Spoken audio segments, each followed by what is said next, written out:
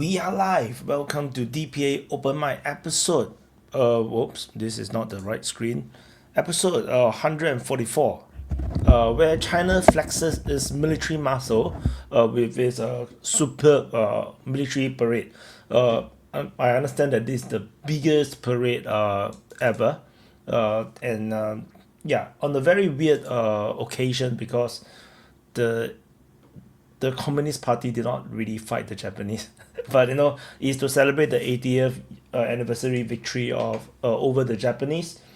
So and yeah, so I'm going to drop the I dropped the link to join in the live chat of the YouTube and the Rumble channel, and I'm dropping it now into the Twitch. So I hope you guys can hear me. Oh my god. Oh my god, can you guys hear me? Okay, so let me see. Let me check my audio. Yeah, you should be able to hear me. So I just need to put on my headphones. And yeah, so no, yeah, so my formation now changed. I have changed my feng shui in my room. I'm now facing a different direction. And you can see yeah, the silver plug for the 100k subs for the main channel is actually only is viewable from here. So let me change my speaker mode to the Galaxy Bud, and yeah, so for those that want to join, the link is in the live chat already to check it out, and I'm going to drop it into I forgot, I need to drop it into the open mic speaker lounges for convenience sake. And and yeah. So how are you guys? How are you guys doing? It's been a tiring week for me, super tiring. And yeah, there's only 24 concurrent viewers, but that's not many. Yeah. Yep. So gonna say hi, Ben. Hi to people then. Hi Joe Stone. Hi Masbo. Hi El Zoro. Oh, good morning El Zoro. Hi El Glenn. Hi Supriya. Johnny. Rune. Vaun. Days. And then Johnny recently. Rune Thorson. I think I just said Rune already. Kefka. And yeah, hi Mr. Eric. And hi John Doe. Yeah. So anyone want to hi Anders? Yeah, it's a late evening thingy. Yeah, because the past few weeks I done like earlier. Hi Steve. I've done earlier, and then the European speakers, most of them didn't come out, and I end up monologuing for like a good 1 hour. And I got a feeling today is the same. Oh my god. So. And yeah, since I have bought some stuff, and I want to let you guys check out my new katana.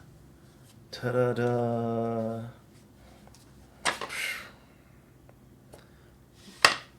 Check out my katana.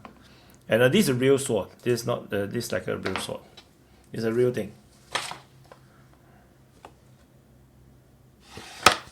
Yeah, but it's actually is acting as a guardian angel to my office. Yeah. Hi Yvonne. I was hoping some more people would show up quicker, but that battlefield's looking pretty active. Yeah. Lots of stuff going on. So for those that didn't watch the front or was not subscribed to the Frontline history or to the Patreon, the full Frontline history, basically the final number, in August the Russian captured 3 times more grounds than in July. 3 times more. It's insane. In July is already a lot, but then in August it was 3 times more. So there is some kind of a major collapse of the Ukrainian front line. It's just that, yeah, somehow the front line is holding again right now. It's largely holding again. I think a lot of it has to do, though, too. they've been like rushing a lot of reinforcements in and trying to rush people here and there to plug holes. And I think probably the only thing that's probably saving them right now is the Azov guys. It seems like they're the only ones that can get in there, and maybe they can't save the day, but they can at least slow it down. But supposedly there's Azov guys up in Kupiansk trying to hold open that bridge area or hold that area anyway to keep it from getting cut off. And then, I mean, you've got that new little sprout coming out of the evil rabbit. But Yeah. and then you got Seversk and Lehman and sitting out there, and then Pokrovsk and Mirhad. I mean, there's just too many places. Then you look how much of the line they straightened down there around Komar, and that's probably not even. It's probably worse than that. I mean, most likely they're probably across the river. You know, that down there. I mean, they probably did stop along the river, but who knows? They probably kept on going by now. But I mean, if you look at it, it's like Pokrovsk and Mirhad. Those that's done. That, you know, I've talked to some other people, and like that whole area is nothing but a kill zone. They said it's completely saturated with drones, artillery, airstrikes, everything moving that's military gets targeted. So it's just a kill zone. And I mean, really, if you look at it, it's done. I mean, that's encirclement so tight around it now, and they're already infiltrating into the city in multiple directions. I think it looks like they're at least in the suburb area of Mirhad on the east side. And then they're for sure somewhere down there in Pokrovsk, probably back in that center area. It sounds like they've gotten back up in there again. I mean, so that's all over. And then you got Kramatorsk hanging out there, or Konstantinivka hanging out there. But they're kind of pushing up on it from the south, and they're getting around it up from the north, kind of. And they're already they're already northwest of Lehman, you know. And they're sitting there above Lehman already. I mean, in Seversk, they're going. I think that whole Seversky forest is empty. I think the Russians have already got probably almost all of it. It's probably because if you remember, there was a lot of Azov and other elite formations up there, so it might just be a matter. Those guys probably left a lot of booby traps and stuff behind and left. But, you know, that might be the only reason why it hasn't been fully recognized is because they haven't, you know, there's nobody there, but they haven't walked through every trench and cleared it yet. So it's still showing. But it looks like they're launching an attack from across the river down behind Seversk. So more than likely there's nobody around. And it would be foolish for anybody to still be in that pocket in the woods anyways. It's like all you can do is run west, and they're going to be coming through the woods the whole way along that route. But yeah, I was kind of looking at the map, and I kind of feel like long term, however long that is I think if they really want to do some damage, they should probably, I mean, once they get Seversk, that kind of takes care of that south side of the Lehman salient, you know, the penetration. Yeah. And it kind of puts Kramatorsk and Sloviansk on alert more, and they kind of got to worry about that area. So why not advance west towards Dnieper, the Dnieper city, along that like P-79 highway is like a western guide. It's pretty open. The train's not bad, and obviously the Russians can continue to do what they're doing now, where they just blow the hell out of anything that pops up and keep on rolling. But I think they could threaten Dnieper by just going along, you know, a westerly direction, kind of southwest towards, you know, maybe not directly towards it, but you get above it, there's some road there, you cut that, you're done, they're done. And it looks pretty open, and I mean, it's probably one of those areas where the Ukrainians haven't really had a chance to put anything in place, and it seems like it's the path of least resistance. I mean, why go along the road or through any cities? And you can bypass a lot of stuff. Same with those rabbit ears. I mean, if they keep working those up, they're already kind of behind Kramatorsk, or they're already behind Konstantinivka, but a little bit more, you know, they can kind of be cut some of the east-west roads into those areas too. And then if they're sitting there, they can fly drones out and attack them even farther. I mean, there's a lot of that going on too. I think a lot of damage being done to the supply lines, because there's only so many places they can get in there, and a lot of these places, they're not like right on it, but they're close enough they can put drones up and use artillery and other stuff to do it. I mean, there's somebody saying, I think around the Sumy area, I don't know if it was Sumy or Zaporizhzhia, but there's like a massive increase in the number of Lancet strikes, which could be, them preparing an area for more of an assault, getting rid of the support stuff, any kind of fixed positions or artillery or anything like that they can find, or air defense, anything that would impede that. But I mean, just looking at that, I mean, you can write, Pakrovsk and Mirhad, that's gone. So that takes care of that whole, I don't know what you want to call it, the Nika penetration or something. I don't know. But I mean, once you get rid of those, you can pretty much start heading towards Pavlograd and pressure it from that direction. And then, once you, you're working, Chavashar and all that's done. So you kind of fill that out and straighten it out. And you've got pressure on Konstantinivka on the south and the east. And you can come around the north a little bit. And you don't even have to mess with that. You just want to put pressure on that. And once that city goes, if it does go, then you've got another pincher hanging down there around Kramatorsk and Slovyansk. Once you get rid of Seversk, that takes care of the north side of those two. And then you can just start heading west, like I said, along that highway. Not so much along the highway, but just as a kind of a general guide, and work your way down, north of Dnieper. And now you're threatening Dnieper from the north and the south, and not. I mean, that's contingent on how many Ukrainians show up. But, I mean, something like that, another big push in an area like that with a large focus could, that's going to draw – they're going to have to send everything there to stop it, which works for the Russians again, because once you're moving, you're a target. Well, they keep – it's just like up there where they're doing up there in Sumy, where they're leaving the front line very porous in an effort to encourage the Ukrainians to try to probe back into it. And it's still the meat grinder, and they keep falling for it. And 3 years later, they keep falling for that technique. But yeah, I mean, just looking at, I think there could be that is, you could call it the Izium axis. That might be an advanced west. Because I mean, seriously, once you get Lehman and Izium and all that, which it seems like that's going to happen because they're pushing through there. And like I said, it doesn't even matter if you take it. All you got to do is, secure that area. But Seversk is the key. If you take Seversk, which it looks like that's going to happen, you've got all those woods. You can push right up to Yampol and Lehman and all that, or you can even, if you want to go in there. But once you get those taken care of, there's really nothing stopping you from going west if you want to just meander past the big stuff. And that would be make the most sense anyways, because your drones and stuff are going to go out ahead of you. You'll have artillery and air support, and why not just create this, penetration that they have to respond to, and then they're going to have to, you can kind of look, you can see if you pull back, you can kind of see these bigger pinchers around, and think about it, the other one, Kupiansk, once that's gone, which it's gone. Let's just be honest, it's going to go because there's really no way left to hold it except getting out south and. Who knows if the Russians are down there or can get down there. I mean, even if you can run south, they still have fire control over the area, so you're not going to get away unscathed.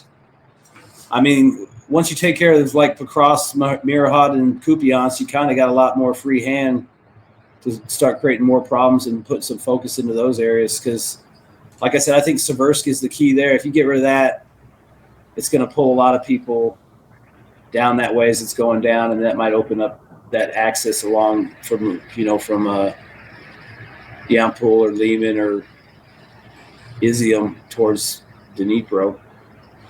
And, like I said, I was looking at the maps and the terrain's not bad. I mean, a lot of it's fields and tree lines, so that could be dealt with. And plus, who's to say they've even got time or people to put any kind of defensive effort into that? And it doesn't even have to be serious. You just have to start heading that way, and the Ukrainians will have to come to it. Yeah, just enough to make them respond. That's all you got to do. Yeah, and the other thing too is I'm pretty sure a lot of this is being done because they want to keep trying to attrit these elite units like Azov, because that's like the only ones that seem to be able to stop them or slow them down. So if they can create a situation where they have to come in, like Kupiansk sounds like they might be down that way. I'm sure they're floating around Pakrovsk and all that area somewhere. There was reports of that. Supposedly they counterattacked, but it doesn't look like anything came of it, or whatever they did got wiped out already. But I mean, that's the whole point. They want those guys there. So all they have to do is keep, and that's the thing. Every day they get more and more opportunities to create these problems because they have, look at what they're talking about down around Zaporizhia. There's still reports of a massive buildup. There's another massive buildup, I think, around I don't know if it was Seversk or no, Pokrovsk. Like they might be getting ready just to finish off Pokrovsk. But it might not be an assault on the city. They might just close it off and then just keep going. I mean, really, if you look at it, all you got to do is move up from Kotini, maybe 10 clicks, and cut that road, that last road that kind of moves east-west, northwest. Cut the roads, cut the rails. Yeah, and I mean, sit on that road. That's a wrap because then there's no way out except a little trickle ways out, which that's fine for them. But yeah, I mean, and think about it, they might have to take some extra casualties to do it, but it's not like they can't afford it. Well, and I'm still kind of expecting the end of summer big push. I've kind of already expected it, but it hasn't quite happened yet. But I'm still expecting it. Well, that's what some of the people were talking about, like Pokrovsk. This thing at Pokrovsk might be the big push to finish off the summer. Sure. I mean, and who knows? You got all this other stuff going on. I mean, and plus anything can break open at any time. It seems like. I just find it funny that the Russians use the same strategy on at least three different fronts. They are flanking, they're surrounding and flanking north of Pokrov, and then they are doing the same thing now on Konstantinivka. Then they do the same thing now on Liman. They are always flanking north, and then they are enveloping and then flanking north. Like they keep using the same tactic, and it keeps working. And the Ukrainians have like no solution to stopping the flanking operations coming. Now they're flanking Liman, So, and then Sivers I think is similar. I think they're going to start to flank north of Sivers again as well. Along the river, the Seversky Donetsk River. So they end up flanking north of Sivers, getting Dronivka, go to the rear position. Then it's like there will be 4 different positions using the same freaking, strategy. Yeah, you would think organically in 3 years that they would have learned it. I mean, the solution is to retreat. To not get enveloped, you have to retreat. You create space. You trade space without time. And then when the Russians, are like trying to fill up the space, they're not ready to defend, and then that's when you counterattack. Like you have to maneuver. You have to like. I don't think they're allowed to. I don't think the Ukrainians are allowed to. Yeah, that's the problem. I think they've been told to go to this spot and to hold that spot. Too, like supposedly, like some of the fighting around Sumy, it's not in Sumy, but it's in that area. Sure. They say that some of the Ukrainians they've captured have been told they were forced to fight under threat of execution. So these are just Mobic guys. Which explains why they're not moving back, right? Why they're not dynamically moving backwards and forwards to have the best fighting position. They've been told to take a position and hold that position, and they're holding it, or until they die. I think in American football it's the same as soccer. There's always this when you track back, right? You move backwards. Your whole team in the game move backwards, and then you go a counter attack. You do a big throw, and then you catch them out of position, and then that's where you run behind them, and then you do a touchdown. I think soccer is the same thing. You absorb the attack, and then you do a counter attack. You just pump the ball up, and then you go behind the defense. We don't see this in Ukraine. Ukraine don't do this. They just keep sucking up all the. They just eat up every single attack, and then it's like it's pointless because this is a long war. There's no point to keep losing men over very little. Like you hold the ground, but it's like you Ukraine is a huge place. They're not fighting in Belgium or what. You can always get back the ground later. But then now they have lost so much men that it's like counter attack is a bit difficult now. They lost too much things. Well, and I think we're also seeing where the Russians are doing a lot of insurgencies. I'm hearing kind of some reports down around the Kupiansk area where the Ukrainians are referring to them as aliens. couple of the people I've talked to keep referring to is the aliens keep showing up in town and the surrounding areas. And when I pressed them about that, all I got was they're aliens. We've got to worry about the aliens. So, Nika. Well, I mean, think about it. I mean, supposedly there's reports they've got a newer or better thermal, and they've been able to do a lot of infiltration with those, like some kind of thermal blanket. I've seen pictures of them. I mean, if they're laying on the ground still and it's got a little bit of camo on it, I mean, if you didn't see them lay down, you wouldn't have known they were there if you're whizzing by on a drone. Sure. I mean, and then there was stories about a pipeline thing, but they were showing pictures of them in the skinny pipeline. Yeah, that was just to tease me. Yeah, that's what I was thinking, because it was like, why would you even show anything that was ongoing? It's like, it's not. You know, that's the Patrick Lancaster show, like 2 weeks after the actual mission. Yeah. You know, you'll get to talk to one of the guys in the hospital that almost died from lack of oxygen. You know, like he did that first time. He interviewed the engineers, I guess, that some of them that did the initial work. You guys can hear me? Yeah. Good. The encirclement thing is like inevitable, because if you don't have enough troops, you will get encircled. Everyone here, I think majority knows ancient wars. So if you don't have enough troops, you will get a thinner line to face off the enemy. Because if you get the flanks, you are cooked. So it's the same thing, but on a large scale with advanced technology. You have a thin line, but the issue is, if you have a thin line, you should defend yourself. You should conserve your energy. But they keep attacking and make it more thinner until they have gaps now, and Russians are using those gaps. So whether they see the encirclement, they cannot do anything with it in it. And the counterattacks, it's making the thing is like more What was that? more rapid. Many had that term. I can't remember what it was called, but it was something's box. And it's like, once you have this box around a section, you know, you control the section. And I mean, if you look at the map pulled back way out or up close, you can see large, medium, and small boxes everywhere, especially in the areas where they're really trying to, you know, get the, you know, where the most of the action is. It's like everybody's surrounded on, you know, one or two or three sides, or, you know, encircled.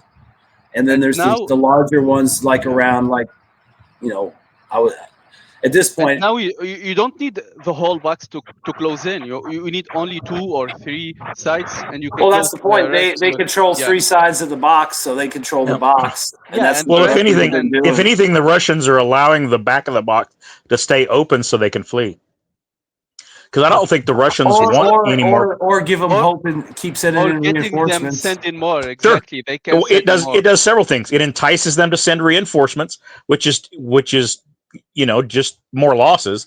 And then it also, if they do finally decide to retreat, and most time they don't, it keeps the Russians from having to take additional prisoners, because at this point, with the disparity between prisoners, Russia doesn't want any more. All right. I mean, how many million people are they holding right now? 500,000? 750,000? We have no idea. But it's got to be a lot. I think it's only in the tens of thousands. Like, it's been a long time since they did a sizable exchange. Yeah, but I still think that they're really trying to focus on the professional units and the elite units more than the territorials. Like, that's true. They seem to have pity for those guys because they know most of them are just dragged off the street. But sure, but it's places like Kupiansk where it's getting where they've got so much insurgency going on past the city. At some point, they're just going to completely bypass the city, and a lot of those residents that are in Kupiansk, they're just going to, you know, they're going to be there, and I don't think most of those people care. I just want to add a comment. One thing, the recent counterattacks, I think, I don't know if it's my imagination, but I think it's they were like amassing forces for another stupid offensive, but maybe they have a good sense of things and think that it will be a waste of man and time, but now they using them. I think they using them more smarter than attacking them in the Russian land. They might have been forced to use them like fire brigades to go break them up and send them places to use them. At least it's a bit smarter. At least that they can like slow down the Russians, but I don't know if it's the right strategy. But even Wyatt said they need to retreat, but they need to retreat, and you need to have a line or objective for retreating. You cannot retreat to retreat. You understand? Well, I think at this point the Ukrainians don't have a goal. Their entire thing is to be present and to try to resist the Russians. They have a goal. Well, no, but maybe up in Sumy they do. I think in Sumy the only reason they're doing these counterattacks is because they're trying to keep the Russians from holding 100% of a buffer zone. Yeah, but I think that's the only reason why they're probing up there around Sumy. I mean, why else would they be doing it? All right, that area is not strategically important for the Russians or for the Ukrainians. So the only reason it would be important is so that the Russians don't hold a significant buffer past the line that was already established 3 years ago. In my opinion, and this is my personal opinion based on what I see and what I hear, the military, they don't know anything. They don't know what they are doing because it's hopeless. And the political leaders who push in the military are trapped with plus their greed. So they need to lengthen the military operation, because if it stops, they will die or they will flee. So they need to decrease the original the military the military operation, and they are, in the other hand, obliged by the radical parts of the society to keep it, and there is no logical goal, let's say. Okay, everyone is distracted with upgrade. He's too handsome, you know. People just cannot not get distracted by him. I know. I got distracted too. I can remember when I had such a baby face. I think it was last century. Upgrade. So upgrade. You're gonna look like Mr. Ted in like 40 years, or 20 years. Well, he probably doesn't have any hope of being this sexy. I don't think he can pull off a mustache like this. You got to be a special American to pull off a mustache like this. Honorary American. America. Yeah. Maybe the tariff will make Switzerland a part of United States. Oh, yeah. We didn't want it back in 45, so we probably don't want it in 25. Yeah, or we'd have taken it back then. Yeah. We already have enough people from Switzerland living in the United States. There are plenty of places in the United States that are little Switzerlands. Oh, really? Talking about annexing, I didn't know that. I saw news about Western Canada. At least 2 or 3 of the provinces are looking to secede from Canada. Nika, is it true? That's nonsense. Yeah. There is some movements, but the most the secession is like, yeah, exactly, the Quebec region, and they cannot, even with their population and their like natural resource, they cannot sustain themselves. So the Western, those crazy guys, they will starve, man, in the snow alone. Well, they're doing all kinds of anti-federal stuff, though. They're wagging the. Yeah, Canada at a whole is barely maintaining itself. Imagine if a portion that is not populated, there is like some resource, will secede. what they Well, would I do. mean, look at Alberta, right?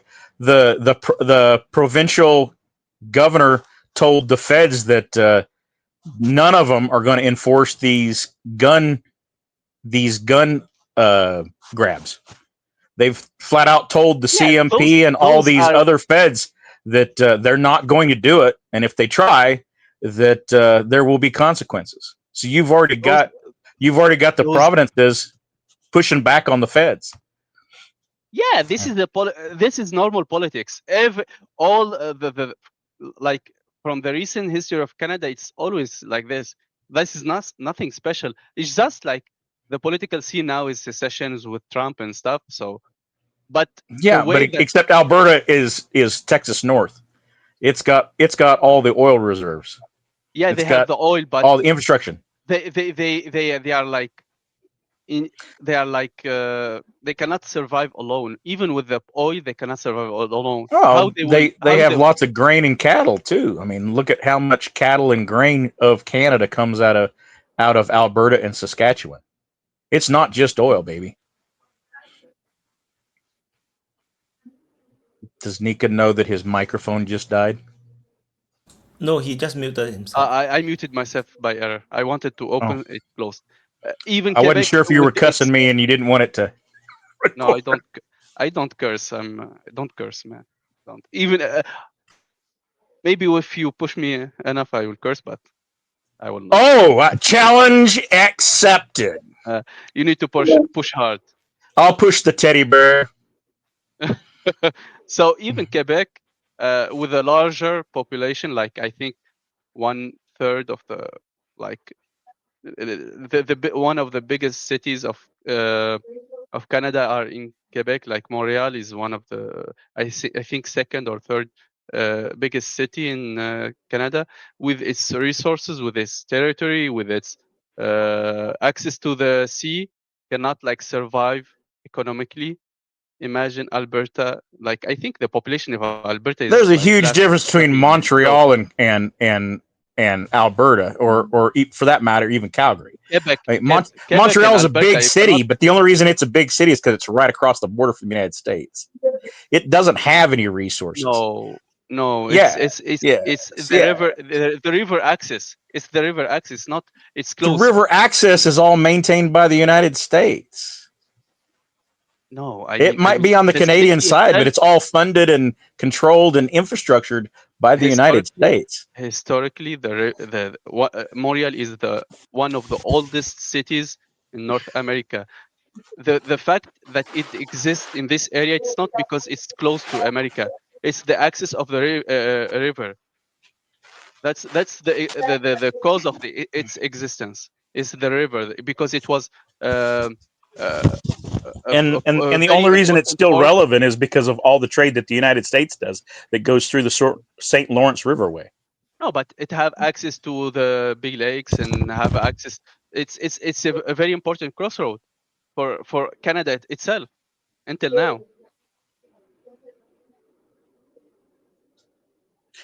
Well, it hasn't been relevant for the last 50 years. Canada in a whole isn't relevant these past Well, I years, agree there. I man. mean, it's America's hat, right? It So exists. It it is. It exists is. No, solely out of it had. It had. the benevolence of the United Yeah, States. it's It normal. would, It's normal when you are close yeah. to a big nation. For example, if you are close to China, you will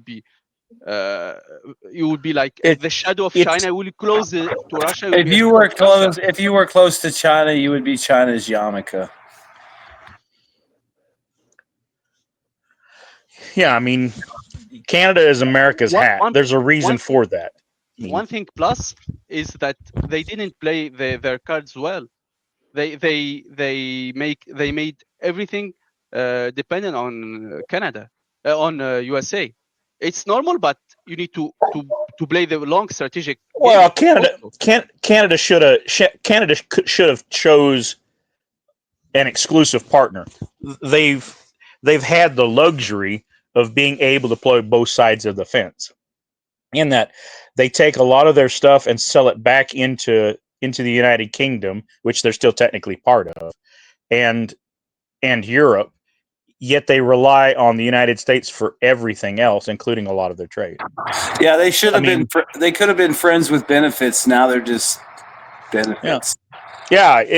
At the time they used to be friends with benefits, and then that since 2002 that has waned significantly. And However, they signed just a deal, I think, with Germany, right, to sell some LNG gas, right, not so long time ago. So they're trying to diversify a little bit, but they are very, very dependent on the US. That's for too sure. little, too late, and it'll still be more expensive than United States LNG, so it won't really be competitive. I mean, the only reason why Germany's buying it is because there's not enough LNG on the market for them to buy exclusively from other places. So they'll buy the more expensive stuff coming out of Canada. But who's funding that project? Let's actually look at the LNG project up there, right? It's not being funded by the Canadians, and it won't benefit the Canadians. So, it's just like every other LNG product process facility that's going on in the United States or anywhere else in the world, right? All of them are being funded by these interesting little conglomerates. And I mean, you look at the last 5 or 6 that were built in Louisiana and Texas. It's the same thing. It's somebody should be paying attention to and connecting the dots, but no one is. And it doesn't take very long to build one of these facilities. They've got them. Yeah, they're down to modular systems, so they can just cookie cutter them. So all you need is 2 square miles worth of land and plop one down. Yeah, and to add on what Nika said, I think with the secession part, I mean, like every country has that. I mean, like if you go to Spain, how long Barcelona wanted to become their own country, or in France, Well, I mean, think about it. In California, you got California, Washington, Portland, Texas, Idaho, Texas. Yeah, Texas. There was that thing back in the 1860s. It's not our first rodeo. Yeah, every country has every country. I think every country there is a region who wanna be who think they are so smart and so badass they can. We had a neighborhood area, part of town called the West End. It's pretty poor and run down, and they always say they get in a bad deal with the cops and stuff. There's the cops were spending too much time there, but that was like where all the crime was. So like, where else would they be? It's like, duh. It's like if you weren't doing shit for them to be there, they wouldn't be there. So they were threatening to become their own city, and it turned out that their entire tax base for this proposed city wasn't even enough to pay for like the police force that was sent there to deal with the crime, which, however many cops that was a month, they wouldn't have been able to pay for those guys, let alone a bigger police force. Cause people got to have overtime and days off and shit. But yeah, that's the kind of thing. You get these people that, we're going to do this and break off. And then it's like, then you start looking at like, well, where are you going to get your food from? It's like, we'll get it from Utah. Well, now you got to make a deal with Utah because Utah's probably going to be told by the United States, like, don't be selling them motherfuckers no food, or if you do, sell it to them for 300% over retail. Yep. Huge tariff.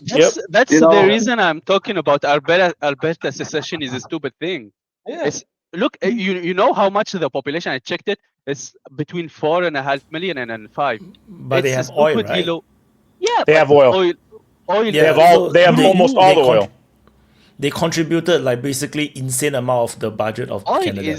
So once they leave, it's not Alberta will die, but Alberta listen, have the money. Wyatt, oil is not the magic recipe for everything. Yeah, it is for this country. Yeah. When we're talking about Canada, you're talking about mining, oil. Listen. Farming and cattle. Fishing, Canada Trump will make sure that Alberta will become one of the richest new state of USA. Yeah. Listen. It'd be New Texas, baby, or North Texas. Alberta has just oil, man. It has as a whole. Look at what's the percentage of what's the percentage of cattle coming out of Alberta? Hear what I'm saying. But if oil price dips, the whole country will stop. That's what I mean. But as Canada as a whole, as a country, it have like some. You don't think we're gonna start some shit somewhere to keep the price stable? You know, I mean, come on, man. Like usual. Either OPEC's gonna play ball with the scheme to keep prices, good, or we'll just go on our own and freelance it. I think there's a very hopeless. I mean, think about it. If you're being honest, dude, you got Russia, the United States, India, China, and then the Middle East conglomeration. I mean, it's not like they wouldn't work together to make sure they all got paid, and they're all friendly enough with each other, and they all know they need each other. So, and think about it. Parts of the Middle East are friendly with China and the United States and Russia, so it's not like they can't all. I mean, it's like, what are you talking about? Like five big, a group of five, with one of them being like a small, the Arab countries. But you're talking about basically 5 people. What, they can't? Oh, hey, yeah, let's keep it about 65, 70, and we'll all be happy. I mean, and the people, people can say, that's collusion or whatever. It's like, yeah, but you're never going to prove it. It's like at a gas station I used to work in. They always talk about people collude on the price and shit. Well, we used to go around in the morning, and I'd see what the prices were on the nearest 3 gas stations, and we'd mark ours a penny cheaper. That's all, And that's not collusion. That's adjustment. Yeah, and the thing is and those guys are doing it with us. They check up, and they probably do the same thing. And it's not collusion. And the thing is you don't really make any money off gas at a gas station. You're making like maybe 7 to 10 cents a gallon. The government's making like $1.50 in taxes off that shit, and they don't even pump it. They don't do nothing. Nope. What I mean, However, listen. to Why I said this session? Just wait, 1 wait. second. Oh, okay, yeah. Go on, Nika. Why I said this secession movement is doomed to fail, because even with more potential in Quebec and with more population and with like more regional and historical and linguistic movement, they couldn't reach the 50%. Imagine in Alberta. That's what I mean. It's not with all that if Alberta's got a better chance than come back.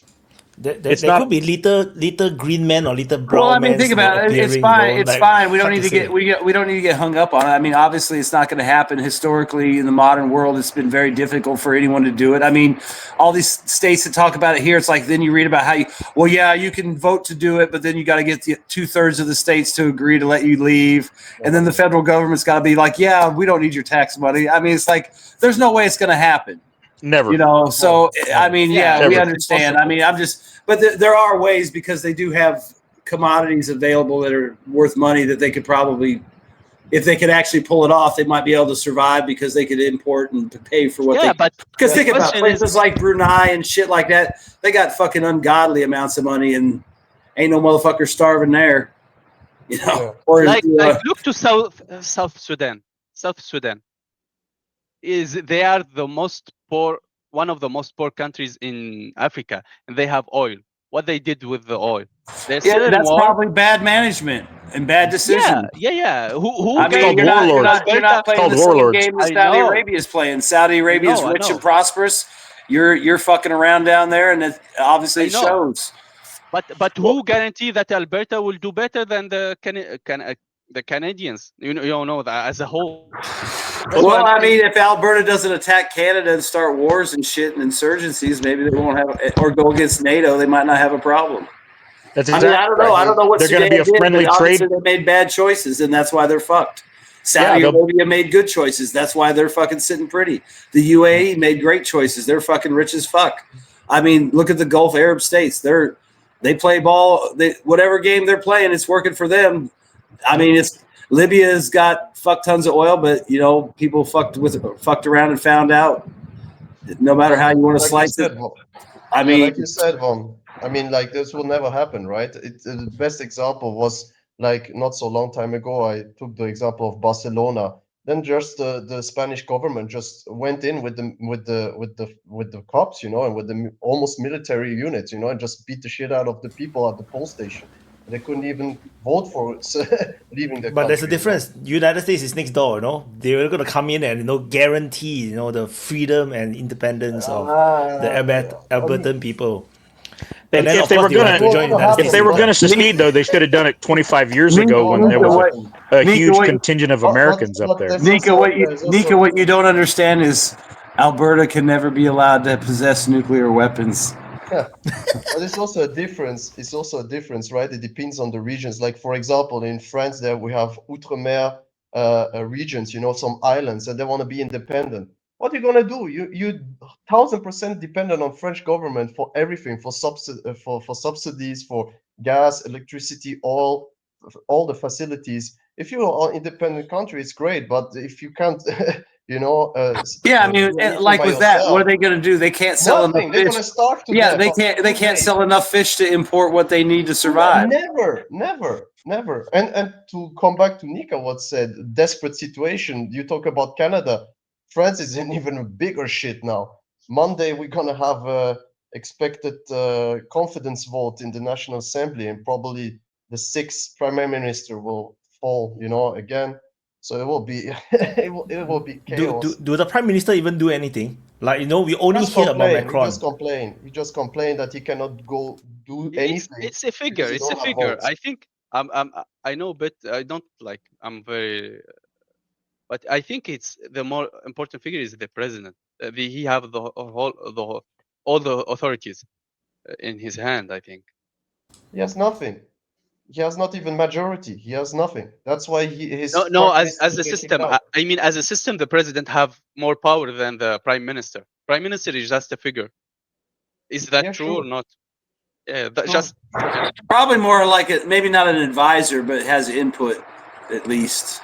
But the president probably makes the final call. But they probably make sure they all have some kind of consensus too. So everybody gets a little bit of what they want probably. Then he agrees to. Well, you know, I'm just saying. I mean, it's not going to happen. That's what I mean. It's the problem is that nobody want to make any concession, and the problem is that the country is very much divided on 3 axes, I would say, right? And we have 3.3 trillion euros in debt. We're in very, very bad shape right now.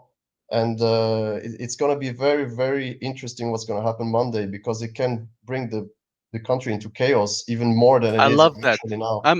You are giving me goosebumps. I love that. I love seeing France in deep shit. The 10th, the 8th is the confident vote. I love seeing France in deep shit. The 8th is the confident vote. He will get kicked out. And the 10th is a big strike. They're gonna make a huge strike in Paris. Like the left parties already said, they will all go out in the streets, probably like hundreds of thousands of people in Paris.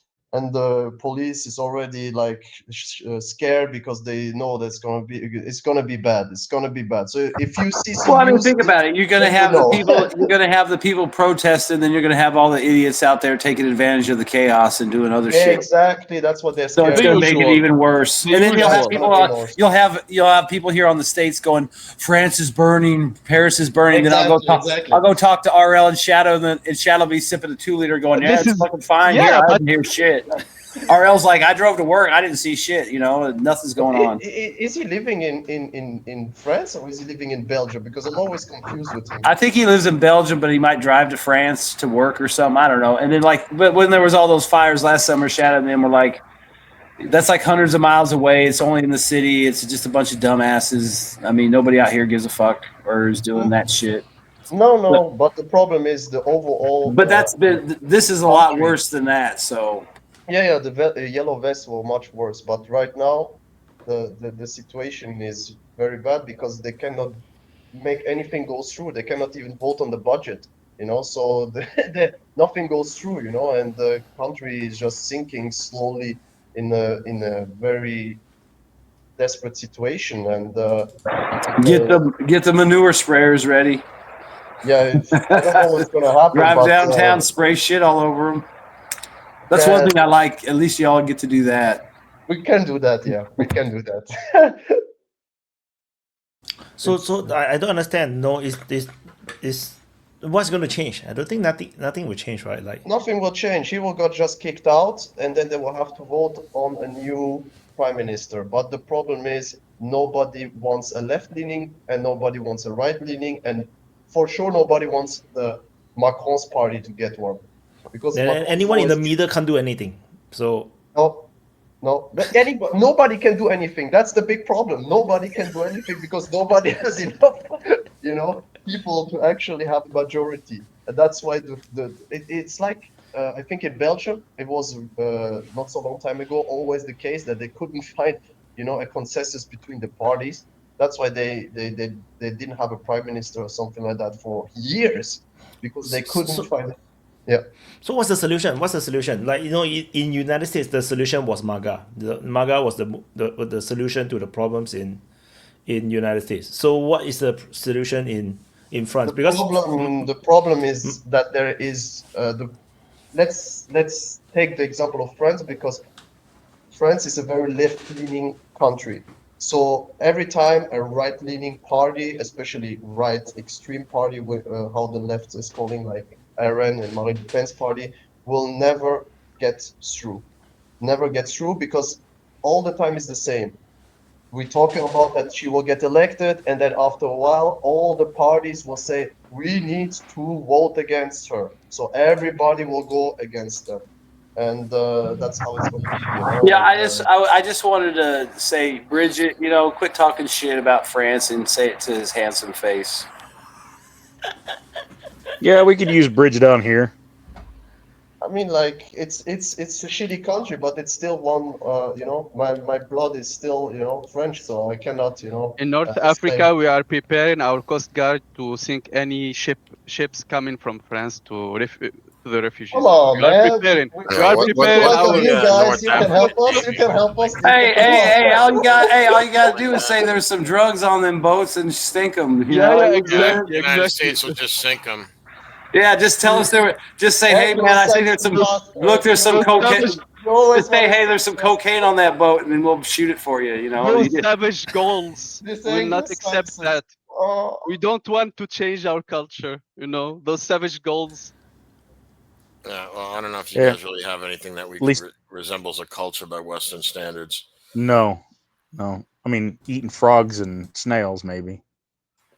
That's not exactly a culture. Quite good, actually. Yeah, sewer rat may taste like pumpkin pie, but I'd never know.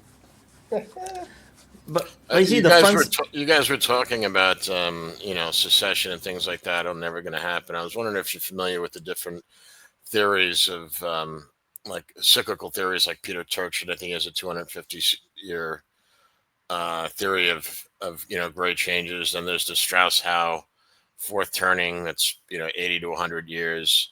And they're all kind of coinciding of what's going on now. So a lot of things that were, would be considered not possible previously in history could be very much possible now. And like some of these theories have been used to predict things like the French Revolution, the British Civil War, World War I and II. So I was wondering if you guys have any input on that.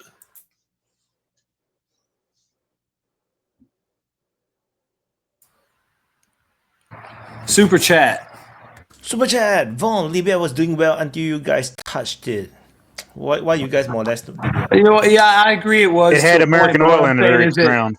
You had the terrorist attack, the Pan Am thing. So you kind of had like there was that on the shelf, like they could pull that as an excuse, and they did. Oh, he backed terrorism, even though he was killing ISIS and Al Qaeda guys that popped up in Libya. Which that's probably why we were mad, because he's killing our guys. So that's what I'm saying. I mean, some countries played it smart and lay low. I mean, everyone knows there was a bunch of Saudi hijackers on 9/11, but we still fist bumped the king, and Obama bowed. So you attacked Iraq. Yeah, because they had WMDs, man. Remember? That's what I was told. That's what I heard. Yeah, they must have had weapons of mass destruction. We just quietly destroyed it out there in their Turn the Desert Green Again project. You guys want to go down a conspiracy rabbit hole? I mean, look at that. Yeah. I mean, he gave up his nuclear programs and all that as a goodwill gesture. Then they went back and killed him anyway. Yep. And like I said, he was hard on militant Islamist terrorist types. So, They weren't coming out of Libya per se, not with his blessing anyway. At least that's the story. And then all of a sudden he had to go, because he was going to use gold and shit or whatever the hell. There's so many fucking excuses they have for killing him. It's just, I mean, you can see what it did. Libya's a shithole now. Syria's a shithole. I mean, it was pretty fucked up with Assad in it still, but now it's even worse. Yeah, Iraq's a shithole. I mean, like Putin. Yeah, I mean, Iraq's basically an Iranian playground, Yeah. So. And then, Turkey's all over the place. Then you got a bunch of ragtag idiots strung out between probably North Iran and Syria and Turkey. I mean, it's great. It worked out. And then half of North Africa's fucked up, all because of that shit. It worked out great. That regime changed seven countries or 5 countries in 7 years, or 7 years, 5 countries, whatever. It's all because that little country, that the so-called country. And Ukraine wasn't even on the list, and they're fucking that one up too. It's all because of the bad president of America, Netanyahu. It's all because of that. There are a lot more reasons than the president of the United States and Netanyahu. No, Netanyahu, president. No, the president of the United States, Netanyahu. I mean, the whole sentence is one sentence. I didn't think you were that stupid. I knew you were dumb, but I didn't think you were that dumb. You discovered a new thing, Who said going to Iraq will be the best thing to happen to the region, and who went to the Iraq? Who can guide American military? It's the U.S. president. So are you so naive to believe that those things can't be mutually exclusive? Are you that naive? Yeah. I mean, I know you're a young kid. Yeah, daddy. Anyway, so don't tell me that Israeli politicians don't rule your state. I am telling you that. Country. I'm telling you that. The United States has it in our best interest to do all kinds of things in behalf of Israel. They can be mutually exclusive. Yeah. And I know that you can't get your head around that concept.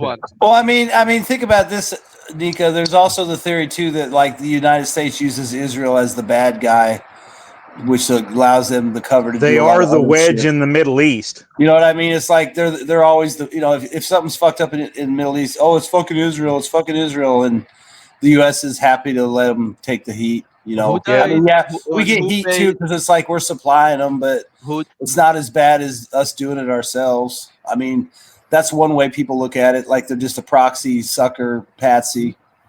Very much. Who's paying? The thing is, it's probably a combination of those things. There's things that work for us, probably the best thing that works for us is that we can blame Israel most of the time or let them take the blame. And instead of them being a terrorist group, they're actually a nation state.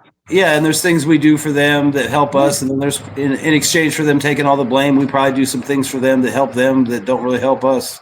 And they're a mechanism for us to. I mean, think about it. It's like they're a junkie. They're addicted to all this USA, so they got to play ball with us too. So to get the money, so I'm sure it's a mutual. And we want to go destabilize Syria, and who do we have do it? We want someone to go in and stir up Lebanon, and who do we have do it? So let's not forget who's the dog and who's the master. And I don't know. Sometimes it can be reversed. I mean, you're right, Nika. It can be reversed, but I do think but overall, it's not. Because you do have a lot of. You got the APAC, and you've got all but 1 or 2 people that have APAC reps, which pretty much guarantees that at least no matter what, Israel's concerns are always at least mentioned before a decision's made. So that's pretty important. And that's probably. Hold on. And what's crazy is all of this is.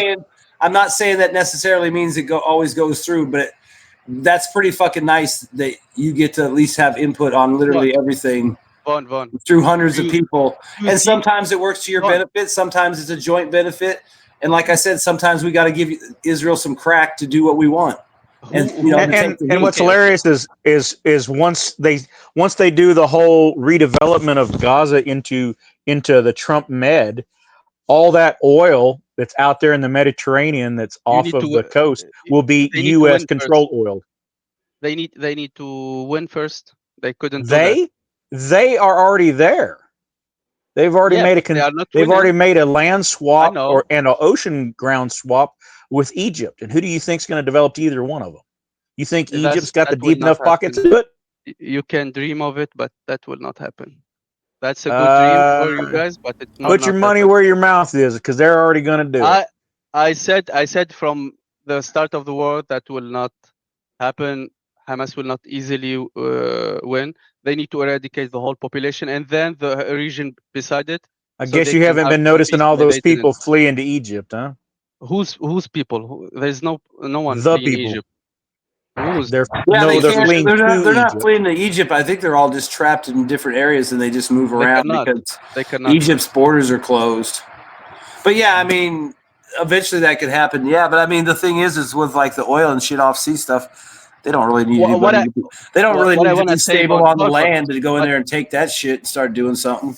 What I want to say is when I did the joke about the president is who have the more influence to the other. When America, like there's so much influence of the Israeli lobby into the American political system for the both political parties, they have such influence that you cannot even do anything against Israel. And you cannot do anything against it, even if it's against the well-being of American and the well-being of the American. I mean, what I forget the word. Interest. You understand? Exactly, interest.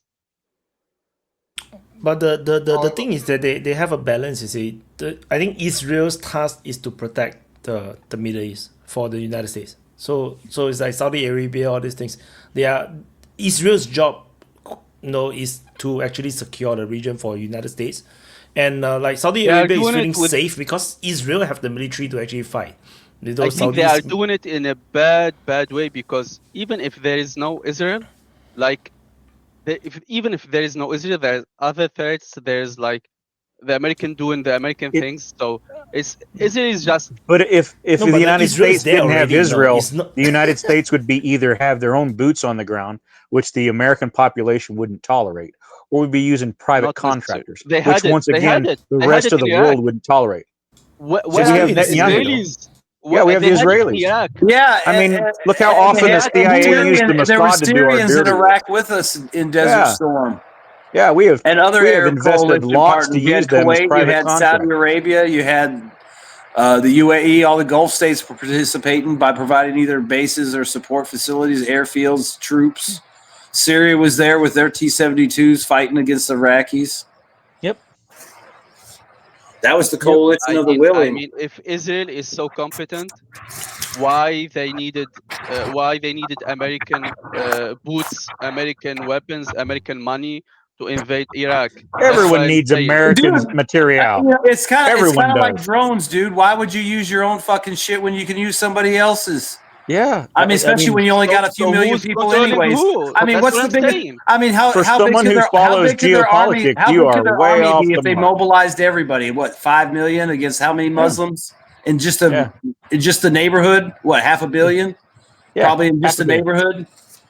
Yeah. So I mean, why wouldn't you use a tier 1 military for free? And have them give you free shit. That's what I'm saying. What I'm saying. Who's controlling? And they got a lot of influence. We know that. And like I said, it's got to be very. Like I said, it's got to be very nice for the Israelis to be able to have at least their concerns heard whenever the decision is made that has anything to do with the Middle East or Israel. No other country, probably even Saudi Arabia, can say that. I mean, I'm sure if it's something that concerns Saudi Arabia, maybe they get a heads up or a call, or they might run it past them.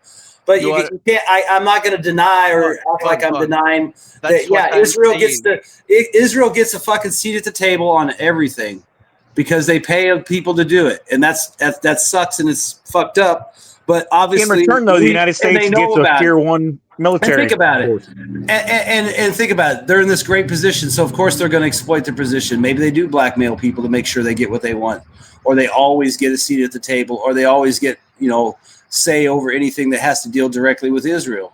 Maybe they got that kind of pull on somebody. I don't know. It seems like they do because that's the way everybody talks about it. But yeah, I mean, the thing that makes the most sense is a combination. They're our patsy. They do our dirty work. They keep things the way we need to keep them in that area so that we can benefit from it somehow. Whether it's price of oil, geopolitically, whatever thing you can think of. I mean, I'm sure there's a million reasons to have the Middle East fucked up like it is for somebody, especially if you're a big power. I mean, if China was in the same position, would they be doing the same thing if it was beneficial to them? I mean, or Russia, if they were if they were in our position, would they be doing the same thing? If they were the number one economy on the planet? Who says other countries aren't doing the same thing the United States is? Yeah, well, I mean, I'm just saying. Even Saudi Arabia privately funds Israel. Yeah, but what I'm saying is I mean, it's not like some weird behavior. It's just maybe right now we're able to do it bigger and better and more efficiently than other countries, and other countries do what they can do with the resources they have and the assets they have. I mean, some countries can go big, other countries can't. So, but like you said, it doesn't mean they're not doing some form of that. And like I said, Israel's in a unique position. They literally get to fucking sit at the table on everything. I'll ask you. You can't beat that. Nobody on the planet can beat that. Pretty good trade-off. I will ask you a question. Okay, who's benefiting, in your opinion, for example? Both. Who's benefiting more? Who's benefiting more in this situation? The United States. And what you said, Vaun? Probably the United States, because you keep all kinds of things, oil up and stuff like that. Yep. I think it's the Israel who's benefiting more. Well, they get a lot of benefits. I mean, think about it. They get to have nuclear weapons. They get to hide behind our skirt. Can I say but in exchange for having nuclear weapons and having a skirt to hide behind, they have to go out and kill 40,000 civilians. Okay. They have to flatten Gaza. They have to destabilize Syria. They have to, assist in assassinations in Iran. They got to do a lot of dirty shit. In exchange for that, you get nuclear weapons. You get to be in the club. You get us to protect you. You get, just call us when you need bullets, no problem. But you got to do a lot of dirty shit to do it. I mean, and of course, if you're going to be a dirty ass motherfucker working for this guy, you might want to have some, in case anything ever happens to me, I got a dead man switch, or I got a little bit of dirt over you to make sure I'm always given a square deal. It could be simple like that. I mean, they might have some dirt to make sure they always the same deal, right? Yeah. Hamas and Hezbollah is the same deal with Iran. It's the same deal. Sure. Same deal. It's just a lousy. They don't have nuclear weapon. That's all. No, they are like lower grade. No, like discount Israel. They are discount Israel. Upgrade's finger is tired. I was cut like nonstop. I cannot speak. Ted and Vaun was cutting me back and forth. We can't even see you. All we see is the golden dome. Yeah. So you gotta let upgrade go, or you show your face. Yeah, my head. It's practically my head, so it's the same thing. Yeah. We didn't say that, I don't know which one's uglier. Hey, stand up in it, make it look like a yarmulke on your head, like a golden yarmulke. That's just keeping the rain off that Israeli talisman. That's all it's doing. I think I agree a little bit with both of you guys, but let's not forget that Israel, without the protection of the United States, maybe wouldn't exist. Wouldn't even. We don't know, right? But I mean, like all the Muslims, next to the Jews, they already don't like them so much. So you don't think if the Americans weren't behind the Jews that there would be no attacks, relentless attacks, from all. Well, they got the nukes though. That's probably that's one thing they probably negotiate. Like, we'll do all this shit and be hated, but we got to have the final solution. Yeah, think about it. They've made sure that no country in the area that has the money wanted to could have nukes. Let's not kid ourselves that the protection of the United States behind the Jews and behind the Israel state is a big factor that also don't know people do more crazy. I will push back. October. I will push back a bit. Without United States behind Israel will still get weapons somewhere. Maybe they'll buy Chinese, buy Russian. But the way they fight will be different.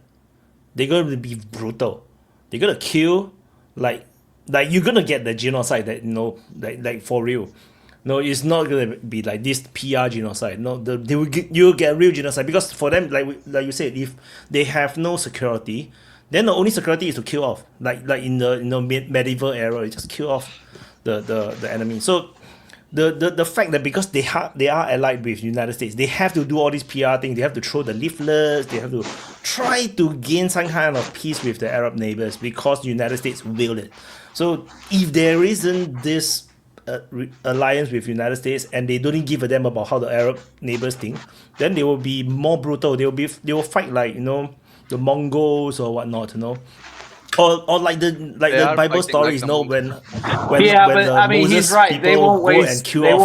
They won't waste money on precision munitions at all. They'll just buy cheap and plentiful bombs and rockets. They are not doing it. They're not doing it. I know. I'm not saying they are. I mean, I think a lot of that stuff's been flattened by precision bombs. Just by the way, got flattened. Like recently they are. Whatever. I'm just saying. I mean, like he said, if we cut them off, they'll go somewhere else and they'll just go ape shit on whoever because it won't matter. The most important protection that America is doing is bribing and controlling the neighborhood countries. Because if they cannot control that's the whole game, right? Egypt, Jordan, I mean, but what are they gonna do? They gonna break away from us and go build their own armies up and then go attack Israel? This is why I said Israel benefits more because Israel got the money, Israel got the weapons, Israel got the political support, Israel got the propaganda support, Israel got it's like, who's the bigger and smaller country here? Who's giving the money to whom? Who's giving weapon to whom? Who's giving political asylum to whom?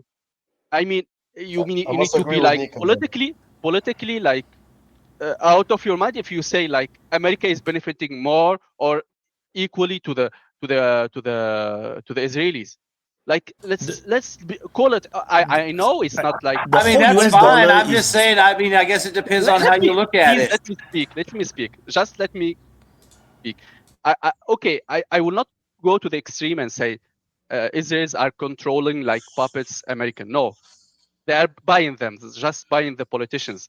But I'm saying Israel is the most side that benefits than America. Congrats, Wyatt. Everyone needs to see the plate. I like it. That's what I'm saying. The money going to whom? The weapons going to whom? The technology goes to whom? The NATO, the UN support, the political support. Who's going to whom? They are all right. I got it. But what I'm saying is I was looking at it probably more like a financial benefit. But if it comes to perks, then obviously in the relationship they've got far better perks than we get. Everything. I don't know. I mean, how much benefit does someone like the United Emirates and Saudi Arabia get because of Israel doing what it's doing? I mean, there's benefits coming to everyone. You're just hung up on that the Israelis are there. Period.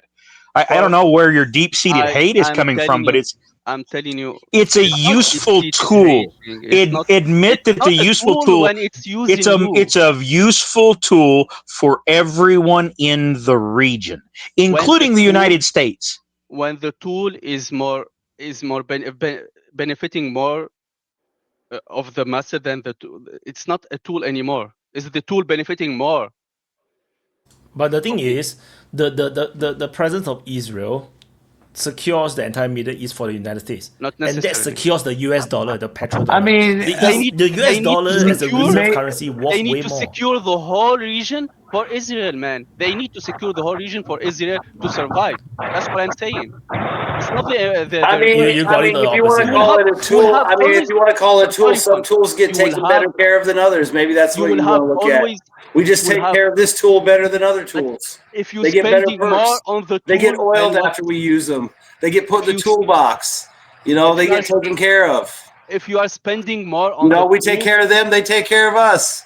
If you are spending more on the tool, the tool is getting more the benefit than what you are. It's like if you don't have but you don't take into account the people that are getting the benefit. Maybe in their minds they're getting more benefit. Maybe they're more focused on the financial side than the blackmail side and the power side, or the I get to write this paragraph in every law that's written side. I mean, there's people that just want to fuck whores and kids and drink kids' blood and make money. I mean, they don't give a shit.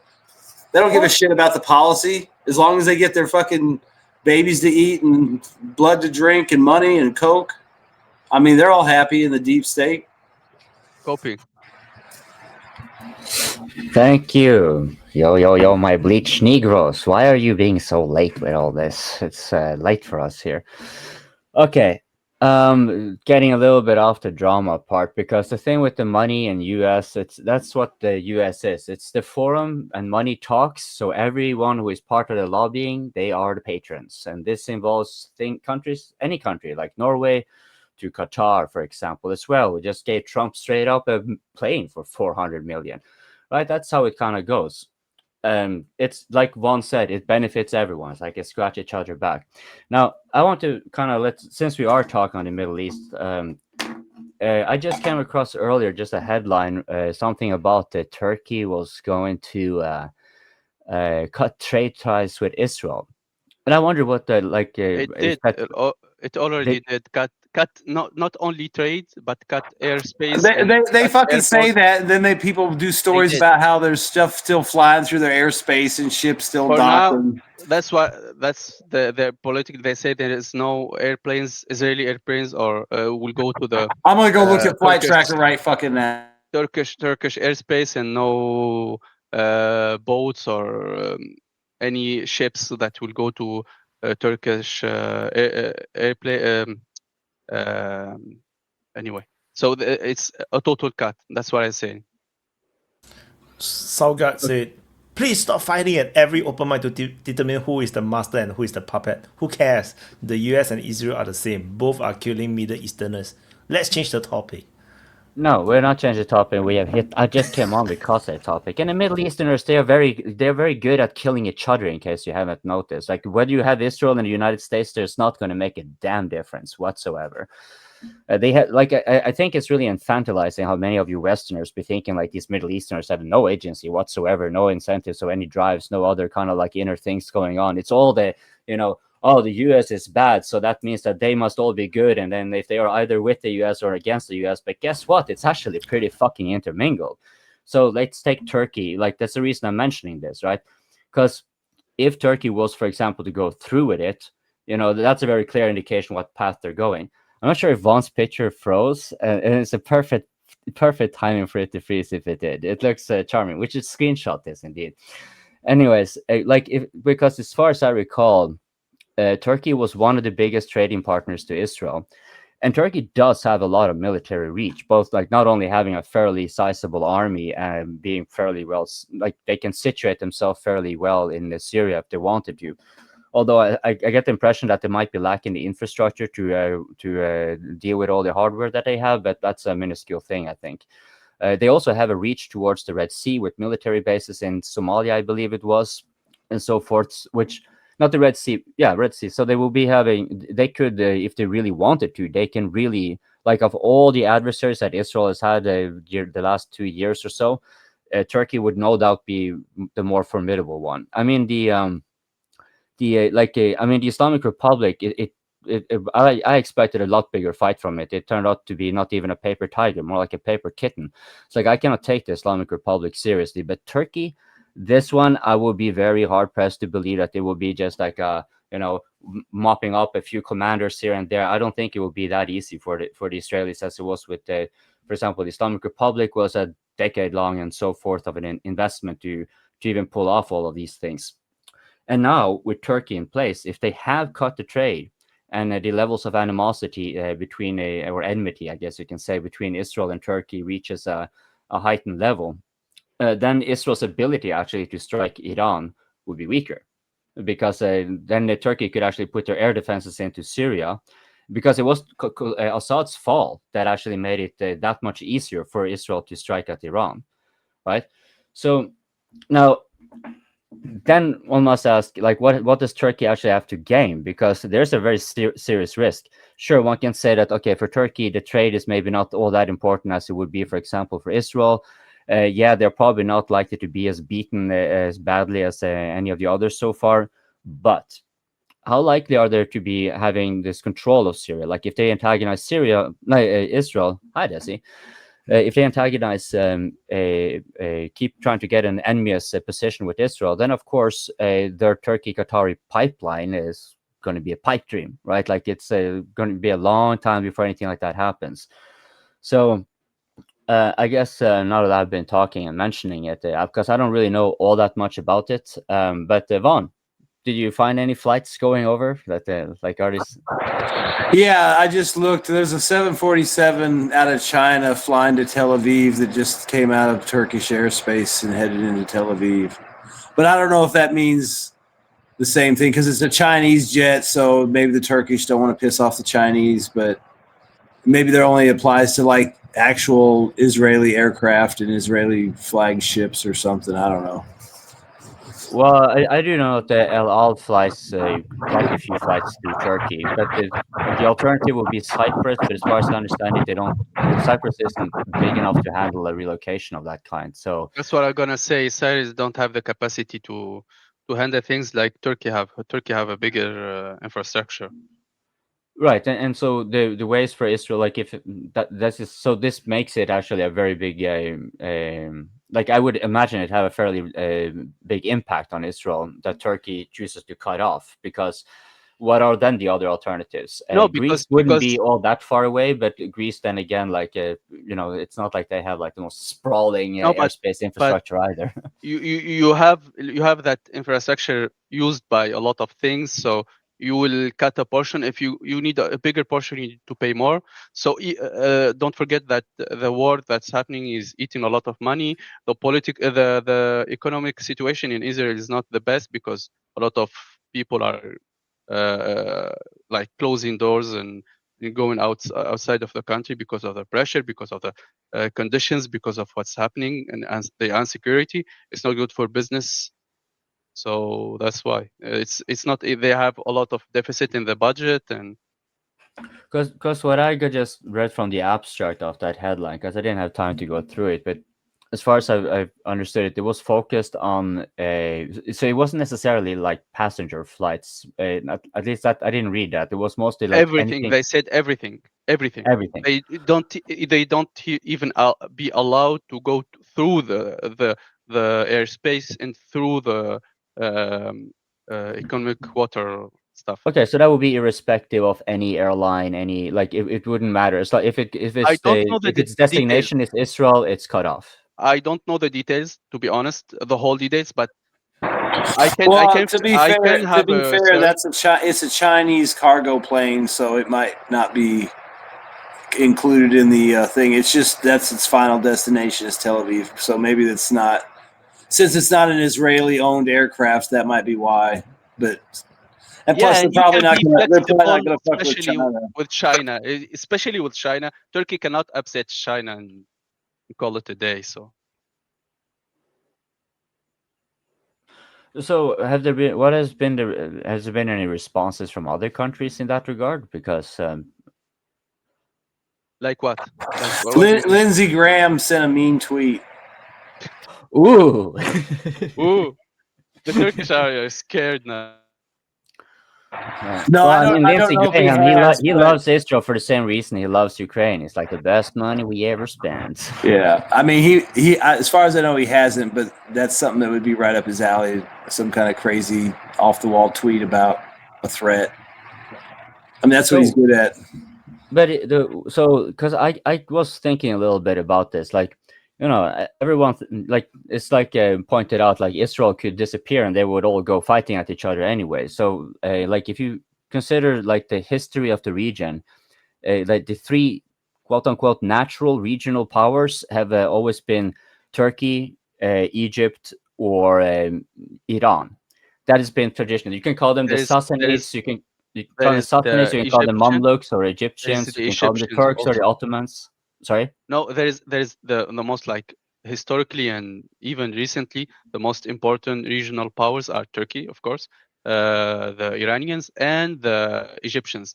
Now, the Egyptians are like more than followers of the Gulf states more than anything else. So instead of Egypt, now you have Saudi Arabia because of the oil and the wealth that they have. So now you have the three major pillars of the Middle East, like aside of the influence of the Israelis, you have the Turkey, Iran, and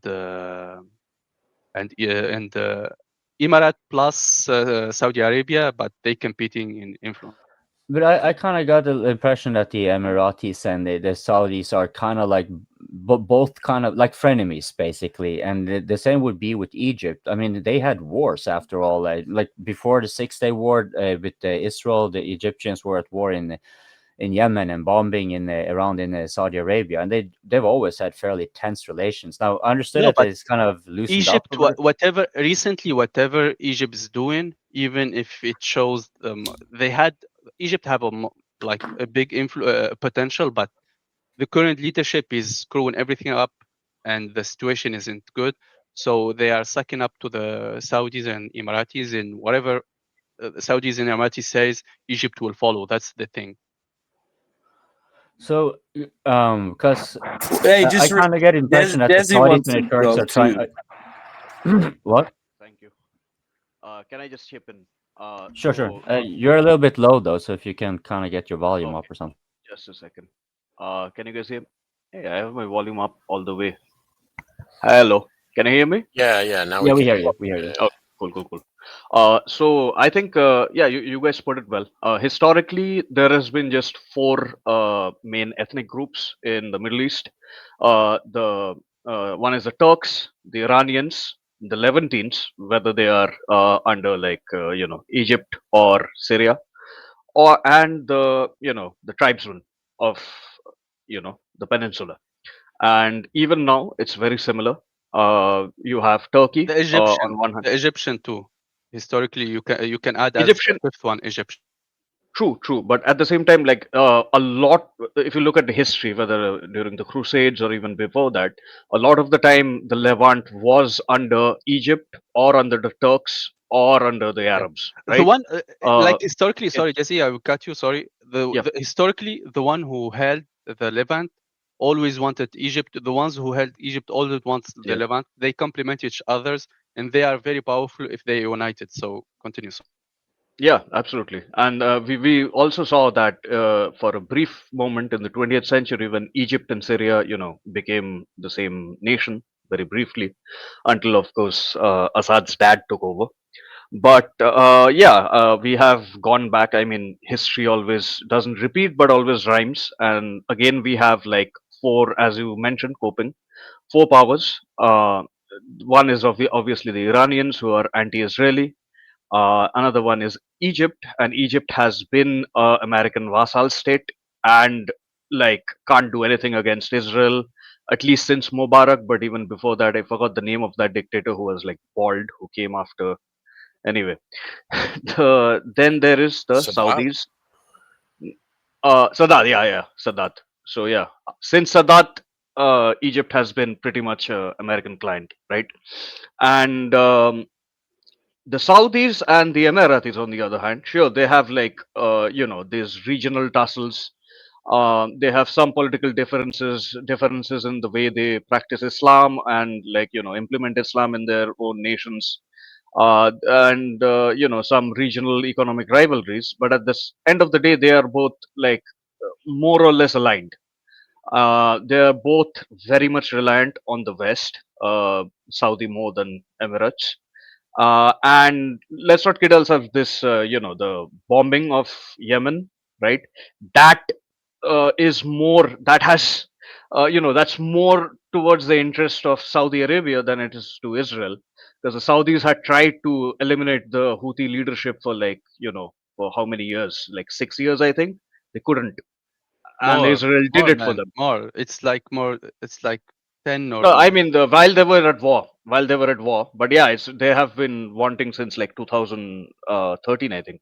This is why I always said there is nothing will happen in Yemen because the American and Israelis were helping Saudis that were bombing and shelling Yemen nonstop, and even with ground troops, and they couldn't do anything. So that's why I was sure nothing will change in Yemen situation.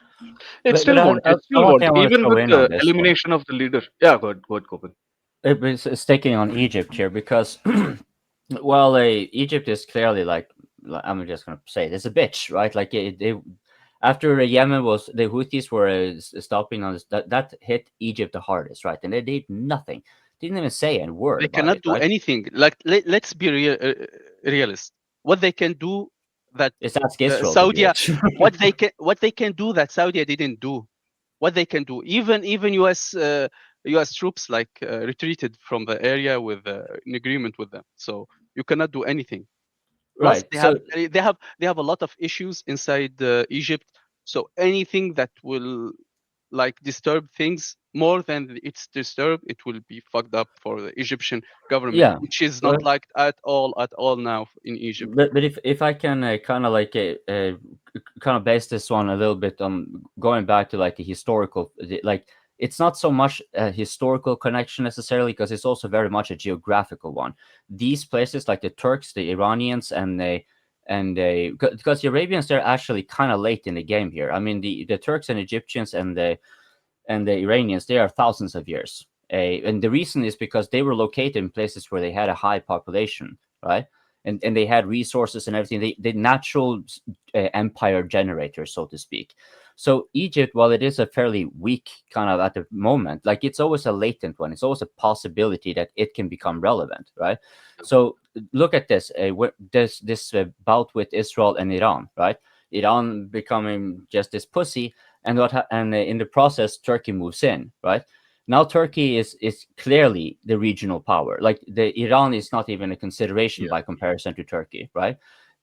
Iran is sort of like Egypt now, right? Like it's like it's there, right? You know it's there. You know it has a thing, but it's not like It's not the same, man. It's not the same. Iran yeah, have I know it's more not the same, more. but they're comparatively like they're comparatively ineffectual. That's my point. I know what Yeah. you are saying. I know what you're saying, but I disagree. Desi, go. You are first.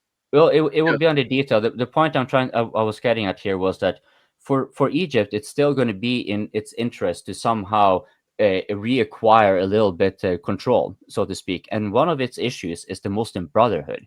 This is something the Egyptian army has been admitting for many years, that what they consider to be their biggest threat is actually internal, tied to the Muslim Brotherhood, and they've openly criticized Turkey for funding and aiding the Muslim Brotherhood in a variety of ways. And one of these ways would be going to Syria. So one of the people who were ahead of the so-called general security, the state apparatus forces that the al-Sharia had taken control over. This guy was Ahmed al-Dalati, and he was a Muslim Brotherhood affiliate, but Erdogan's henchman, right? So basically, like I know this is not going to be the same. Obviously, it's not going to be the same. But wouldn't be surprised if Egypt is kind of like secretly hoping that there's going to be a fight between Israel and Turkey, because that will, of course, the Israelis get a beating. I mean, they don't like the Israelis at all, even though they have a peace or anything like that. And also the Turks will be weakened, which may have them reduce their ability to influence with the Muslim Brotherhood, what the Egyptians consider to be their biggest threat. Okay, sorry, Desi, for the Yeah, I mean, I can see that. I can see the current leadership might be wanting to do that, but I doubt the competency of the current leadership. And even if the wet dreams all come true, and like Turkey does get destabilized or Israel get destabilized, Egypt can't do shit. Not the current leadership, right? I mean, it's and this is the problem with Egypt, right? The leadership is incompetent, and the opposition, the Muslim Brotherhood, is also just as incompetent, right? And you can't like Muslim Brotherhood has devolved into like HTS basically, right? They have devolved. They had roots. They had like it was better. Both the military, the secular military dictatorship, as well as the Muslim Brotherhood, were much better like in the last century than they are now.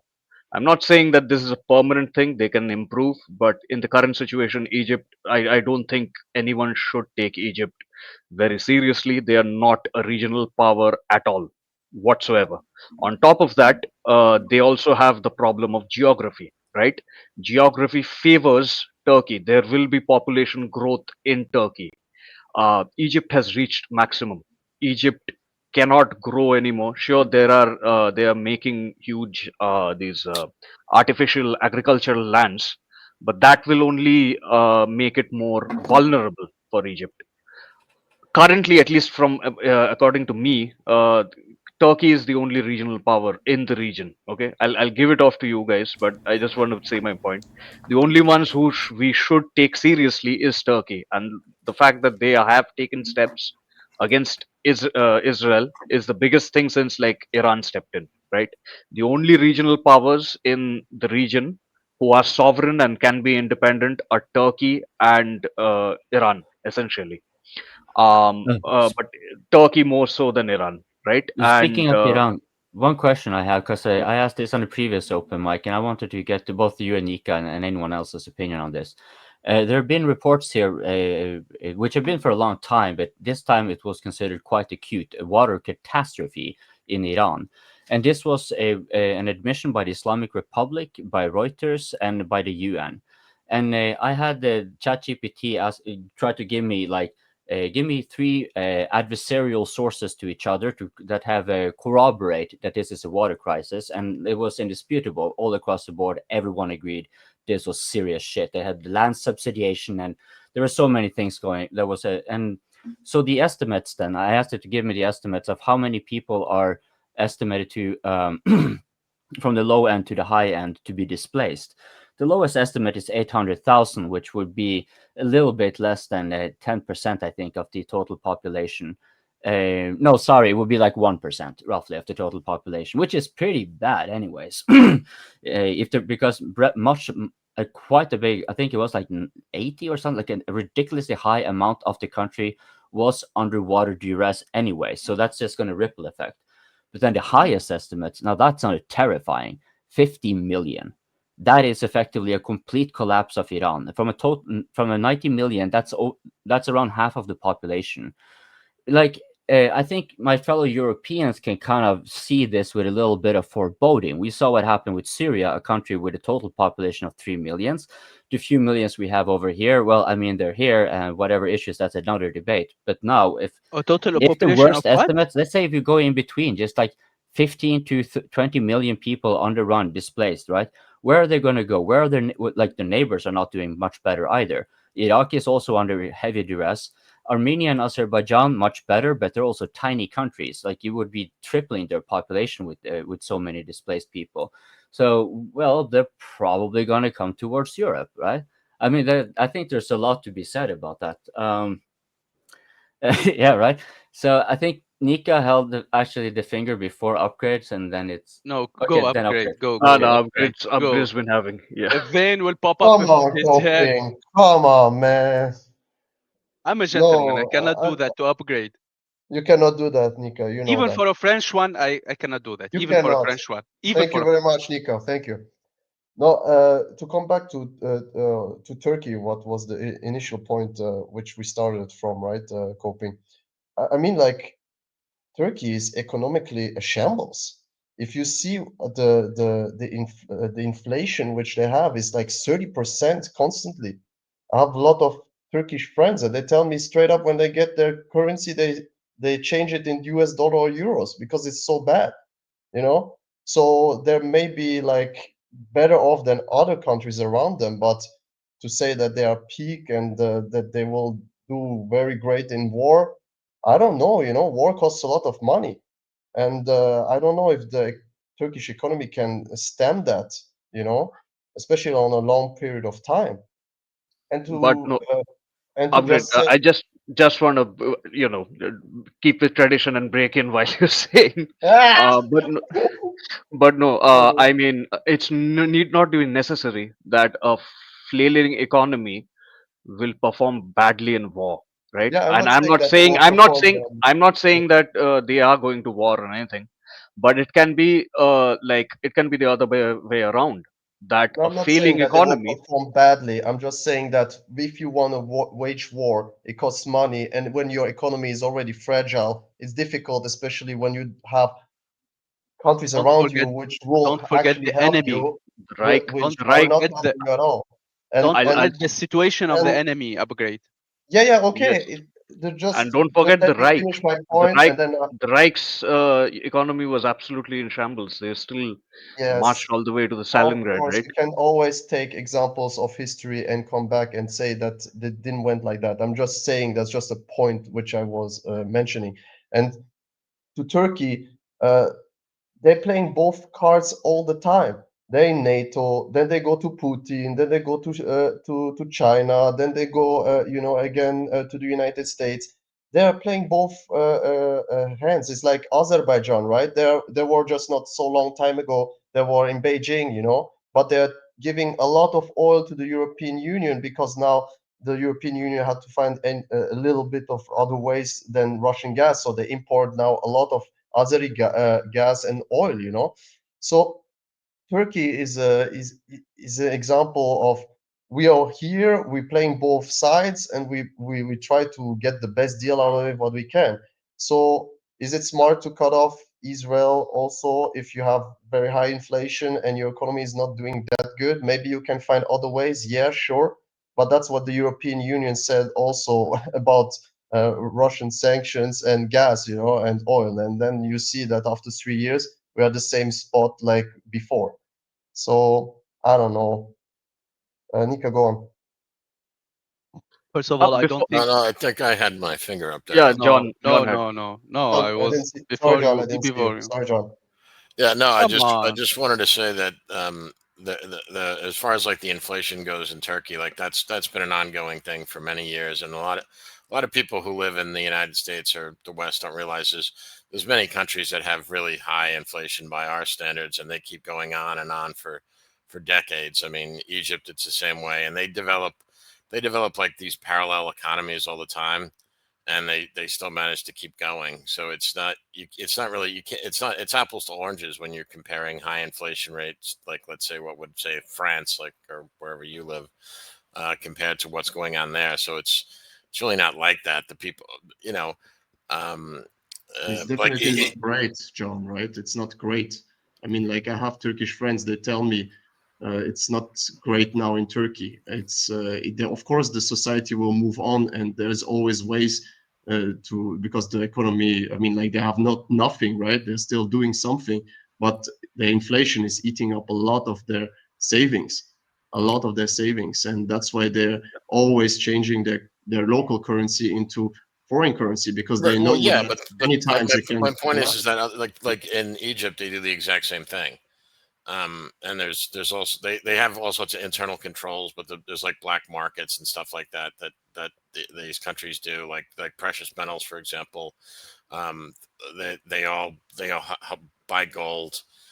So they have these parallel economies that exist that still allow there to be economic growth. That's very hard to measure because it's kind of like a black market. So it still continues to Don't they go. also stabilize with IMF loans often? Not so much Turkey, but No, not Turkey. but Not Turkey. um, but But yeah, and usually like the IMF thing, it's like borrow money for the mafia. It's generally not a good idea, but yeah, in the long term. But so that's not really an issue for Turkey because Turkey is as far as a regional power is getting stronger despite their economic challenges. So that's really not I mean, yes, it's true what you said about Because how everybody their around them failing. That's why. That's why. right, but that's no, but like, consider this upgrade. Like even in India, before 1991, we had a average inflation rate of 15%, right? And we still became a regional power. We still have an average inflation rate in like since the 2000s of 7%. That's quite high. That's quite high. We don't feel it at all. It's like no one notices. Only when it like reaches 8 or 9%, that's when people start complaining, and even that happens in very smaller economies in certain states in India, right? But Turkey, we're Uh, talking about 33% over a long period it's a of lot. time. It's not It's a like lot. it's not like It's a recent. lot. It's like But John uh, mentioned. but if you consider like in the 70s in India, like we had 5 years essentially when our inflation rate was around 28%, I think, right? 28% inflation over 5 years. We won a war against Pakistan and liberated Bangladesh in the meantime. So it Like, sure the common people will Pakistan, suffer. Bangladesh, you know. But COVID Israel, inflation is a totally different thing, right? You know, COVID inflation yeah, is like everything times two, at least, and that's across the whole world. And even like Singapore, we have a lot of reserve. We pump the money. We didn't borrow money. We just pump our own money into the economy. We are still almost getting like 1.5 at least. No, so We have this and this many commodities that are way over 100% inflation in Norway. Like yeah. this was so glaring that it even had to come out on mainstream media, and then it was like everyone level. everyone is affected. Like, you know, Egypt is struggling. You know, Turkey is struggling. It's not a surprise. And the problem is these countries have been struggling before COVID. No, it's that is the main problem. They have, so the COVID only made it worse. And I think Egypt is just focusing inwards. You know, it's like, you know, Turkey is focusing outwards. They're trying to play all these geopolitical games, despite the economy is shit. Egypt is economy is shit, but they having a demographic crisis. But their demographic crisis is opposite. They have too many people.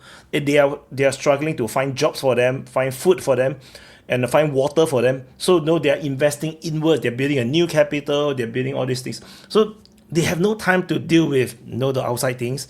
They don't dare to go to war with Houthis, which is killing their trade. You know, the whole Suez Canal is like, you know, the money is dried up. So, and recently they just cut the cable. No, so no, the some internet cable was cut in the Red Sea. I think the other thing too, nobody's really mentioned it. I mean, Turkey's part of NATO, and you got to worry about Ukraine. I mean, Ukraine's probably going to be an L for Europe and NATO. So after they take this L in Ukraine, are they going to allow something to escalate between Israel and their Turkey, or are they going to stay out of it because they're too weakened to get involved or commit? Are they going to, or is NATO going to break up because some countries are going to use it as an excuse to finally dump Turkey, or, you know, they don't want to be involved? I mean, but Turkey I don't think anything's going to happen in that way until after Ukraine, because people got to see where they're at before they move on to the next thing. Turkey is also giving weapons to Ukraine. Yeah. Via NATO. So they're playing the both cards game. That's what I mentioned before. They're playing always the both cards game. Whatever the chip is falling for them the best, they go there. That's Turkey. They've always been like this. They're always done like this, and they're also in a very strategic point in between Asia and Europe. Yeah. Well, the other thing too, like I said, I mean, depending on how bad the L is, does NATO get involved to help Turkey, or does NATO break up and say fuck it? You know, it's not worth it. We can't afford it. We're already depleted. I mean, I don't think anything's going to happen until after that's settled. I think Western Europe has a lot of grievances with Turkey itself, because don't forget, like, Turkey backed the other side, like in Libya, right? Western Europe was backing one of the parties, and Turkey backed the other, like general, essentially. So yeah, Upgrade is completely right when, like, he says the Turkey is playing both sides to get ahead for itself, and that's why Turkey also has issue with Greece in Cyprus, and they are also and which I consider this more to be signaling towards the region that they want the rest of the region, which is going really shitty, letting them know, like, no, we are the strong ones around here, and that's why they're signaling towards Israel. But actually, their commitment is going to be Ukraine. Nika, I see that you, Habibi, has been standing so long and sweet with your finger up. It's your turn, man. I was about to go after Upgrade, but he's a Frenchman. What do you expect? Anyway. Nika, John was before you. No. I was even before. Desi gave the talk to me, man. Anyway. Sorry, man. Anyway, no, but what a lot of what was saying is good. Just comment on coping. Comment about the water is very, very important in Iran. The problem is bad management and corruption, because they can use a lot of techniques like drop by drop like techniques, but they are not using it and they are not focusing on it. And corruption, a lot of corruption, because Iran sadly is there is a lot of corruption in Iran too, and that's making the bad decisions for everyone. And if they keep that up, we'll have a disaster in Iran. Iran have a lot of water resources. The drought is not making it easy. Drought is going into the whole region in this Well, it's also a period. result of a long-term agricultural reform, right? Because they went from like asparaguses and stuff, and then started going for economic autarky. That's what I say. That's what I say. Yeah. Bad management and corruption and the drought. Because, for example, in Syria now, there is bad management of water infrastructure. Plus, they have a policy that consumes a lot of water. And yeah. Like it's three things that going bad for them, and they are not. At least they can control too, but they are not doing it. And the drought is it's a problem for everyone in the region. There is a big drought, like for 2-3 years now, and this year is one of the baddest. There's some rivers and some dams are empty in Syria now. I watch every day what's happening in Syria and keeping the situation, and it's bad water-wise. The war had a little say in that, but I think if it's not. I don't want to give hope, false hope. It can be reversible if the certain measures will take like quickly, like the whole agriculture need to be reorganized, and the whole corruption things need to be tightened. Second thing, the only two the independent states now in the region are Turkey and Iran. So I prefer weak independent states that follow its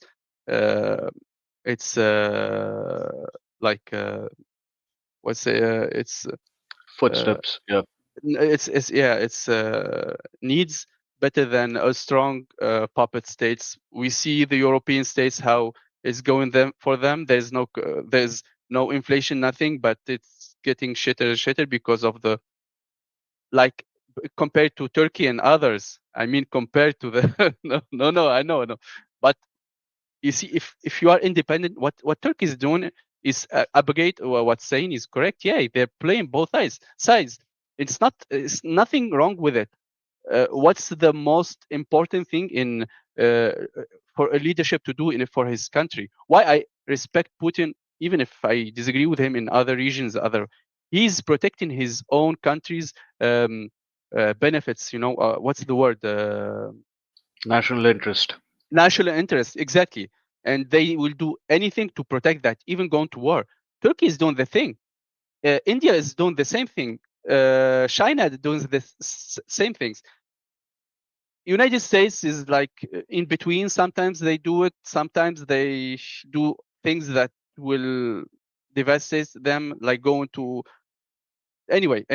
But what I mean, and for now, for example, what I said, like Egypt is the leadership. Why Egypt's in this position? But because the leadership, the only objective of the leadership in Egypt, it's not the Egyptian, it's not nothing, it's just staying in power for as long as possible.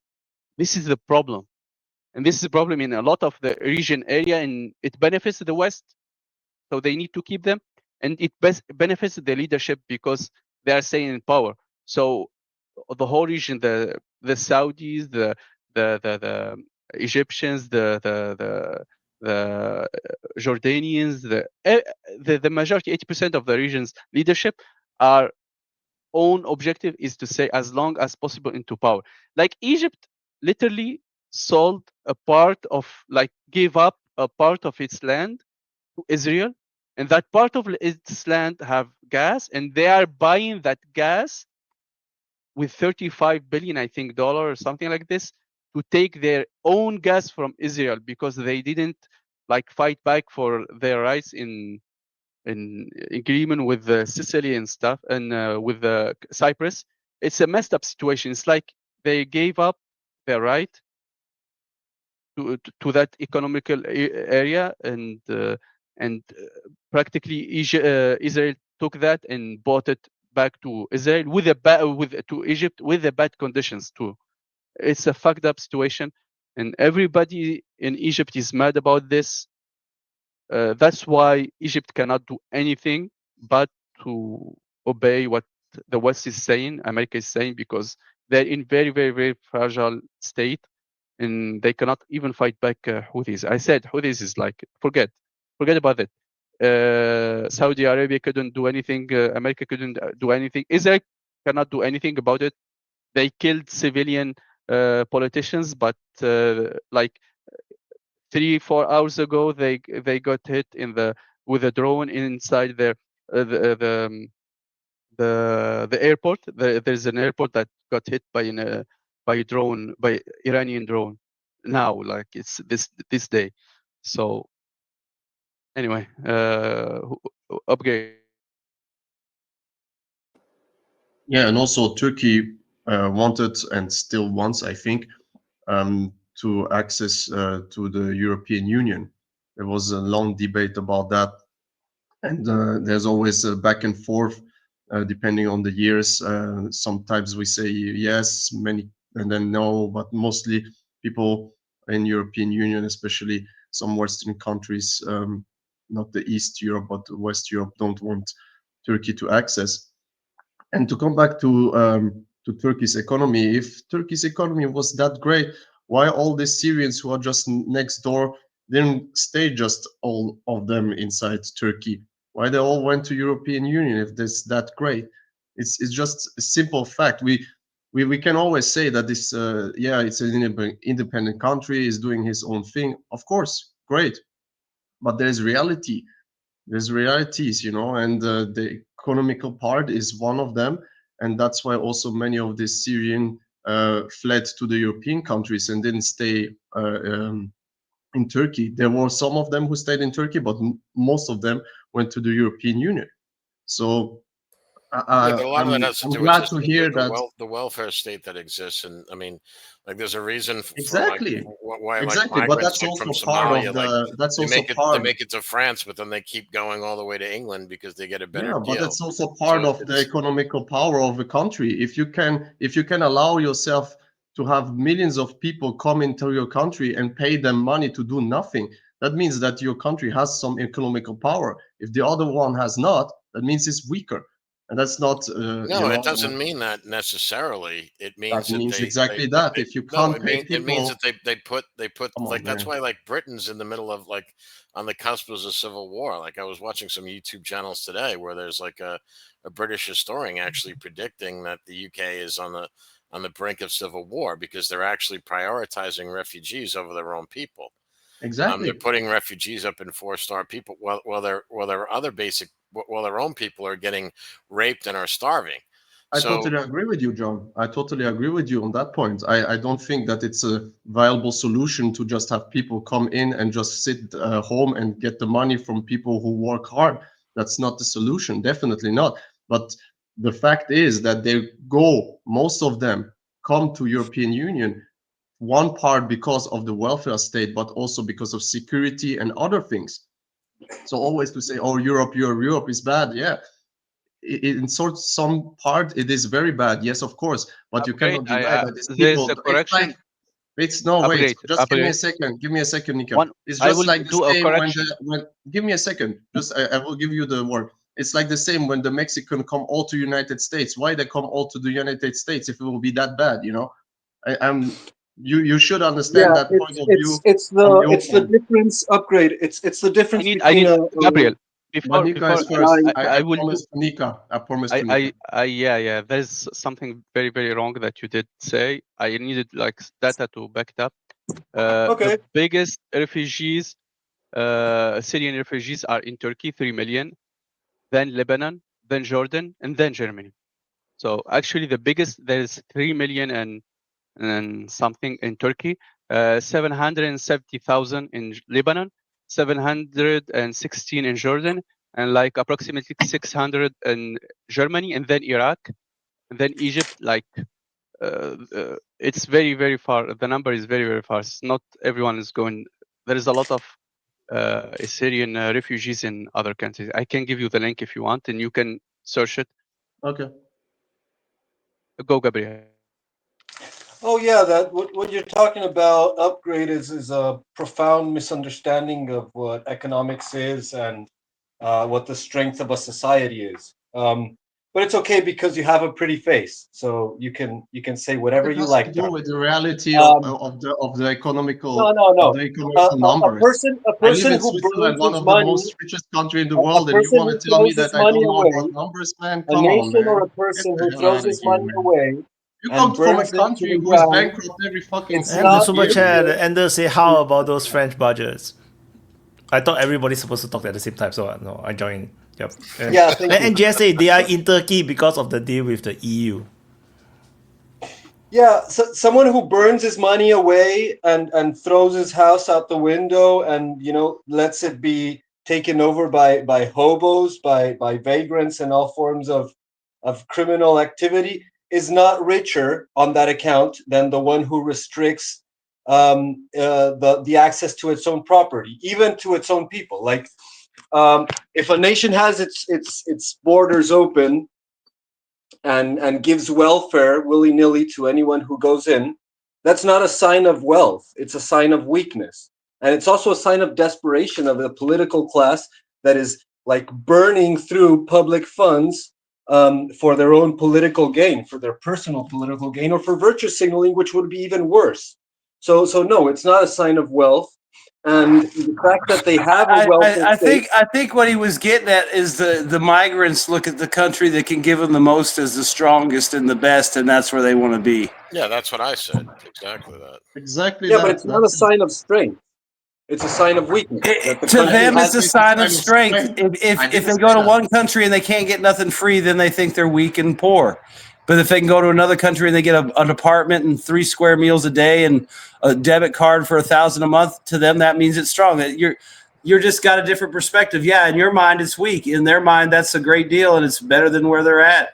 No, he's and they think about it. They're in a rich country that can afford to give them a 5-star hotel and free meals. But the point to them, that means strength. The country can't afford to do it anymore. Like, for example, I don't know if you just saw this recently, is that the UK's long bond has reached, it's the highest now of any Western civilization. Like, they're paying more on their long-term debt than any country in Europe. The UK is. They have economically, it's unsustainable what's going on there, and they're all going bankrupt. Their social services are collapsing under the strain. Like the national, what's it called? The National Health Service, like in the UK, is in shambles right now. And it's because it's being overwhelmed by so many people coming in from the third world that are, and they all have this entitlement mindset, and they get put up in, they get put up in hotels, they get free access to education, they get free access to, they even get spending money. I think they get £50 a week, and for every single one of them does. So it's completely unsustainable, and Britain is literally collapsing in its own weight. They're getting, there's riots going on all the time over there. I mean, you saw the thing about the axe girl, the axe girl who, the rapes where the government had been covering up the grooming gangs thing going on for decades. Oh yeah, and it's crazy because like in Latin America we get immigration, but we never get immigration like that. So like it's definitely a matter of cultural acceptance. Like the people, the governments, the law enforcement, the institutions have such a level of like pampering and kowtowing to. They have such a level of virtue signaling that all these immigrants, they feel like they have the right. It's immigrants that come to South America, they tiptoe. It's called suicidal. They tiptoe and they try to be. And that's basically what a lot of Western countries have adopted. However, Johnny, it's not just the immigrants, right? It's also a lot to do that the respective countries, just spend more money than they actually make. It's not just all the immigrants' fault, No, it's also a lot to do with the country's policies and how they spend their money. They spend their money not responsibly. They spend money like drunken sailors. Sorry to say that. we in Switzerland, why we don't want to go into the European Union? Because we see what's happening with all these countries around us. We see France, how they spend money. We see England, how they spend money like crazy drunken sailors. And we are like, how you can spend like 100 or over 120 or 130 of your GDP, what you earn? That's crazy. That's crazy. That's not sustainable. And immigration has a part of it, yes, but it's not the main, issue of all the problems of these countries. It's a well, I would agree that all countries are going to print more money, but and spend money like drunken sailors. But you have to realize that the impact of immigration. It's not just about money. Immigration, when you're having massive amounts of third world immigration coming into a first world country, it's not just about money. It's about social cohesion breaks down. So maybe stop fucking around in those countries and making wars, maybe. Well, my point is if you bring in people from the third world, people who have a foreign religion, a foreign culture, a foreign history, and stuff like that, and they don't assimilate, and they don't view they view their host country as something to suck dry, not something to like assimilate into, and that's basically what you see happening. All these Western countries, you have people coming from the third world, and they're there to exploit it, not embrace it. So it's not. It's worse. It's worse than that. It's worse than that. They actively hate the West, because a lot of the people who are coming in are the ones who got bombed by the West. Don't forget that. So it's not just they want to suck you dry; they want to also destroy you, which is completely insane. So let me add another layer to that, because let's not forget, because I don't yeah, the immigrants can be from like those barbaric savage countries and have those they are what they are, and that's maybe repulsive, and that is indeed true what John is saying, that causes social tensions if they refuse to assimilate at the same time. Like if you don't adapt and you don't dispense with incompatibles, those kind of things are also kind of usual if you have a sort of moderated immigration. But this is mass immigration rushed on, and one needs to kind of see on the what are the incentives, right? So what Gabriel was saying about the virtue signaling, yeah, there are indeed those who are actually buying into it, because they are in their little cloudy palaces, and that's really all they're getting into. Like what do they have left? Money doesn't mean anything. They just need to kind of feel good, and that's what you see with a lot of those LARPers on the street as well. It's usually like what the fuck is that going to matter for you to be doing something a half a world away? Or if you're going to be signaling that you're gay or whatever it is, right? But you see, there are always elements that give real incentives as well. There are underlying mechanisms that fuel this. For example, we're talking about these hotels. In the case of Britain, many of these hotels, they were slated for bankruptcy. What saved them? It was state, by bringing in a whole bunch of refugees, and oh no, we cannot do anything with the refugee conventions, and also we are a tolerant immigrant nation, and then all that rhetoric is spinned, and you try to mind warp the population to tolerate it as well, so you hush down all the social tensions as much as you can, so you can keep the money train rolling, because the people who are, you are now given the right, it's the bureaucratization, right? So we have the same thing in Norway, not in the same extent as with the UK, but like bureaucracy, it lives to feed itself often. And DEI, for example, and this refugee thingies and climate initiatives and all these other things, while they may be indeed well-intentioned, and do not doubt that there are many people involved in all those things that are actually like, they really just wish the best for people who are fleeing. They genuinely think like it's all, like it's very rosy and naive, right? And then you have those who are ideologically convinced, but more importantly, this needs political power and money. Okay, money, power, and political power, and you can get from the state coffers through bureaucracy, and then you can fuel it out to this could be the private sector as well, like all these hotels, right? But here you got connected to your little clique, right? It's the nobility basically getting together again, and so this has been like a long divisive issue in the UK, that a clear contempt from the upper class to the rest, really, and so. You will see most of those who are like, oh, get in these immigrants. We don't care if they're from war-torn areas or if they're already convicted criminals running away. We don't care that they're 95% men of military age and that have overt hostility. They say outright, we fucking hate you. We're going to fuck you up and we're going to laugh in your face while we're doing it and tear down your countries. Like, they're saying it while they're on their boats and then they're burning off their passports. Like, they're doing it with glee straight in the face. But, you know, that's just people fall into convictions and then you're gonna dispense with that reality. And so what I was gonna say, I'm gonna finish before I hand over here. So these people who are the strongest advocate and more importantly also have the money for it, they are never getting these people, these men, most of these men, they never get them in their neighborhoods. If that happens, they move away and leave that to be everyone else's problem, right? So yeah, I mean, I don't think it's like suicide by virtue. I think it's just good old-fashioned corruption. And, you start to lose cohesion and you already have a bloated state apparatus that already, case of Norway, people generally are so trustworthy of the Norwegian government, even though like they really, really shouldn't. So we have had in the last year, I think it was like a 30 to 40% increase in laws and regulations on top of a very stark increase that had been already. And people are wondering, where the fuck is all this money going, right?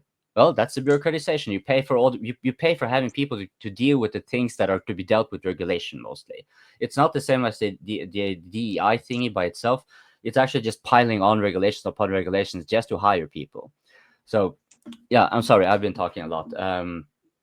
Super chat. Was a super chat, I guess. Very fascinating. There's multiple super chats. So Salgad asked me, you did coverage for the USA POW parade. Why didn't you do live commentary on the Chinese parade? I was sleeping. And, because you hate Chinese. You hate Chinese. Actually, not really. I actually didn't take notice of which date. You are a self-hating Chinese. I'm joking. Yeah. So the thing is, I was feeling very down. I'm not in the mood to really track all these things. Like the only thing I do is Ukraine war nowadays, if you noticed. And then I was sleeping, and by the time I wake up, I see it all over Twitter. And I was like, nah, whatever, man. So and yeah, but it was a great parade. A lot of new shit. And then so I the one I watched is Binkov. I watched the Binkov review of all the new ones. So that's the one I watched. There's a lot of people doing all these reviews. So I think Willy or I think no Millennium 7 was doing live stream of it as well. I think so. It doesn't matter if I do or not do. A lot of people is covering it. Yeah, I mean, seriously, people. This is DPA. When we get to that point, and that's weapons are being used against Taiwan, we'll be here covering it. Don't worry. Hope not. So NGSA, I think that's Armenia. Don't get those immigrants because you are poor. True. And no refugees go to India. From Africa, it's like, oh, I'm so suffering. I want to go to India, or I go to Bangladesh, or Afghanistan. Like, no, they always want to go to France. I think when shit happens, it's very important. If shit happens, for example, when shit happens in Syria, a lot of people went to Lebanon and to Jordania. Jordania and Lebanon are not the most prosperous countries. A lot of people went to Turkey. There is a lot of issues in Turkey, but when the problem happened, the whole region will suffer. That's what I mean. And by the way, Wyatt, India has... Wait. One more super chat. Wait. People think GDP equals economics well-being. It doesn't. You increase the population, you can increase the GDP, but you see living standards fall at the same time. It's true. That's why there is a GDP and a GDP per capita. There's a difference, no? But if you look at GDP, China have a massive GDP. I think world number 2 or something, or world number 1. But if you look at per capita, Russia actually have higher GDP per capita than China. So, you can tweak GDP in a multitude of ways. But just one quick thing on what you said about the Africans going to India. Actually, not quite true. There are a fair amount of Africans going to India. I got to meet some people who were actually involved in trafficking people to India. I'm not sure if that counts as migration to the same degree, but I mean, many of the people who are coming over to Europe, they usually are kind of trafficked with boats and shit like that too. So that's migration, is it not? So people do go to India. India is a popular destination. we actually have more illegal immigrants than America does, Two because our things. borders are more porous, and we have like Bangladesh right next door to us, and a lot of people come from Bangladesh. A lot of immigrants also come from Nepal, Bhutan, Myanmar, a lot of refugees essentially. And India still has like the largest refugee population from a lot of the wars essentially. It's Just so yeah, just not it's necessarily from Africa. I mean, yeah. Africa Yeah, have a Africa is like nicer beautiful. destination, no? Precisely. GDP I mean, the people who are coming here, they still want to go to Europe. It's just they can't afford to go to Europe anymore. So yeah, Well, there are a GDP per easy. lot of capita Indians in is East Africa. also A a lot of relative Indians Yeah, thing in East because Africa. yeah. it's an average, and yeah, people who immigrate to a place, uh, it mostly has to do with the benefits that they can get more than with the actual economical state of that place. It's like the political immigrations policy towards immigrants is a lot more important than what actually accounts for the health of that economy. And the lack of people that makes the internal elite allow for immigration is also a sign of decline and desperation. You know, Okay, case in point, to underscore what you're saying there regarding India and Africa, right, and Europe. So our immigration policy, it doesn't attract the best ones, but the Yes, Indian immigrants that are going to Africa, right, they are not the ones that are going temp workers. No, these are business owners, entrepreneurs, and industry owners. Like they are big, big. yes, So yes. I just want to bounce off what Coping is saying, right? It's the Indian businessmen are going to Africa, not illegally, by the way, and the children of African leadership comes to India for studying, and then a lot of African business people come here from studying. So India is essentially getting the best of Africa, while you are getting the worst, effectively. Yeah, and you're that's all. also dominating the pharmaceutical industry, as far as I've understood it, in Africa, because you guys managed to actually fight against these patent laws. So you were actually able to make generic medication. It was like many Americans don't know it, that they should actually thank India for it. That they got some medication that could be, well, at least for a while it was cheaper, and then things got haywire anyways. But for Africa in particular, this had tremendous effect. So India was so quick at not only, of course, securing it for themselves, but they moved in fast in Africa. And now, like across the continent, pretty much every country, they generally are very well familiar with Indian pharmaceuticals being providing the generic one of that is cheaper but still works just fine, right? So It's the yeah. same thing. It's essentially the same. It's the same thing. It's just the process is slightly different, and we don't charge extreme overhead. Like, for example, in my state, healthcare is free. State provided healthcare is completely free. Like, I once had an accident, and then like I had like found a clinic just a couple of feet away, and I went in the treatment, and I wanted to pay for that, and they said like it's free, you don't have to pay for it, and I was shocked. So yeah, it's free. Healthcare is free over here in India, Yeah, many states. and something about what John was talking about, the suicidal empathy, like that's one prone of the problem. That's one side of the problem, because like on the like how you convince the population to accept all this bullshit is through suicidal empathy. But the real motive of the problem, so there's the propaganda that tells girls that, and bleeding hearts to accept these poor unfortunate migrants. But on the side of the elites who actually do the policy that allows mass immigration, that's just red line go up. That's just stonks. It's profit mentality, short term profit mentality, cheapen the labor, increase the market, increase demand for product, and that's it. So it's like suicidal greed on one hand, and then suicidal empathy on the people that are dumb enough, especially like the libtards and the lefties that are dumb enough to eat that propaganda of like, oh, poor migrants, let's help them. Yeah, I'll tell Pretty this much. perspective to my bleeding heart liberal friends. I'll be like, well, I mean, they're like, okay, well, what about all the refugees? Like, well, they're coming over here because we're bombing the shit out of them, right? We made their country unlivable. We went to Colombia and told them you can't grow bananas, you have to grow cocaine. So yeah, they're coming here for a better life. People are like, whoa, yeah, we should stop doing that first. Yeah, probably blame Super private chat by equity. Johari. Yeah, blame private equity for raising costs in US. Too much greed, but couldn't blame them as it is capitalism.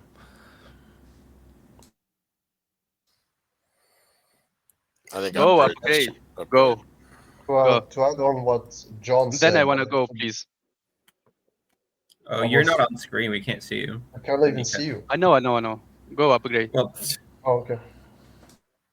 To add on what John said to the social cohesion part, I have a friend. She's a teacher in Germany, and she told me that since like 5-6 years now, in her class, from 25 students, she gets in average 20 to 23 people who can't even speak or read German at all.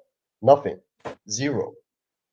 So that's a big, big problem. She said that in their school, they are overwhelmed with that because the government is asking them the impossible task to make these people all literate in German in 1 year. It's impossible. And they wrote a letter to the German government to actually mention this problem, and nothing comes back.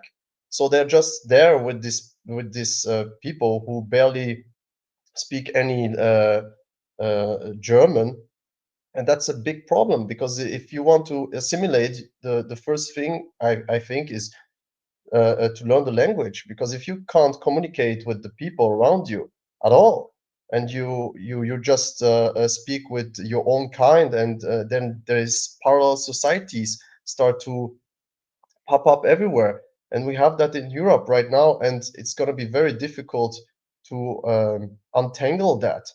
And when you see, like in Germany, also the Bürgergeld, like it's the social benefits which the Germans get. From 2020, it was 35.5 billion euros for foreigners. That was around 37% of what the entire Germany paid in this system. Now in 2025, it's 52% with 46.9 billion euros.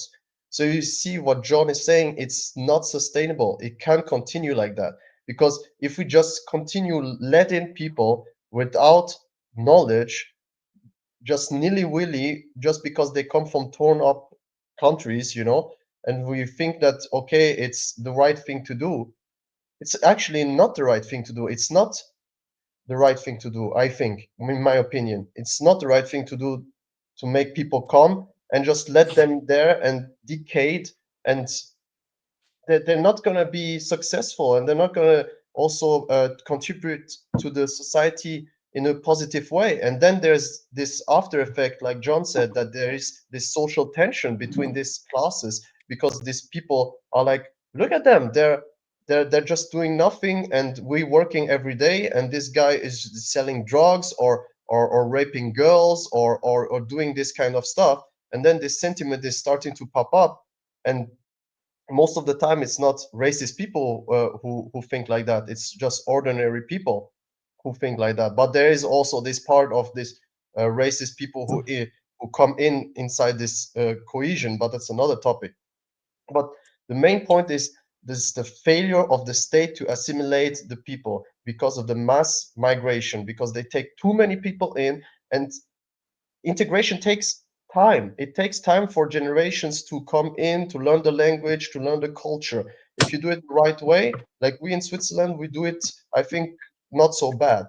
So it's possible to have a large population who is foreigner, like in Switzerland, like 30%, and they still assimilate, they work, they're law-abiding citizen, they don't rape people around the streets, they don't cause chaos or have parallel societies. No, they integrate well. It's possible if you do it the right way.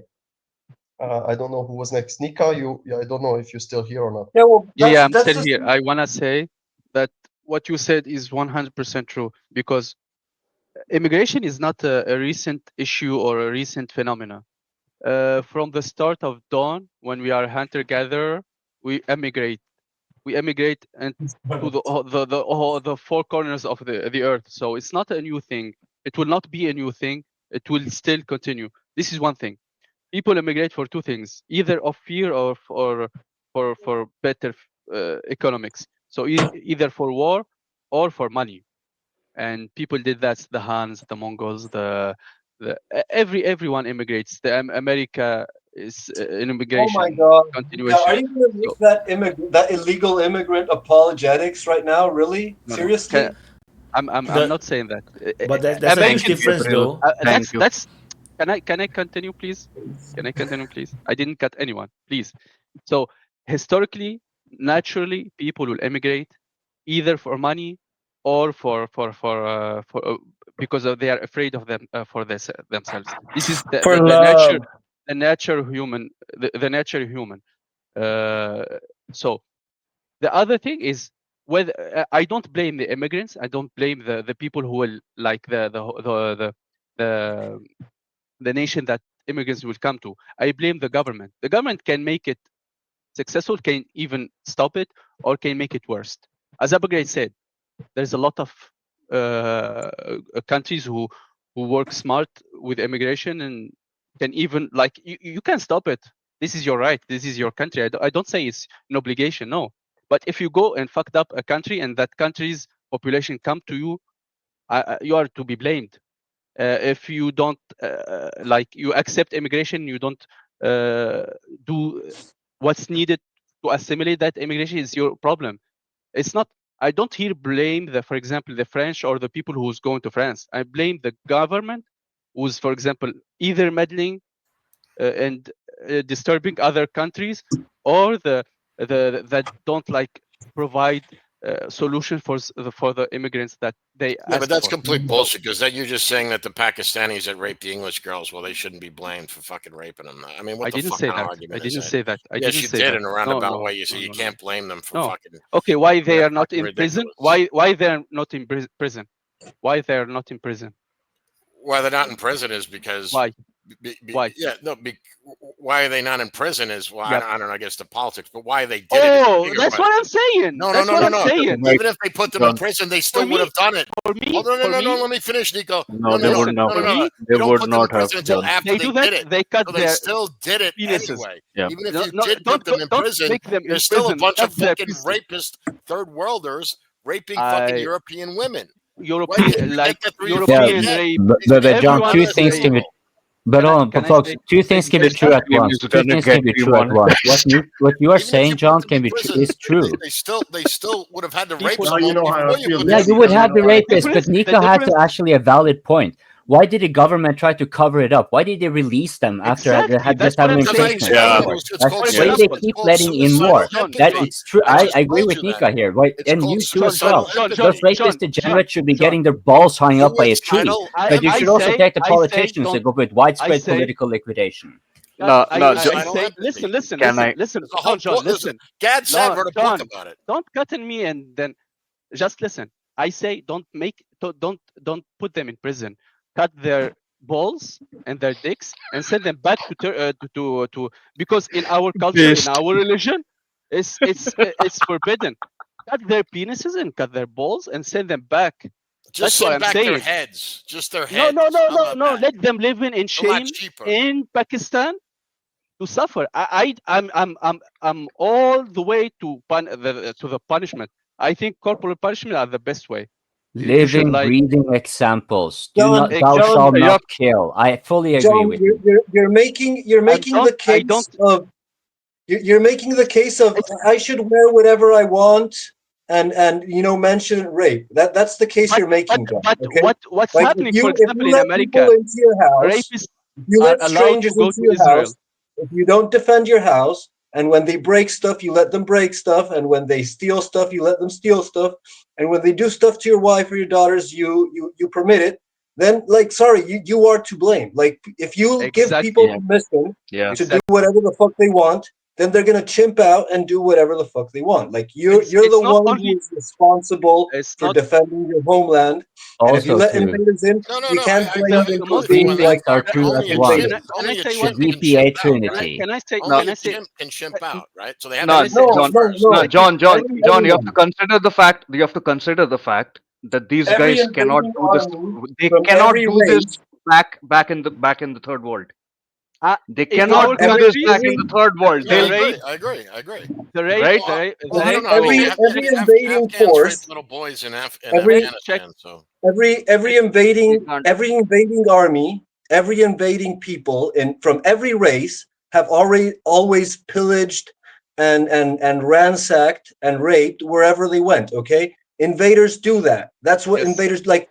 It doesn't matter which race they're from. Like if you let people into it's your not territory, religious into your or capital, all those third countries. No, everyone is doing it. But if you are incentive, yeah, everyone is doing it. Everyone do it. Everyone do it. Don't do this. Romans did Some do it more than others, man. Some do it more than others. some do it more than others. Some do it a lot more than others. But this is where it comes to, just now I wanted to react to Nika saying about the caveman or the hunter gatherers about immigration. The thing is that in those era, when you immigrate, you're taking a risk. You will actually die.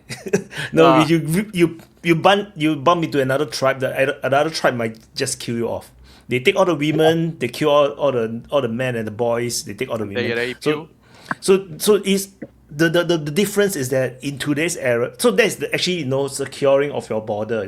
That's actually securing your border. But the today's age, the European countries don't do that. In fact, they say come. And who's to blame? Is it the government or the people who's trying to cross or the people who stay? It's always the government. It's the government. That's what I'm saying. I don't blame because you are the government. Your job is to protect the population that's living there. Yeah, exactly. No, but Why do you think Trump was elected? It's not only the government's fault. Why they allowing pedophiles to go back to Israel without any punishment? Where's the MAGA? Why they are allowing it? So Nika agree with Trump's administration, the securing of the border, lock it down. I'm more radical than him. You agree with what Trump is doing, right? He's protecting the people, right? No, Trump is sucking up to the Israelis. That's it. No, I'm saying about as far as what he's doing for protecting the people. It's right. I don't. He's sending the National Guard into DC, and they've had why is there anything to do with the Israelis? Lowest crime rate. I was talking about the rape under the Trump administration. It's never been this low. He's protecting the people. John, in this matter, I'm agreeing with you. It's his country. If you don't want anyone coming in, it's his right. I don't argue with it. Okay. If you don't want anyone to come in your country, it's your right. I don't disagree. Whether you are correct or not, whether it benefits you or not, it's your right as a country. But you need to. The other one is an inside political decision. Whether you want a military state, it's your choice. It's your choice if you want a military state. Trump can do 99%. Trump can do 99% of everything he does for Israel, but 0.01% of what he does is for to conform people like John that believe that he's doing it for them. So he's still a good president. Okay, I mentioned Israel. He deported 3 people.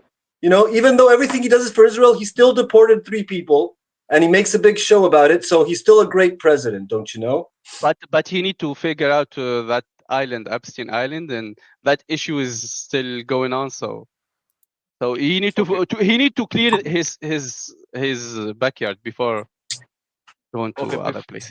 Before the conversation goes too far off, can I just counter what Upgrade said, right? And also bounce off from what Wyatt had mentioned.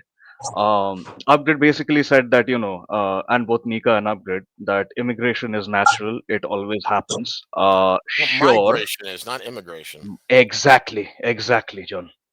Because what is happening now in the globalized capitalist order, this has never happened. Never in history. The rate of immigration that is happening, it's completely artificial. It's completely there is nothing natural about this, right? Yeah, there are Yeah, don't I mean, disagree. there are historical, Disagree with there you. is historical I agree with you. precedents, I agree with like you. the Goths moving into Italia, or the Huns moving into northern Germany, Mongols, or the the Mongols. Europeans into the That's Americas. You know, like The Gabriel, he's a white Europeans, colonizer. like the the Europeans Europeans. moving to the Americas. But that's different. That's different because that's an invasion. That's an outright invasion. It's not an internal policy. So like the Romans did, the Roman thing is very similar because they were like bringing people in to and give like them give keep them keep their nationality. population. Yeah. But I think in Chinese history, the last time the government, the government of the Chinese Empire, opened the gates and allow the foreigners to come in, they turned from a Ming Empire to a Qing Empire. Basically, they opened the gates and then let the Manchurians in, and then they conquer the whole of China. The movement of people from one place to another place for even for protection or for money is a natural human thing. That's why I said. But here, the responsibility of the government to regulate this and to protect people. The government can stop any immigration. That's fine by me. It's their right, and they can open the gates. That's fine by me. But you should go to your government and protest against that government who's allowing this. That's why I asked Sean, Nika, why the the in people Britain right now? That's what I just said in the beginning. That's what, go punish them. I'm war with you. because I'm with you. Okay. Anyone, so then we don't have an anyone who rapes. Yeah, you guys agree, and then you guys fight over agreeing. No. Anyone who immigrates, anyone who rape, whether it's an immigrant or not, punish them harshly. I'm with you 100%. Cut their weenies. I don't care. I think but I'm just saying get rid of them even if they don't rape. Is my point. Moreover, this is up to the political establishment that will protect but that's the argument I was trying to make. Maybe I wasn't clear about it. Is the point is that the government, at least in the UK and probably in France and stuff, but I've recently been watching some videos on what's going on in the UK, is that both parties, or the two main parties they have in Britain, I don't know how many they have altogether, are not listening to the will of the people. Not only not listen to them, they're actively operating against the will of the people. That's the bad thing. The population need to move against it. Not simply is it a bad thing, it's unsustainable. You can't have a government stay in power for any length of time if they don't listen to the will of the people. Eventually, one or two things will happen. Either the society will completely implode in and on itself, or the pitchforks will come out. Those are basically, it's a binary choice. I mean, and history proves that out.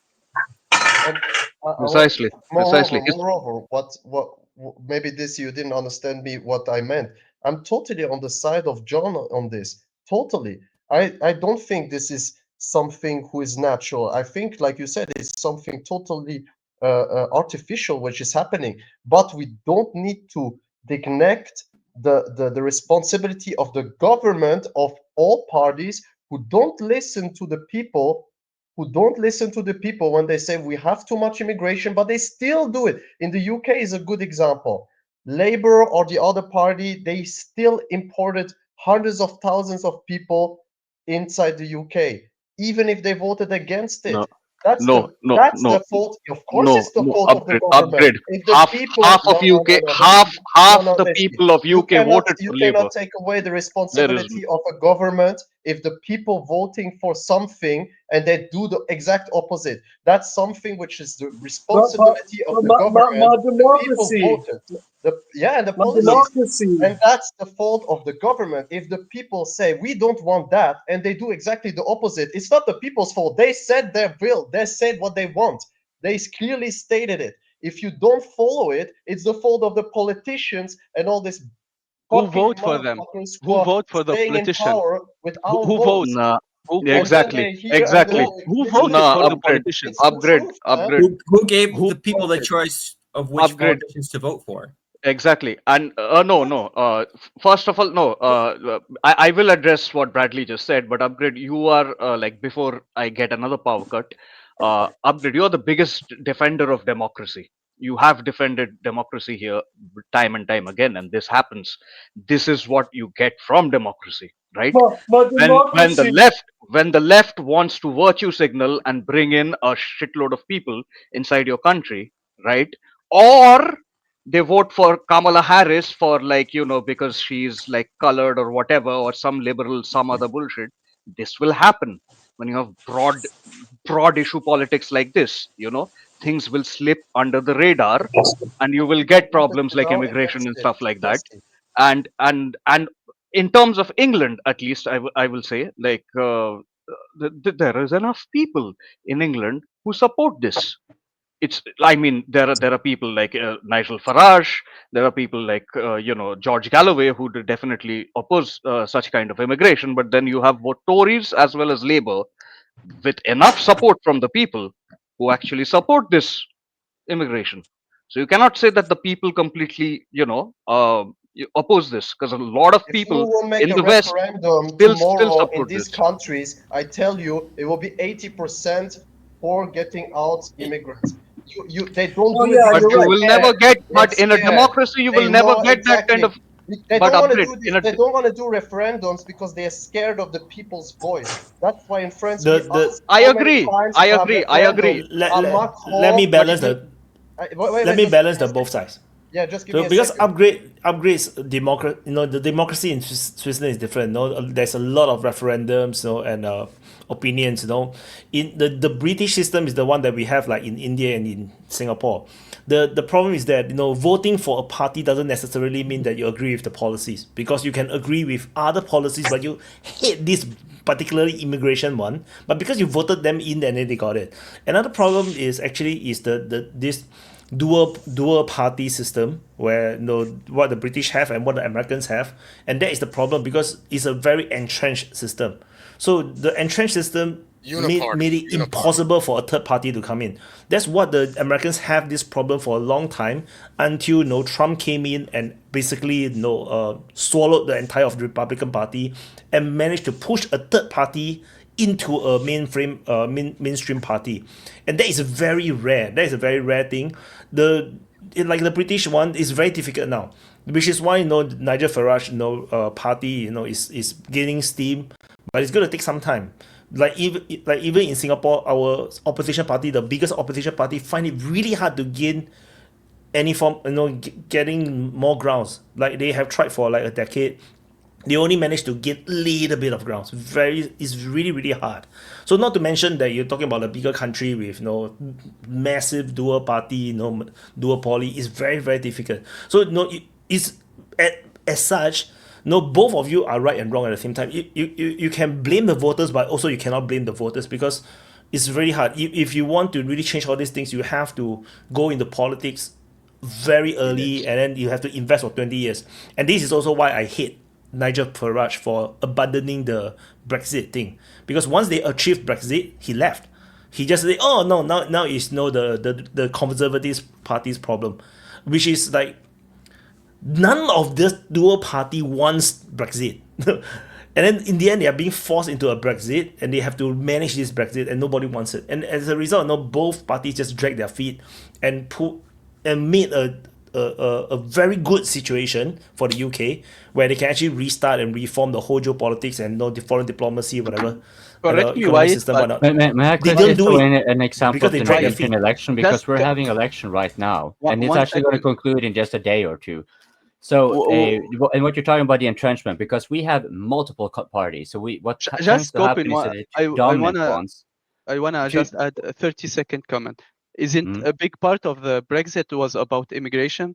Isn't exactly? Yes. Yeah, it was a big part of it. Most of it is is about immigration, which is why the Brexit succeeded, but yet none of the parties really wanted to do, and the whole government don't want to do Brexit at all. That means the people's will is actually not. So both is right and wrong. That's why I say. Because the contention here a little bit, it's not a contention really, but it's sort of like what Desi is touching on is that the democracy has a lot of inherent weaknesses, which is undeniable, right? And here's just to give one example with the UK, and then I'll pivot over to Norway afterward to give like what is the next evolution, right? So in the case of Britain, you had the same like the two-party system more or less like in the United States. It was Labour or the Conservatives. That was it. And the most dominant one was for the longest time the Conservatives until Labour came on. And the reason was because the Conservatives were the most anti-immigration, still just let it flood in. And so eventually you had a lot of protest votes that put Labor in, and you see, of course, that it then just goes amok. Now you're getting like new parties coming up, like Reform, and then they're starting to tiptoe and move a little bit away from the immigration issue, and so you get Advance UK, I think it is called, which in turn like tries to stick to the original thing with that Nigel Farage was kind of leaving off. So eventually down the line, let's put it like this, you get a third party that's actually able to challenge the other parties. Like the Liberal Democrats could be challenging the Conservatives, but they are actually mostly just eating from them, right? So the challenge for this new Advanced UK is that it's actually going to be eating both of the Conservatives and the Labour Party. Now, what if something like that happens? Now I'll bring you over to Norway. So Norway has been the same thing. You've had a two-party system, but we have coalitions on the side. So you have the right, and then you have the Labour, and they tend to they have shuffled now for two different terms. So like there was 8 years with the right wing one, and then you got the one with Støre and Stoltenberg, for that matter. I think it was like a little bit in it. Now it's tired, so I'm getting fussy. But now in the recent election, we're having one party that's always been like a middle player, so to speak, now becoming then this is FRP, which translates to the Progressive Party, but they are actually considered quite on the right. Now, what do you observe here, right? Because here's another. This is something I'm pretty sure most people notice with the United States. All those people that you find so famous, like they're speaking their causes, but the closer they get to the halls of power, the more you see that their tune starts to play the flute of the flute master, right? Same case with this party here. FRP, which is the closer it gets to power, the more it starts to kind of virtuous in a little bit like the major parties which is contending over. And so this is, of course, but this was anticipated by several smaller parties that are coming into play. So there are several Norwegians now, me included.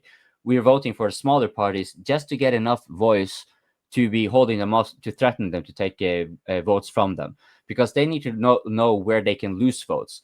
So like this new party, if they start doing the same like Nigel Farage, this new party knows already there are at least 3 parties that are liable to get a lot of votes from them if they don't hold up for their promises. And now they're probably not going to get a lot of power this year, but but this is kind of like a cycle you always have to fight with. Like I think there was a saying, I forgot where the quote comes from, but democracy is something that for it to maintain, you have to constantly fight for it. But arguably, is that any different from any autocracies or anything? Like if you first have gotten power by force, you also have to retain it. I mean, it's just a different type of game. I don't think any system is like particularly resilient if you kind of look at it. But I've been talking a lot. Sorry. Who have I kept from talking? Bradley, you have something to say, I'm sure. No, Desi, sorry, you had your finger up, for fuck's sake. Yeah, people had their No, Bradley, you want to go? If you want to go, you go, Bradley. No, that's fine. I've been half listening and half doing my own research. So, okay.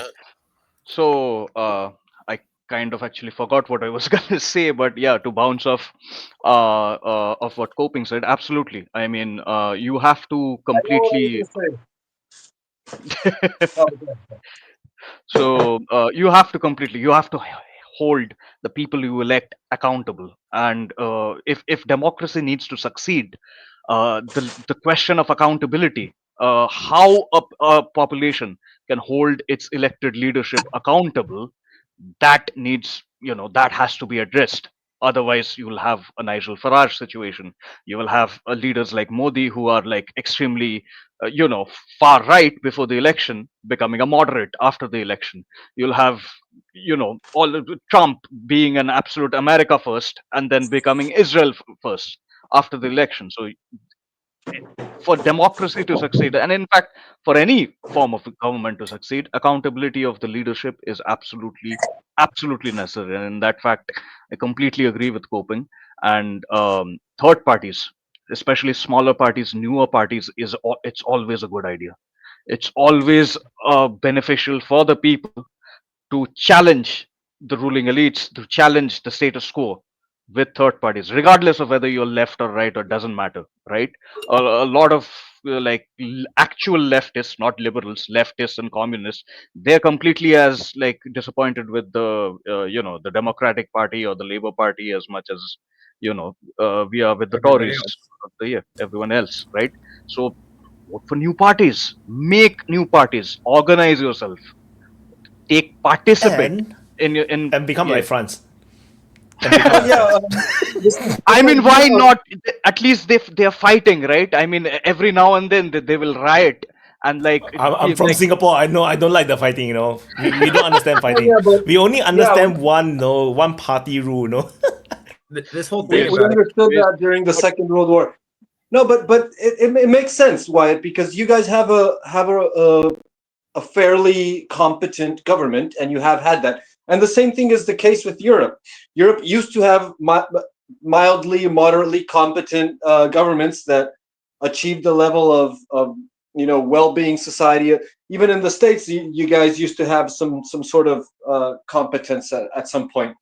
And but all this blaming the politicians, it's the same thing as with the invaders. The politicians are also invaders, like especially in the case of a certain tribe, right? But even more so because they are foreign to the people of a particular state. And They are their hostile to own us. class of people, and so the level of tolerance that a people has towards their leaders and towards the invaders is going to be how much they can get screwed over by said foreigners. And so, like, I don't blame the politicians. I blame the people. Like in Scotland, for example, the only man in Scotland is a 12-year-old girl capable of wielding an axe. That's the only man left in all of Scotland. And the same thing happens with the rest of the UK and with France. Like, so as the people can, and it makes sense, right? Because of a very like a first world nation, a highly developed nation, the well-being nation, is necessarily going to be made of very conformist populations. And so like you have these populations that have become super conformist because they have a well-being nation, and so they're at the mercy of their leaders, and they're at the mercy of the goodwill of their neighbors. They don't have that aggressive attitude that you might see in the foreigners. And why am I telling you this? Because, like, seriously, in South America we have immigration, we have Haitian immigration, we have Venezuelan, and they do cause problems, but they keep it super low. Like, they try to act normal, they try to act like civilized, they try to be nice and kind. You don't get this issue of people like raging at the street at white folk or anything, because they know they're going to get curb stomped. Like, people aren't going to deal with that shit. If any little nigger that came here from another country starts making a mess of the place or starts making too much noise, he's going to automatically get curb stomped. And they know that, so they keep a low profile. They lay low. Maybe eventually, when the progressive thinking takes over the population and they start, like, then they might start chimping out like they do over there. But they don't do it here. They don't do it here at all. Yes, don't blame the government. Never call the cops. Shoot first, ask later. Yeah, exactly. Like a very similar situation exists here in India also, because we just don't have immigration from outside. We also have internal immigration, right? We have several different cultures, and these cultures are wildly different. So the southern Indian states are much more polite, much more like the West, I would say, than the northern states. And then northern states, criminality, rape, and all sorts of bullshit is much more prevalent in the culture, and in some areas even accepted, right? And these people, when they come elsewhere in the other states, they will always cause problems, but it never escalates to becoming a crisis, because the people over here in India, they themselves will beat the shit out of them, right? We don't have guns, we don't have nothing, but two hands are enough to essentially let the immigrant know from another state within India that how they should behave and why they should adopt the local lay. And yeah, precisely. I mean, we don't even use a that's a little katana, damn. But yeah, I mean, when your government is failing, I completely support castle doctrine, right? Defend your homes, defend your communities, and let the people know that how they should behave. That's for sure. I completely support that, whether it's in your own homes or in your own communities. If your government is failing you, take it up in your own hands. That may be very radical, but when I'm from India, I know, I have seen governments that are absolutely incompetent and what can happen essentially. And if that does happen, there are still options available to the people around. But before I let Upgrade speak, I also wanted to compliment what Nika said, because Nika mentioned something that we just didn't acknowledge, is the fact that a lot of these immigrants who are coming in are also uh, you know they are coming in as refugees because of a lot of the shit that America started in the Middle East, right? In Africa. A lot of the African and Indian immigrants who have reached the UK are there as a result of colonialism of like centuries past, and these guys have been there like for generations now. So essentially, If they pull a colonialism. knife at me, I'll give them this machete, or they Hell can yeah, come with the axe. That's the hell yeah, appropriate Kobe. response. Hell yeah, absolutely. Defend yourself. Do not just Unless you're I in mean, Australia. In Australia, you're fucked because they'll take away your machete. oh yeah, I mean Before we go it's too far off of shit. what Jesse was Over saying, my cold dead hands. I Yeah, just go ahead, wanted to Bradley. touch on this question of accountability, and I think that those people are allergic to that and immune from it at the same time somehow. Like, look at Victoria Nuland.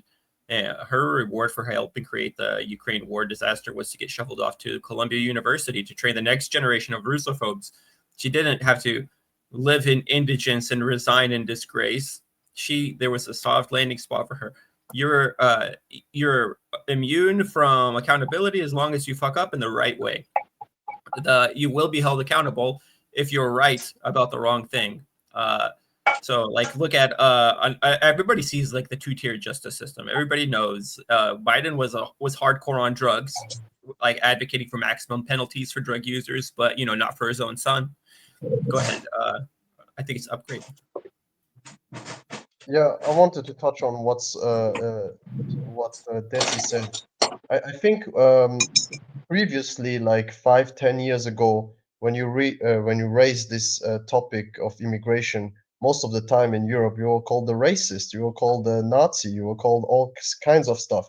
That's why the Europeans were very neglected to talk about this topic, especially on what Gabriel said, because we wanted to be nice and stuff like that. But now it's on a certain level that it's not anymore to be denied. Even the mainstream media, who is propagating a lot of lies about immigration, because they are actually in cahoot with the politicians who actually made this possible, uh, are just after a while your own eyes will not lie to you. You can tell whatever you want, but like you said, Desi, maybe in your country you treat it a little bit differently, like we do in Europe, right? We won't. I think we shouldn't beat up people just because they are from a different place. You know what I mean? Yeah, yeah. You get my point, right?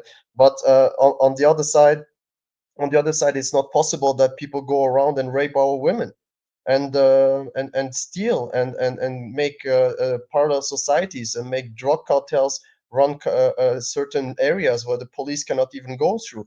I mean, like coping is from the Nordic country. When you see in Sweden, like how it goes, they export criminals around the Scandinavian countries, and it gets a problem now that even the Scandinavian countries together work, especially police, because they can't handle the criminals anymore. So you need to do something. It's nice to be a person who is nice and kind, warmed, in their heart, and thinks the good way. They see these people run away from these countries who are torn from war, and we have responsibilities also from these wars. That's why people said, okay, we want these people to come in. On another topic, what you said, yes, we need, but on the other side, these people who come like 2-3 generations ago, they're assimilated in a certain way much better than now. If you see the Indians who come 2-3 generations away, they are more British than they are Indian. And that's the part who is now switching. Right now people come in and they wave their flags from their origin country and they say, oh, my country is great, your country is shit, but they live in those countries. They take the benefits from these countries, they take the money from these countries, and they, like, talking about you, Nika. I don't know who actually said it. They actually hate the country they're living in because of the wars and all that stuff. Yes, but after a while, if it's like mentioned before, if you invited in a home, right, and you just there's rules inside the home, right, and you just don't give a shit about anything on the of the rules, then after a while the people will say, hey, you're in my home, you need to behave in a certain way, and if they don't do it, then you need to force the people to do it, and it's going to be ugly. It's going to be ugly. No, you have to also realize, right, Upgrade, that because they are coming from a different culture, different society, the things that work on regular white people or regular Europeans or Indians who have been living for several generations over there, that won't work for a person who just emigrated from the Middle East, or a person who just emigrated from like West Bengal or Bihar or some place like that, because there are the rules in over their country here, they the don't do societal that, pressures right? over here. They don't do that in their country, right? So why are you doing Yes, it in your own because country? I That's my point, have right? my because People the finger say up in they're societal response pressure, animals. to They're Upgrade. not animals. because They're human beings. They understand perfectly because well the what is society, right and wrong. that's the point I'm getting at, because the societal pressures and the legalistic pressures that are present in these places that prevent that kind of behavior are not present in Europe, because the laws of Europe are meant for European cultures, right? You will not think that just because a door is open you can just go in and do whatever you want. They might, because Okay, every door over here is locked. Like, I have two I'll locks give you in my door. concise examples to all that. So what Upke was saying about racism is spot on, and it has also just evolved further and further. Like it's crazy. So to give an example how crazy it is, this is a guy you can search up. He's a YouTuber. He's a Pakistani origin, born in Saudi Arabia. His name is Shoaib Sohail, and he went so, because he was so sick and tired of it, he went so far as to actually go on like a boot camp, making himself uncivilized, and then he goes across the strait to France in order to enter illegally, even though he had a legal stay, and try to speak poor English just to see if he would get better treatment. Like, eventually he was caught out on this one, but the point is that through all this process, he was called a racist, right? Dude was like Pakistani, dark Pakistani, right? And he has the accent, and all that kind of stuff, so what he did, he just doubled down on it. Then, like, his people were going to be excused, but he was harassed by cops and shit like that. He's walking on the streets. He get these lefties ganging up with like signs coming after him, and like race traitor, coconut, and all that kind of shit that they try to be like defamatory. Even though what he's really pointing out is that, look, there's like we're talking about accountability, right? There are community accountabilities as well, right? And he's like sick and tired of the censorship of it all. And so but then you get the collusion with the government, because this here clearly, again, now we're back at the government again, right? Because why would the police then be going on these kind of issues? Like, obviously these are fraudulent, then you should go after the one who went with the fraudulent accusations. But no, they do nothing about it. When there's another Pakistani Muslim, like, she's born in Britain, but their parents are from Pakistan, Muslim background, right? Her name is Candid Lubna. She occasionally hosts open mics like these, right? So she has been threatened on her life by the Pakistani community and been called all these kind of things. The same way with like Shoaib as well. And when she was doxxed and they were threatening, and it's like with kids and stuff like that, right? So when she tried to get the police involved, what did they do? Obviously nothing, right? So so you have this, you're shamed for being a racist even if you actually belong to it. The immigrant community are themselves also subjected to the censorship, both from the world community and but if only by negligence from the government that ensures it, because it is threatening violence, right? Now the case with the UK, like I mentioned, our police state is better than yours in my handle here. This is because Norway is also partly a police state. Now, I'm not going to go into a lot of details, But I'm just going to give you one example as it pertains to this labeling of far right. As you can tell, that it is, like, we all know that it's for talking points or whatever. But when you get into the judicials, being labeled far right in this way in Norway, this is like organized crime, but also terrorism. So if anyone else who is given the same label does something, you also pay the punishment, even though you have absolutely no affiliation. Now, that will make sense if we're talking about terrorist organization, because it's not like there are not far right elements, but they're fairly negligible at all things considered. So here's a good example, so you can see how the government is doing this to just shut down people completely. A dude in a high position in Stavanger, which is like the central place for like oil and gas in Norway. He was reporting gross violations in environmental regulations, right? He was accused, but he wasn't accused directly. So listen to this. He was accused as far right extremist, right? We all also know that environmentalism is pretty much a left thingy, right? So that's like obviously bullshit from the get-go. But this is how they do it when they label in this manner. They have all the consequences of being accused and pretty much convicted without going through a trial. And the only way you're going through a trial is as a witness. Why a witness when you're the one who's accused? Because as a witness, you don't have access to the evidence basis for your accusation, right? What proves actually that you are this and that, right? And that's how they have like a few thousand people in Norway just like that. And like we have like issues with whistleblowers of police. The same thing here. Like there's a mafia going through the police state, right? And so what did we see in the UK? They had tons upon tons of these NEDs and non-disclosure agreements, right? With anything from doctors to teachers to like, even though there were clear cases of children being violated, there would still be like, no, but I'm not permitted to talk about it. Why would you use that so frivolously, right? Because that's something that you would use in special cases pertaining to, like, let's say, national security, for example. But they were using it and they had I mean, it. I feel like I'm rambling on a little bit here, but it's like no, go ahead. No, go ahead. This is important stuff, man. Yeah. So I mean, this with the UK, for example, you could see that there was quite a lot of Labour politicians that were involved in this as well, and they were colluding with the police, who were also colluding with the grooming gangs, right? So who were connected to drug cartels.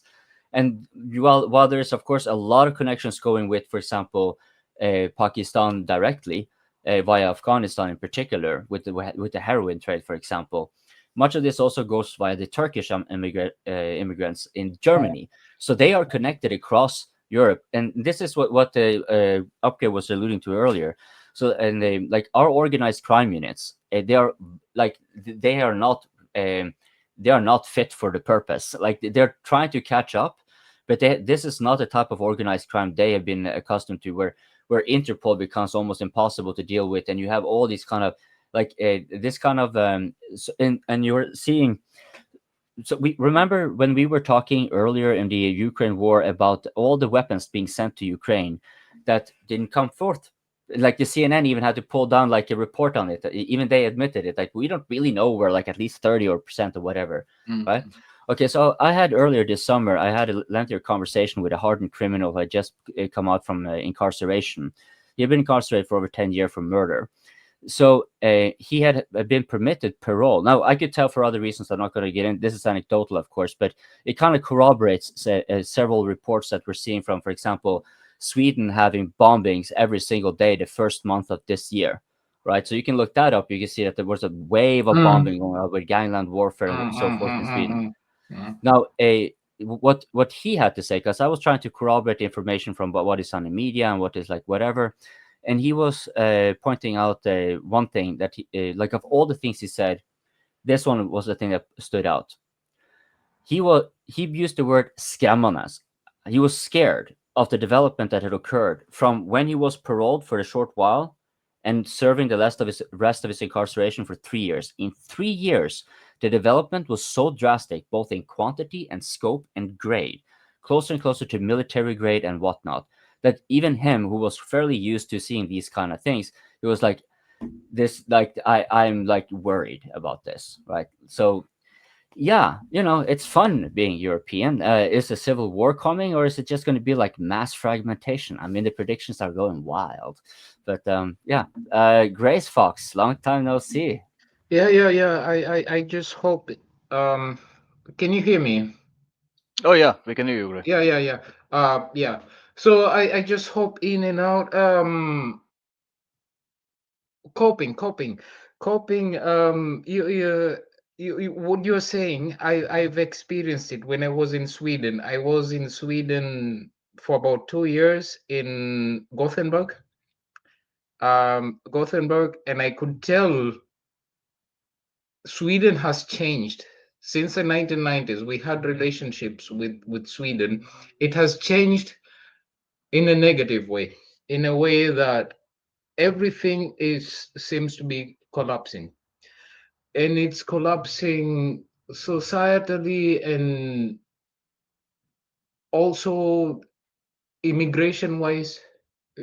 Sweden has a lot of problem with immigration. They accepted a lot of people from Syria, from Somalia, and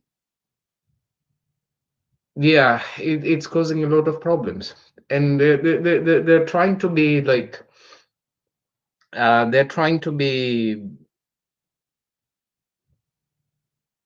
not intervene or whatever, but it shows that they're having problems. They're having problems, societal problems, and who knows what's going to become.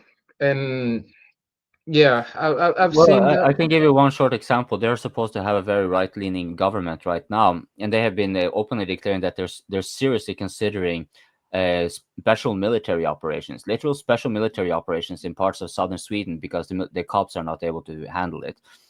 Right, so they, yeah, and they were also like, they came onto power because they were against immigration, and but they are actually part of the EU. Norway isn't, and we kind of able to, but yeah. The right wing, right? Is it the right wing? The right wing won the last election. Who won? I mean, in Sweden, yeah, I don't want to go into the details, but yeah. Yeah. Well, I mean, there are think I can increasingly piggyback. jokes in Norway that maybe we should build a wall between us and Sweden, just like the Israelis did with Gaza. So, I mean, if that tells you anything, like we have established cells of criminal organizations that are rooted in Sweden. And they are also nearly impossible to prosecute, also because many of those who are in charge, they are situated in Morocco, for example, or Turkey, or any of those other places. So, which also kind of explains like really the rationale here then should be, because take Netherlands, they have the same, especially when it comes to Moroccans, and they try to send back. Then the Moroccans are just simply saying like, no, we don't want them back. You just keep them right there. Yeah, and they have a lot of what they're, it's not like criminal organizations are not found in any, like, of course you'll find them with the immigrants in particular. They have, you will have to expect there to be organized crime element going about it, because this is a boon for any organized crime element to be just able to mingle right with the population over the borders, just like a corporation, if you like. Right. So and you know what? Norway is a powerhouse in Scandinavia. When it's summer, I used to work as a dishwasher in Sweden. In summer, even the Swedes go to Norway just to get a buck or two. That tells you something. Good. And we often go over to Sweden in order to buy commodities there, and Cheaper. there we have like a tariff barrier, so we are only permitted to buy so much tobacco and drinks, because that's usually, and that there's meat and stuff like that also being commonly bought in bulks. But this is also how we notice that the corporations are fucking around with us, because take for example a block of cheese that they used to cost like, let's say 100 crowns, and now it costs like 160, but then when you go to Sweden it costs 60.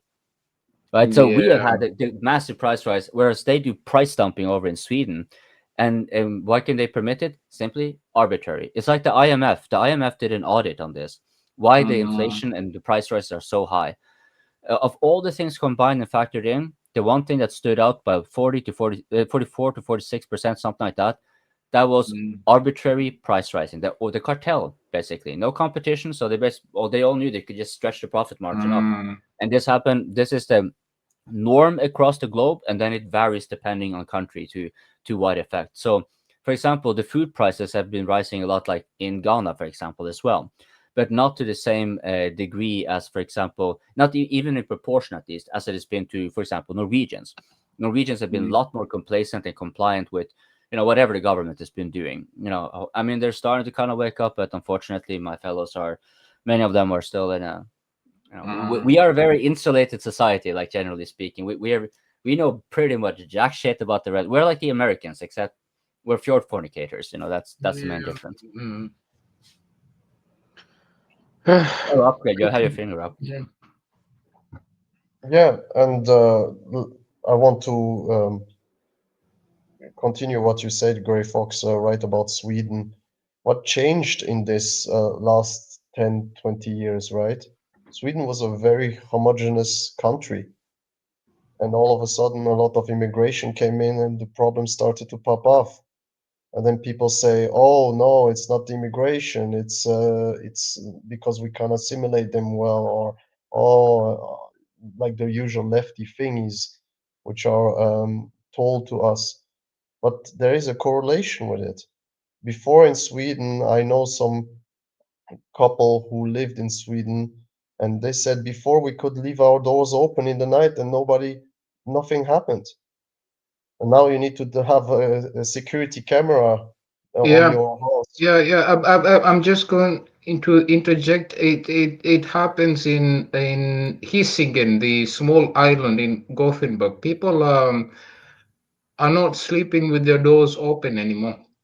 It's sad. It's sad because if you had a society where you had so much trust in it that you could actually leave your door open in the night, and now you need to have security cameras on your doorstep to be sure who is coming just to deliver your mail. Yeah, we get to a point which is very sad, and it's just going to continue if we don't address the problem. And I think now it's time to address the problem, and the society is also ready for it. There needs to be drastic, changes on the way we tackle immigration, not just on individual country basis, but also on the EU basis. That's also a big part because if if just some countries don't allow, then the EU will interject and say, yeah, but like in Hungary, you need to pay a fine. Right? You're right. I think that the Swedes have to manage the immigration because they would allow. When I was studying there, they would allow Polish guys to come in and they do all the work, and at the same time they would allow people from. I can say this. I will have a backlash. They will allow from Somalia. Now you go and roast me as much as you can. And no, I will not roast you. You can see it also in Sweden when you have like cities like Malmö, who was like 20 years ago not like that badly, was still criminal, but now you see how it is. It's horrible. I was in Berihue in Gothenburg. It's basically taken over. The Swedes, the way the immigrants do is that they come in and they take over, and the Swedes just evacuate. They're like, Yeah, okay, we don't they want leave, to. exactly. And that's why also you have also problems now because Denmark is a pretty strict country regarding immigration. And when they have people from Sweden who come over to Denmark and making a lot of problems, now they have like I mentioned before, to coping, they have like this police who cooperate with each other because they can't, handle all this criminality, because before there was no criminality in these countries, you know, and now the criminality goes through the roof, and that's a big problem. But maybe this. I mean, well, I mean, we used to have biker gangs that did have several degrees of connection eventually to some bigger mafia. Maybe in the United States, there were also some down in Europe, but it was nothing like this. These have been not comparable. but these are now like taking a back seat, leaving like the immigrants basically do it, and they're kind of partially subsumed or have just found a way to kind of like, okay, we hold on to this, so make sure that you guys can get that done, and that benefits both of us. But like that kind of agreement. Go on, Desi. I don't know. Maybe the whole immigration. Oh, sorry. Go ahead, Bradley. Bradley, go ahead. I'll speak at the end. Oh, right, my bad. Sorry, I didn't see that. Well, I was gonna say that I think that I don't understand the whole immigration problem altogether. Cause I feel like, on the one hand, I can see how it's in America they can have immigrants come in, they can give them rights to vote. Eventually, they can shore up the future of the Democratic Party and have a voting bloc that they created. Okay, I could see that. What about the Europeans? Okay, there's the GDP. They need to raise their GDP. Europe is in the middle of in the middle of an increasing crisis. You know, things are not looking up for them. Ukraine is not looking up for them. Their economic situation doesn't look good. Maybe they've been hobbling along all along, keeping their GDP up with some of this immigration. And finally, the third thing is probably the people that set up these immigration policies, they don't care at all. Like, they don't look at us as people anyway. We're already like the rabble. We might as well be like dogs to them. So they don't really care if like people are coming in that don't follow all the cultural norms or disrupt the society in some kind of way, except for the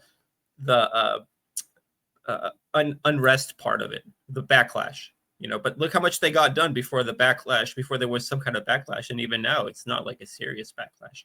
Sorry, go ahead, Desi.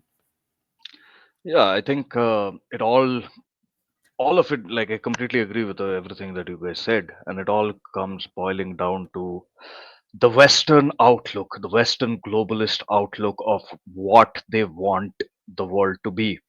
And it also ties down to their geopolitics, right? If they were responsible and they were really wanted the best for all of humanity, what they would have done and thought is, yes, let's go help all these third world nations develop on their own, right? Let's raise the standard of living. Let's ensure that we don't need to lock our doors in Sweden.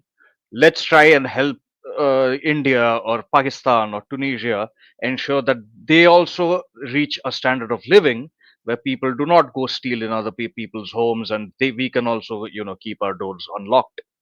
But what is reality, what the policy is being practiced is, as soon as another nation does well, immediately you need to clamp down on it, view it as a threat, and try to destroy it. And that speaks to what Bradley just said, is because this is not a notion, this is not the policy of the people. This hegemonic outlook of the world is not the something that comes from the people of the West, but rather from the elites. Because if you look at it logically, a developing third world, a developing east, a developing global south will actually be beneficial. But no, what do you want? You don't want the global south to develop. You want people from the global south to come into Europe and experience what European life is, and then you'll think you'll assimilate.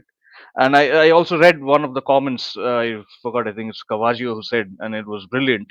Like, imagine the barbarity of, like, thinking that the immigrants who come in, they should abandon their own cultures and they should abandon their own heritage and adopt the European ones in exchange for economic benefits. I mean, at least as an Indian nationalist, I find it absolutely appalling. Like, I don't even want, like, personally, I don't want Indians going into Europe and even assimilating, because I want them to, remain in India, no matter how shit it is, and try to improve here, try to improve India. Can I In fact, interject oh, good. just a quick interjection? I just When you want go to Rome, you act as the Romans act. This is what you have to do. that's actually false. When Rome accepted a lot of traditions from the invader, the barbarian, Rome was bearing tunics, for example, and they changed to pants. Why we have pants now? Because of Yeah, the German barbarian Germans. So I'm here with Odesa. I am an immigrant. I know it's a lot of you maybe are not, but it's very difficult to leave your family, what you know, your references, everything. You leave everything but and change to another. but Can I just continue? you Just need one you need to one at second. least One second. respect. You need to at Second. No, least no, no. respect. I One completely second. no, no. Grey Fox, Can I no. I just can I wanted to. finish? Can I Okay, finish? go ahead, Just Nika. one Go second. ahead, Nika. One second. So That's it's not easy to change everything. I prefer to have a prosperous country and stay in my country, not to immigrate to rebuild my whole life. It's not easy. It's draining mentally, health wise, everything. It's I think a lot of people will choose to say in their country if their country is prosperous, and this is 100% correct. And I agree. I I'm with agree. I what agree. as he said. and I agree. Grey Fox. I wasn't saying like they should not assimilate or they should not respect their culture. I'm saying they shouldn't even be there to begin with. That's what I'm saying, right? If globalist policy really was what they claim to be, these places where the immigrants are coming from, they would have ensured that the places they're coming from, those get developed, rather than the people are coming into Europe to, share the benefits of the Europeans. But But this will why should happen they? because the globalists want profit. The reason is the motive is not the benefit of these poor fucking immigrants.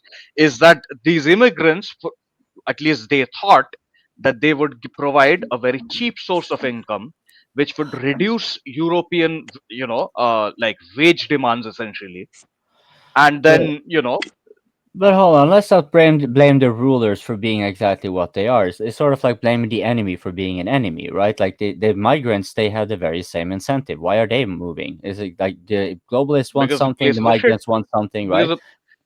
yeah, the migrants are moving because the places that where they are, those are shit places, right? And a lot of times maybe they're an out group in the nation that there are.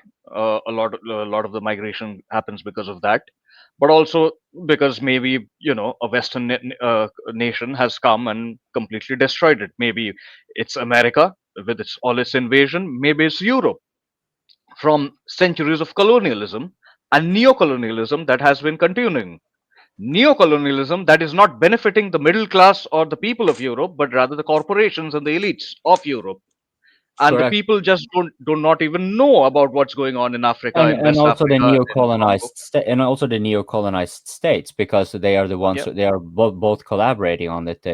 absolutely, So, like for absolutely. example, one can easily, like let's say from a perspective of a Norwegian or American or someone in the West, one can easily argue that yeah, but it serves our interest. Look, our living standards are better and all that. Yeah, that's kind of true in some regard. That's not to be dispensed with entirely, at least for now, insofar as there is. But there is another more important factor here, namely that the entities that are sent out to be extracting these resources grow disproportionate amount of power back home.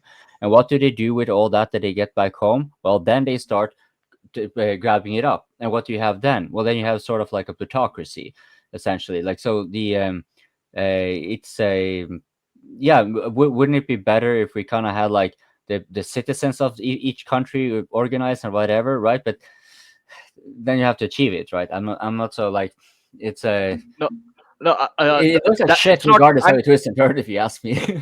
Yeah, and I agree with you. I agree with you. Like also what Joseph Stalin is saying in the chat. A lot of the blames does come down to why this country is a shit. including us in India, it does come down to us, right? We have to improve at the end of the day, our own nations, and but at the same time, it doesn't help that whenever a nation improves, starts improving, it starts getting viewed as a threat by the West itself, right? It's happened a lot And of times. Yeah, it happened a it lot of happens times. all the time, India not a is a lot of good time. example. India is a good Is a good example. example. China and everyone. But Everyone, Iran, Iran, yeah, China, India, right? Venezuela is a good example. Venezuela was actually doing good until it got all the sanctions that completely collapsed its economy, that Yeah, took but its inflation to hyperinflation, right? Uh, these are yeah, the sanctions actually, Argentina's inflation is now worse than Venezuela's. Venezuela has been able to actually improve its situation yeah. significantly from the shock of the first blitzkrieg of sanctions. Yeah, yeah. Argentina is quite frankly, sorry to say it, but it's doing worse somehow than Venezuela is under Milei. You know But yeah, the Cubans, I call them Kubinsi in Russian. The Cubans have tolerated all the sanctions that the United States could throw at them, and they survived. They survived all the sanctions. yeah. But no, no. But I mean, also there there is there are there there are is major powers like India is surviving the sanctions, sure, right? And eventually the nation will survive. But what will that create? Look at Venezuela. What did it create? It didn't destroy Venezuela. It didn't destroy Maduro, but it did send a huge wave of immigrants into America, Yeah, right? yes, it sent If a if massive tidal wave of Venezuelans throughout the entire world. They've exactly. gone everywhere. They're even in Iceland. It's So so amazing. if so if you want to control immigration, if you want these problems that are rather not emigrating for, like emerging from the global south, but rather being bounced back by the actions of your leadership, then you must bring your leadership, to accountability. You have to challenge the leadership in the West itself, just as we are challenging the leadership in our places, right? uh, there are, I Yeah, mean, it's yeah, easier to do yeah it in if India because we are still a democracy, if but Norway like goes down people the are drain. challenging the leadership even in autocracies in the Middle East, like what Nika is saying, like in Egypt, like in Jordan, like in even some places in Saudi Arabia, right? And it's way harder.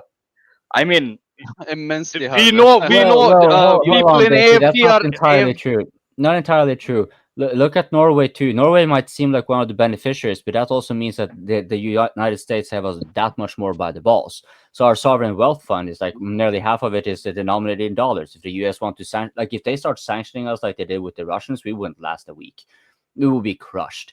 Speaking of Same thing. having the US on the balls, Gabriel, have you guys so do you pay your groceries with US dollars now, like or did that never happen? It's more and more stores admit dollars, but it's optional. But most people want to keep the dollars and spend the pesos. So it's not like universally, but so like whatever. That's one of the problems, that right, that every injection of dollars into the Argentine economy gets sucked in because people want to preserve their wealth in dollars instead of spending it. So spending your dollars in groceries is actually not the best idea. People do that because you usually spend what you got, but it's not like it's 100% that But situation. hold on, doesn't that mean, in a sense, that maybe I'm not an economist, I wouldn't know, but I kind of get the impression that if the Argentinians are just absorbing a bunch of dollars, unlike what, let's say, Norway and Russia, which had a lot of US dollars abroad, right? So how is the US going to sanction Argentina? Like, if you have all of it in your own internal funds and bonds or whatever, like the United States cannot stop you from using, let's say, cash and whatever you printed out, right? Like if you're having Look, already the it's super simple. It's super simple. The problem is the access to goods. literally. Either it can be essential goods. Wasn't that the case already? No, yeah, but what I mean is that the problem isn't sanctions in itself. It's not the access to dollars or not. The problem is always the access to goods. The currency that you use for that is irrelevant. And there's two problems, because one is the essential goods, which affects the lower class of the population. But the other problem is the luxury goods, and that affects the middle to higher class. So one of the problems, like this is an argument that I'm trying to construct better, but I'm just going to throw it like in its half-baked form. I think that like Europe was created as an example up to which people can compare themselves. So like I'd argue that European like welfare state and their well-being is not necessarily something desirable. Like, but hold on, the dollar. Wait, let's finish the dollar before you go on that.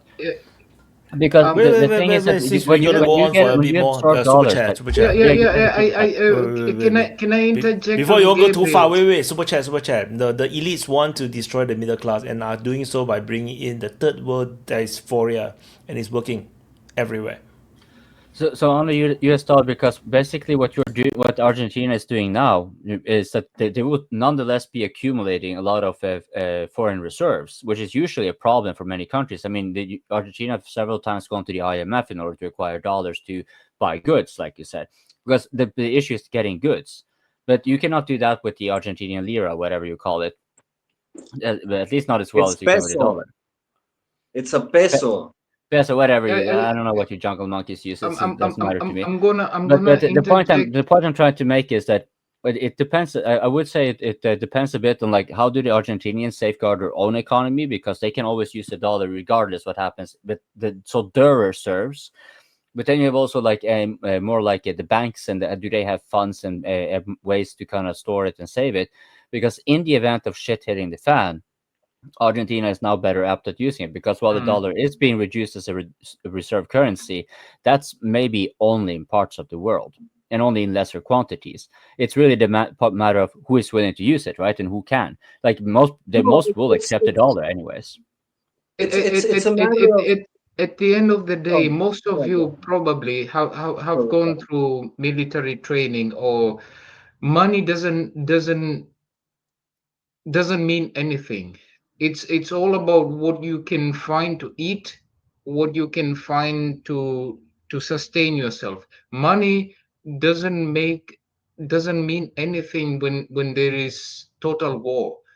This is what I wanted to say. Oh yeah, that's it agrees with what I'm trying to say. That when you have basic needs, things can be relatively bearable. Things can be bearable, and so like countries like Venezuela, Cuba, so on and so forth, they've been forced to reorganize their economy to supply their basic needs due to the blockade. But then you have the second problem, which is the aspiration. So like a nation, the population of a nation has certain aspirations, and so you use those aspirations are by comparison. They're by looking at something that is better than you and aspiring to that. So that can be good because it can lead to progress and all that. But the thing is that most of the well-being of a nation is measured not in how it feeds its people, but rather how much luxuries they can, how much like trinkets. Standard of living? Oh no, you mean not standard of living. Yeah, that's the thing. It's confused with standard. That's, I mean, people who went through war, they understand that money is nothing. Is nothing. Yeah, and cars and like an iPhone, smartwatch, big ass TV, like all those things. They're because you I don't think that's what he means. I think that a car in war is very valuable. Yeah, if you yeah, need to yeah. book it, you can somebody's going to find a way to give you the car, to ask you for the car, and you're going to say your money is worthless. Yeah. I need the car much more because this is a war. This is a war zone at this point. Yeah. It depends on the situation, right? You need a Humvee. You get a Humvee at the right time in the right place. But it's not like you accumulate your money in a bank account and you're like, okay, I'm rich. I have $88 billion. No, that doesn't happen. Yeah. Can I please buy a bulletproof vest? Nope. Not for $88 billion. What does it need? What do I need it for if I'm going to be dead anyway? Yeah. You're going to leave it behind anyways. So what Silver Fox is talking about is basically the Gray Fox. The capacity to acquire stuff is what's important, not the particular currency that you're. So it doesn't matter if you have, like, gold can become worthless in a situation of extreme famine or war. Actually, gold you can use it to bribe someone. Yeah. Let's say it depends on what's the standard value. Guys, there's this thing called Gresham's law. Okay, so Gresham's law, the easy way that you usually hear it saying is good money drives out bad. But the more complicated way of looking at it is when there is a situation in society where there are multiple currencies, people are going to try to get rid of the non-valuable one, and they're going to try to hoard the valuable one. They know which is the valuable one. So when you're in a war zone, you understand your dollars or your credit card that you can't even, there's no electricity. That's not the valuable one, right? Like, whatever. Yeah. But a car or a gold watch, maybe that is. Yeah. Maybe you can't You know, when people were escaping from Stalingrad, even the German SS and the others, they had some gold on them, and they were like bribing their own compatriots. They're like, okay, you take gold and let me into the airplane. Yeah, they wouldn't take rubles. You think the Germans would take rubles? No, because the good money. No. They wouldn't take it. They would take gold. Yeah. So, what's up, Maddie? How's it going? Long time no see. Going good. I wanted to say something where you're saying when there's multiple currencies involved and what the situation you were just talking about, it winds up because the people are hoarding that currency, overinflates that currency's value and no longer is accessible to the market. So that currency just basically starts building its own value like tulips in a way, and it doesn't get spent. And because people are hoarding it for later, and it makes it even more scarce, and it makes it even more valuable. And the problem is that it doesn't circulate. But I wanted to say, I think Gray Fox was coming up with something pretty good about this, because really, to me, about the middle class and what it was coming down to is the destruction of the middle class. I put it in chat. 1950s, a factory job could provide for a family of four, mother staying home to raise the kids. It is impossible today to do this. Let's look at the purchase price parity between American middle class and, say, a middle class in Japan, or a middle class in Germany, or a middle class in Russia, for that matter. Whose ruble versus the dollar is going further to stretch to feed their family, which is not giving them basically making them go into debt just to survive? And that's part of the problem. You look at, here's something in the United States right now, used cars are outrageously priced. And the reason why is because everybody will sign a paper to pay for it as they go along later. So it inflated the whole market, because you can't just buy one, unless you know a guy or something like that. You usually got to go to a dealer now to get a good one. I'm just rambling now. I'm sorry, but the purchase price parity thing I think is important, because the way you live is dependent on how far your wages can stretch to feed and clothe and house your family. And right now, I think many people outside of America get this false sense that we're all rich. It is not the case. Many of us are just hanging on the edge here. And that's the problem in the United States, is we were talking about guns and stuff like that. Well, that's a one-time thing you can do. And you got to remember, who are you going to be fighting?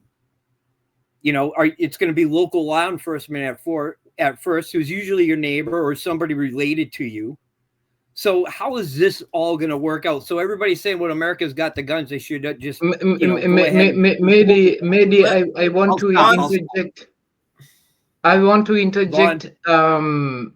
It's the same. I have my brother. He's in the Tennessee National Guards. He was in Tennessee National Guards, and he's saying the same thing. He's saying that things are not as beautiful as the media is painting it. Hey, Vaun. Go on, Vaun. Yeah, hey, Betty. I was going to ask you what you thought about some of these current battles on the map, like Kupiansk. Let's move down to like Lehman and then Seversk. Well, you know, I've been looking at Evil Rabbit, and I've been kind of wondering, you know, is this the way the Russians are currently hanging out in space? Do you really think that is a situation they would normally allow to happen? Especially when they have the reserves they are. I'm starting to think Evil Rabbit is more of Mascrovia. Not even saying it right. I'll spit all over the camera, but it's more to draw attention, I think. Yes. Maskarovka, that's what you mean? That's the word. I can spell it, but I can't say it. You try to do it without teeth. It doesn't work out, and I'll spit phlegm everywhere. So leave it where it is. But that's the thing I wonder. Do you get, because they're branching out somewhat, but they're not really moving. And I don't know if it's necessarily the AFU that's got them contained, or are they just purposely hanging out there, just sucking in AFU reserves and making them forces for moves later on that we're going to see? That's my take. I haven't got the like if you look at Pokrovsk, and Murahad, I mean, that's done. I mean, it's getting so tight that it's only going to be a matter of time before that's gone. But you look at the rabbit ears, I mean, more than likely, they're probably solid like the map that Gerasimov had, where it showed it more solid with just a few points sticking out. Because more than likely, there's no Ukrainians in between those two areas. And the fact that they haven't been extinguished or cut off or anything means there's probably no Ukrainians of any matter or size that can do anything about it. Supposedly, they sent Azov in there to take care of business. They may have stopped them for a minute, maybe even cut through, but whatever they did has been erased, and those guys are probably all gone. And supposedly they're sending some more. There's Azov supposedly on the south side. Supposedly they got Azov up in Kupiansk now, trying to hold the gap around that bridge. So I mean, and the thing is that's what the Russians want. They want these good units to come in and get killed. So why not grind them up in Kupiansk? I mean, that's another one that's a done deal. I mean, that shit's all over but the dying. I mean, they got the whole east or western side, and at some point the eastern side's probably going to collapse just because those guys are going to realize there's no way to get across the river and get out of there unless they run south. You know what, Vaun? The Russians want to exterminate Azovs and Aidar as much as possible, and private sector, right sector, as much as possible. I mean that's the whole point. The only units that really give the Russians a hard time are the Azov and the national battalions. They got the money, they got the training, they got the guys that are just dedicated and ready to go. So that's why those guys are sent in. And that's probably one reason why the Russians create these situations, because they know who they're going to send, and that's who they want to kill. You can see where they show a lot more mercy to the territorial guys and stuff. But when's the last time you seen a bunch of Nazis caught? I mean, not even the saboteurs. I mean, I've seen them captured, but none of them had tattoos or anything, so they might have given some mercy. But yeah, those guys just fight to the death. Yeah. They either run away or they fight. The Russians do it on purpose. The way I think, it's not that they cannot take it, but they want to lure in the Azovs and Pravi sector and everyone. So the Azov grew from a battalion to now it's a a corps. brigade. Yeah, now it's a corps. Yeah, it's actually bigger now. But yeah, what you see. Yeah, go ahead, Mehdi. Let Mehdi go. He's been waiting. Imagine being swept off the street, right? You're walking down someplace in Kyiv, you're with your wife or whatever. Here comes the van, they grab you, they throw you in a van, they stick you in a unit, you find out you're stuck in Azov unit, and now you got to face the Russians. I don't think that's actually happening. I don't think that's happening. And Azov is recruits. So? No, they recruit. I think they get a lot of guys that are still got a lot of pool to draw from nationalists, people that believe that. Plus, those guys are better trained. And from talking to some people, they said motivated people. Yeah, they said the Azov shock troops are the troops that they send in to stop the Russians, or beat the Russians. But that's who they said, and they said those guys are really good. Azov is mainly doing counterattacks. They are not getting grinded down in the front lines and in the trenches, right? Yeah, they're the most equipped. Yeah, in and out. And if you want to be in any unit in the front lines in Ukraine, you want to be in Azov, because those guys survive. Yeah, unless they get encircled, like in Avdiivka and Mariupol, they usually survive. The Azov those guys get they get because they're shock troops, but they're not annihilated because they're all in and out missions. They always get they get replaced. No, they're not. A lot of the time, they're shock troops go in expressly to fight the Russians. Yeah. And and from talking to people in different units, those guys, the Azov shock troops, are the guys that cut through the Russian regular forces with a lot of ease. Yeah. The only time they really run into trouble is if they go against, especially when they went against Wagner or the airborne guys. But regular Russian forces, the shock troops would come in and they could, secure an area, blow a hole in something. They're actually pretty good. And you have to respect your enemy. One of the things is the Azovs, they get all the funding that gets filtered out when they send it to Zelensky. The minimum they get, it goes to Azov. So they get all the gear. I mean, and there might be varying qualities of Azov, but they're all pretty good quality troops. They get the best equipment, they get the money, the support, and like I said, they probably still have a pretty good pool of hardcore people to draw from. Yeah, and they have volunteers too from other countries. They have volunteers. I will call them motivated. I hate the Nazis. I will call them motivated for now.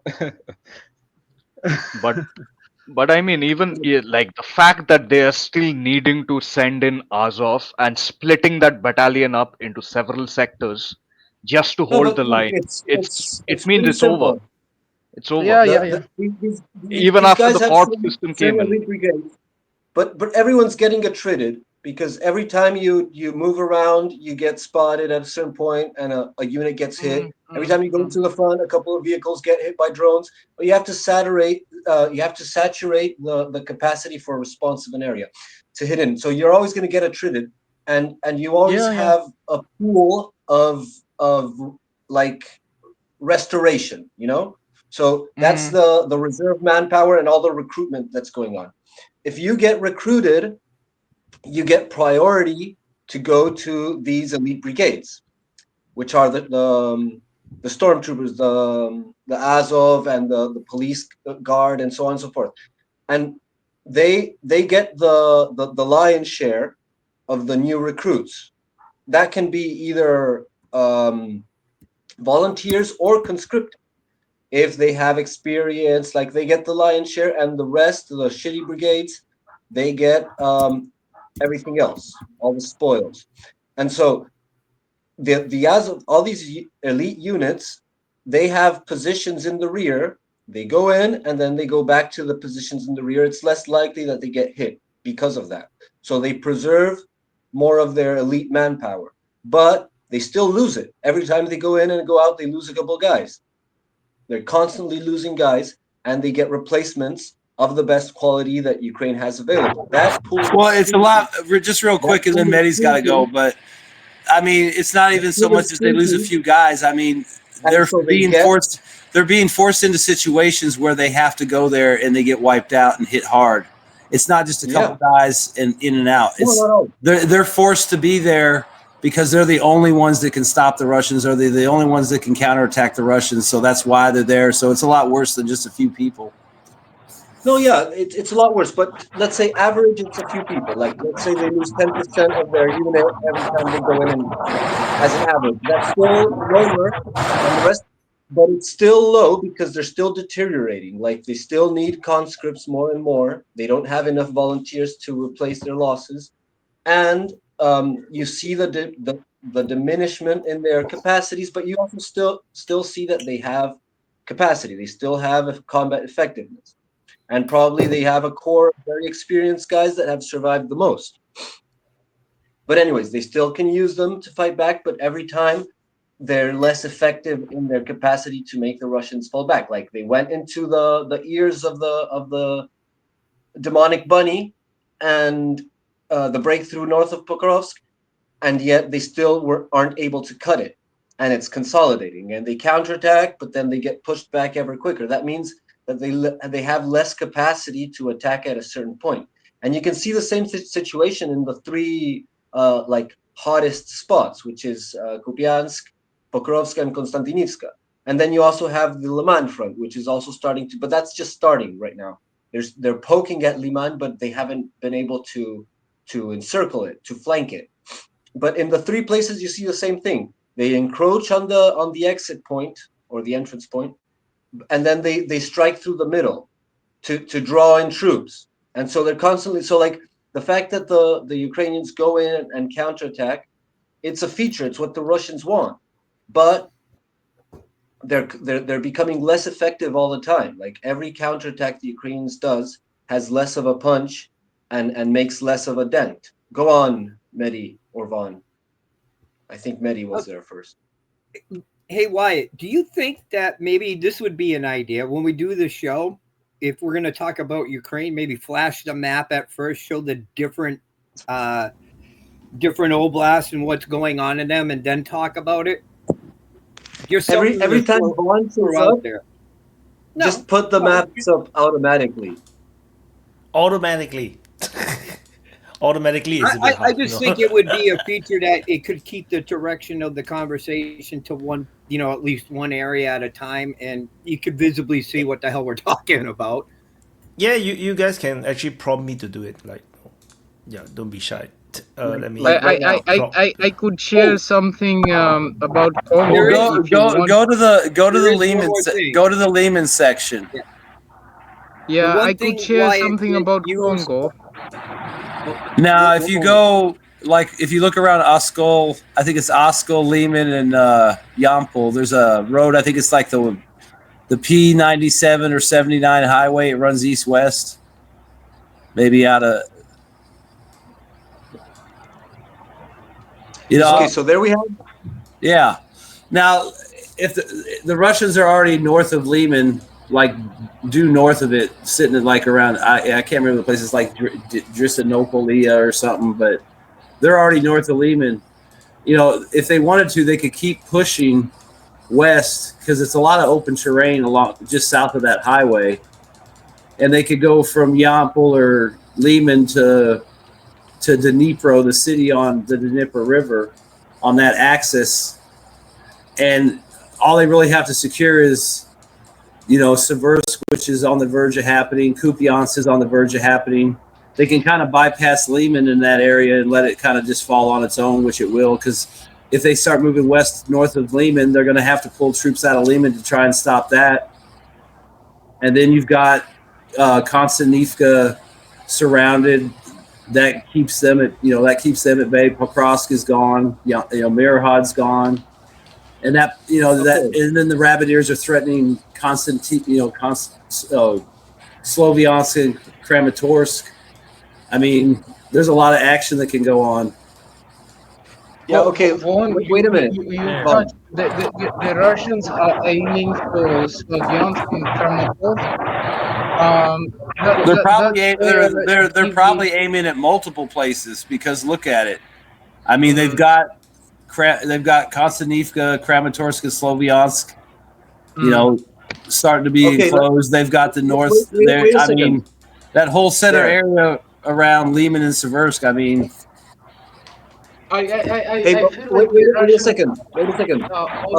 Just for the audience, in case there's anyone watching, in the center, like, okay, so we have the map, and in the center of the map, right around the second, like where the green patches are, that's the area of Kramatorsk, Slavyansk Kramatorsk, and under the green patch you have Liman. So like, yeah, so there's Liman, and then you have Seversk. That's right in the center of that exactly. So you have these big dents on the map. Now hear me out.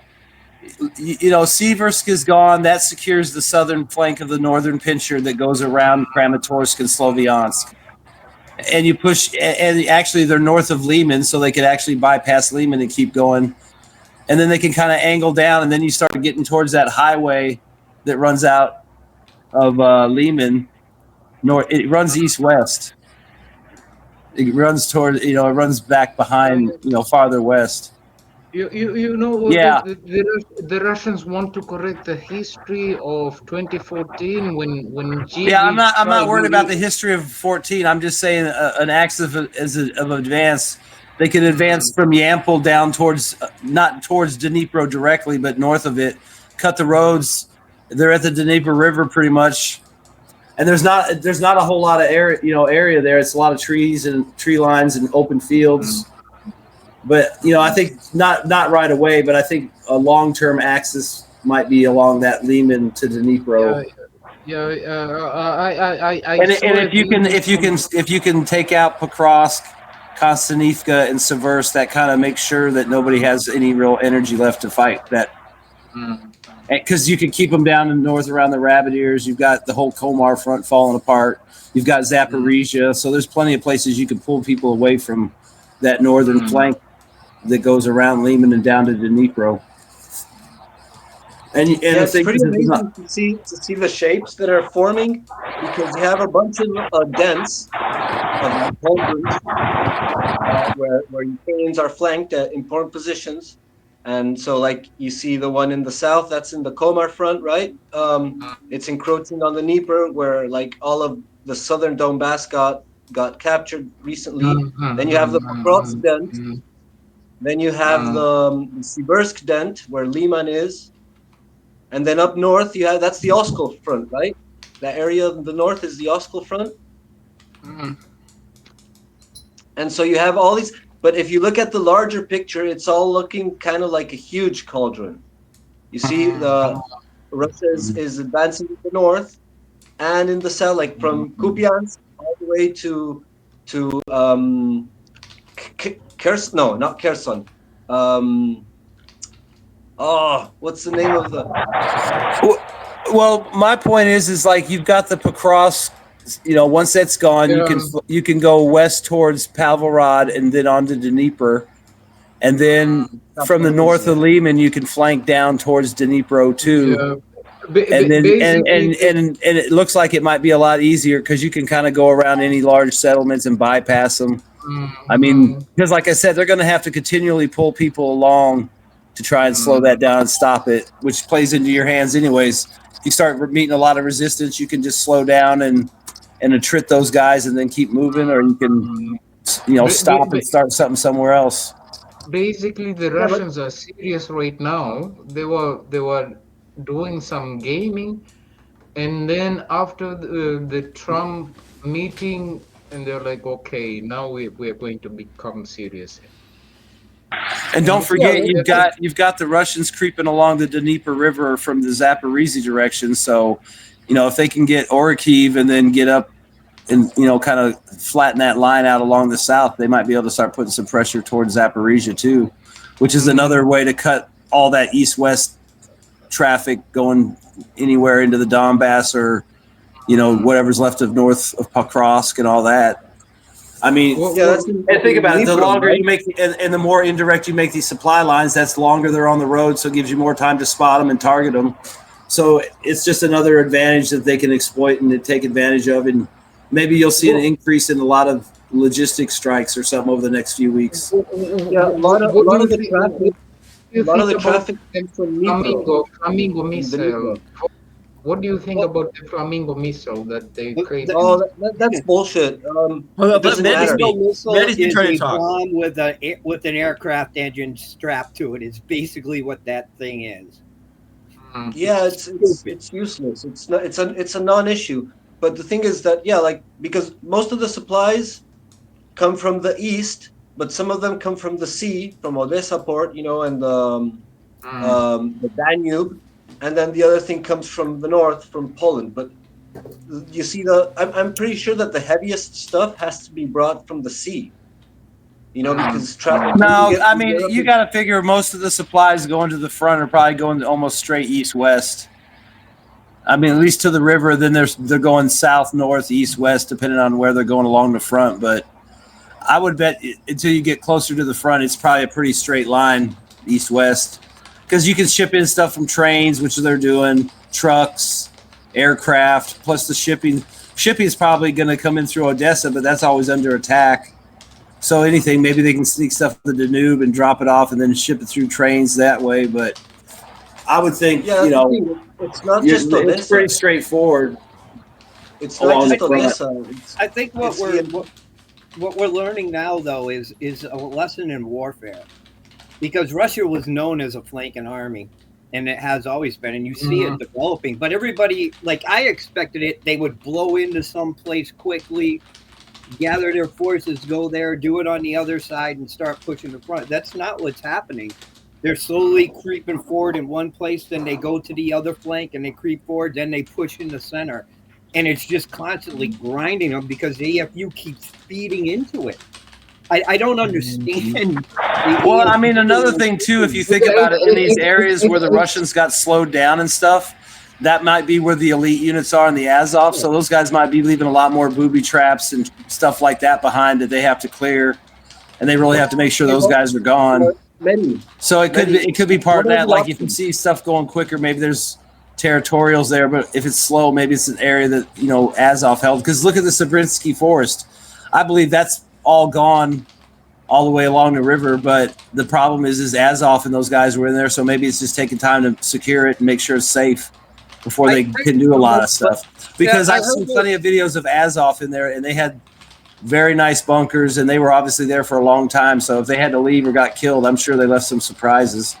And those guys, like I said, those guys are competent dudes, so there's no reason they wouldn't, try to sabotage stuff before they left, especially if they had to leave a lot of stuff behind. Well, of course, that's like a standard procedure. But to what Mehdi was saying, what do you think are the possibilities that they have beyond what you're saying? Like they're feeding men into these cauldrons and stuff like that, and getting attrited. But what are the options? Like if they don't do that, what else can be? Well, in the beginning, I said step back.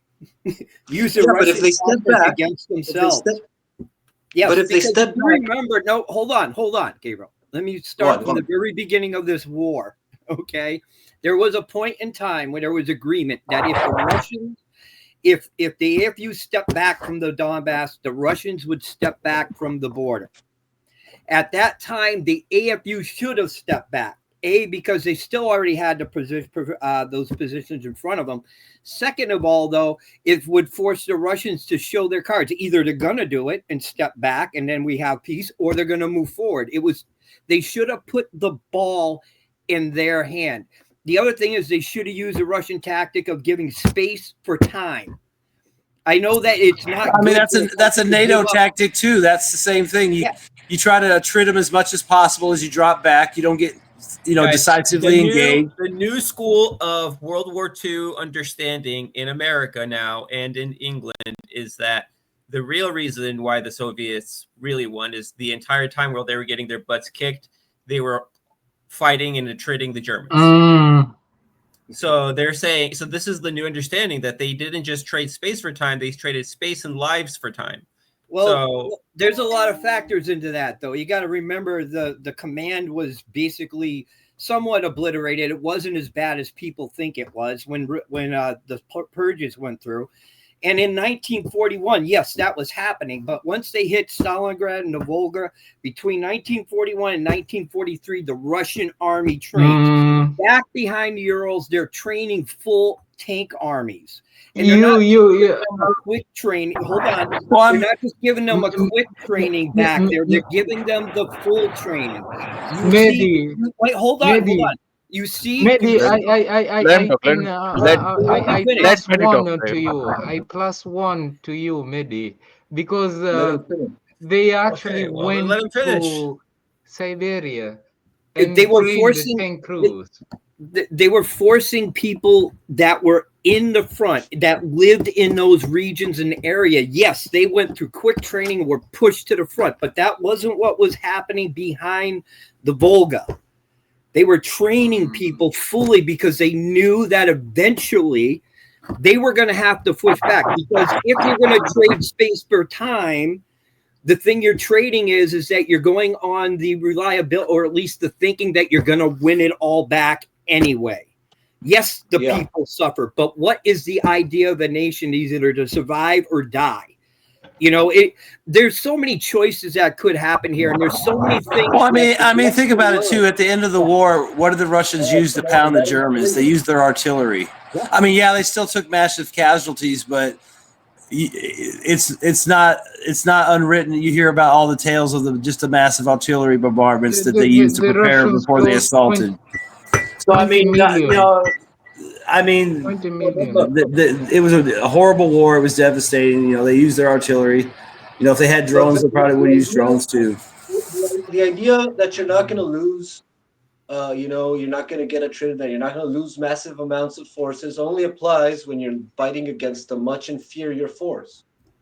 Like if you're fighting an equal, a near peer even, you have to assume massive casualties, and that's baked in the calculation. Like, okay, we're going to lose 10%, 20% every time we retreat, and we're going to lose 60% every time we advance. And that's baked into the cake. Like, there's also the thing about Stavka too, because a lot of people ignore the order that went out of Stavka. I think it was in 41, is to stop the massive frontal attacks. Literally said, stop doing it. It is destroying our army. The reason it was happening because you had frontline commanders that didn't know what to do. They got a Russian army coming at them. They got all these men, but they don't really know where to go. They don't know where the units next to them are. They don't know how far the Germans have penetrated through. All they know is what is in front of them. And they got on the phone telling you better stop the Germans or die. Yeah. I want to defend Zhukov. Zhukov was a really good general. He's the one who captured Berlin, and he's the one who actually captured Berlin, and the Americans are taking credit for it. But it was the thing I think about the purges, for example, I believe that the purges were actually super useful and necessary. Yeah, like the only I way think the purges were necessary. Yeah. I agree. Yeah, were able to react and defeat the Germans was because they got rid of a shit ton of trash, and they had the best fucking generals in the world directing their defense and their counteroffensive. That's the only way they were able to stop the Germans. They got rid of the corruption and made it a true meritocracy. And they also used the time they had to build the tanks and the artillery and to train the guys. When they came back out west, they came out swinging from probably 1943 till 1945. Nobody could touch them. They had grads. They had every kind of tube you could think of. Mortars. They were smart. They got lucky. They dropped back far enough to buy the time. Their suicidal defense held. They got them the time they needed to get everything ready, and then when they came out, they were ready to go. And from that point forward, it was nonstop all the way back west. If you and most of that was done with the tube at the end of an artillery tube. If you in terms of the purges, though, the purges only made it was a transition from a Trotsky's force to from Trotsky's army to Stalin's army.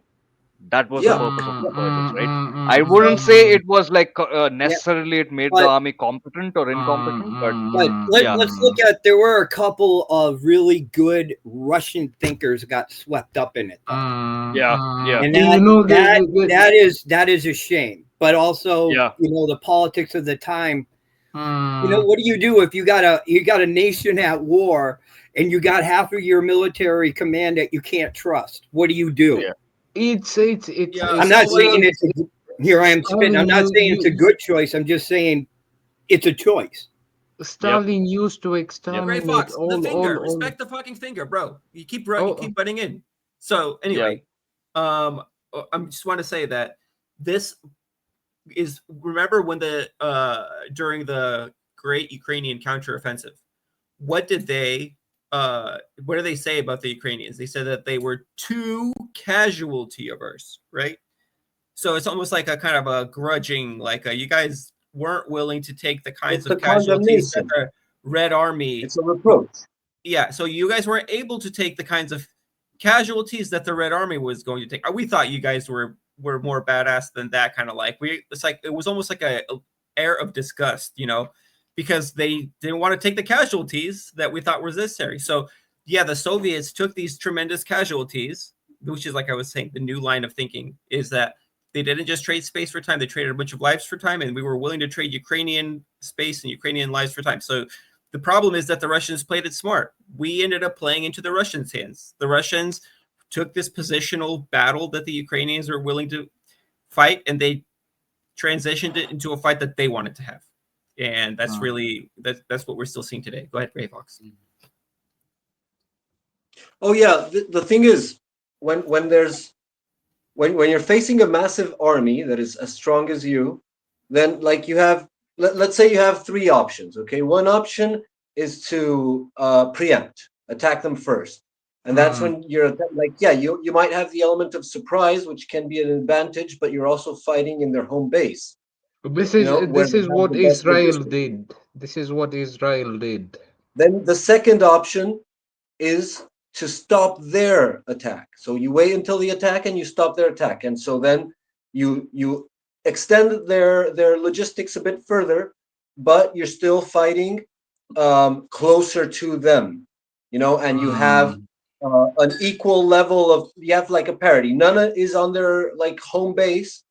You're both fighting near to the home base, so both have good logistics.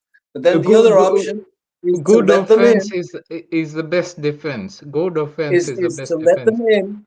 Yeah, but Russia inverts that, because Russia does the opposite. They let them in, they trade space for time, and they stretch the logistics of the enemy to a point where they are more likely to lose entire like groups of forces, which is what happened with the central group of forces.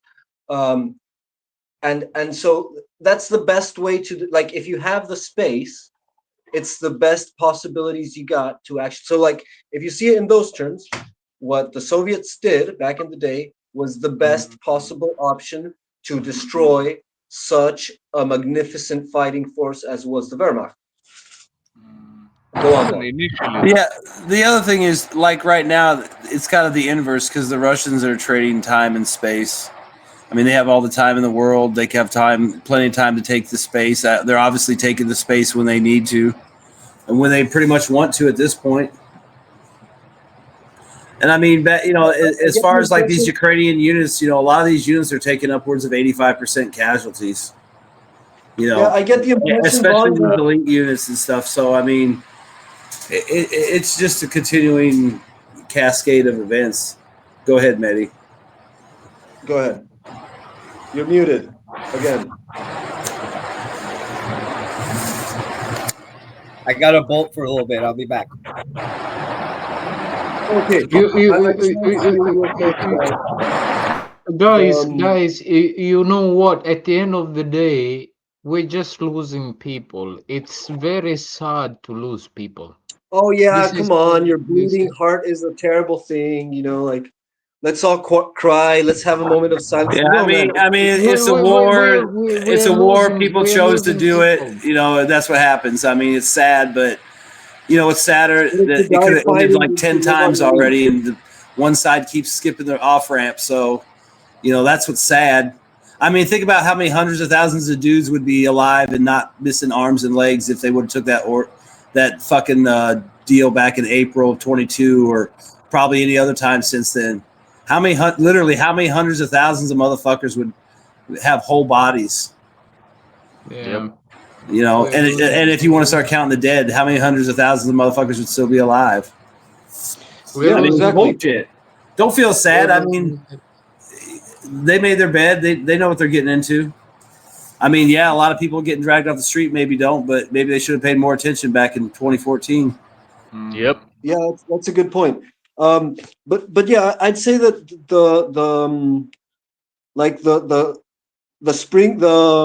the autumn offensive of 2022, the Oskol offensive of the Ukrainians would be the equivalent to like the German blitzkrieg into Russia, into Ukraine. And now we're seeing like the aftermath, but it's different this time because Russia doesn't have to get to Berlin. Russia would actually have to get all the way to Washington if it wants to repeat the scenario. And that's very impractical. So like what they're doing is they're extending the period of attrition. They're encircling the enemy, but at a very slow motion pace because they're draining Europe and America from their fighting power and their fighting will. So that's the difference. So like first they let them in to make them feel like they were weak. You know, it was the Maskarov. Let them feel overconfident and think that it's a done deal and overinvest. Let them overinvest, and then you attrit them gradually while you're advancing and taking better and better positions. And now it's a sunk cost fallacy. They cannot walk away. They already have too much invested. And so you see Europe, the collective West, and America breaking at the seams. America's diplomatic power and soft power, and Europe's economic power and soft power, and their social cohesion is falling apart while they keep on investing in this failed project. So Russia, what it's doing right now, it's destroying the real enemy, which is the collective Western alliance, the North Atlantic Treaty. That's what's starting to be attrited right now. So the Ukrainian army, the more that like Russia would even want to preserve their manpower, so like give them back their prisoners, let them escape so that they can keep on sucking in more equipment, more resources. Actually, it's very important to exchange prisoners' bodies. It's a respect. It's a respect. We exchange prisoners' bodies. I'm not just talking about the exchange of prisoners. I'm talking about the way out of the cauldrons, like not closing the cauldrons and destroying the entire Ukrainian army, leaving them a way out so that they can retreat, dump their equipment, and then come back with more equipment. So like I think that that's what's actually going on right now, and that explains to me the pace of advance.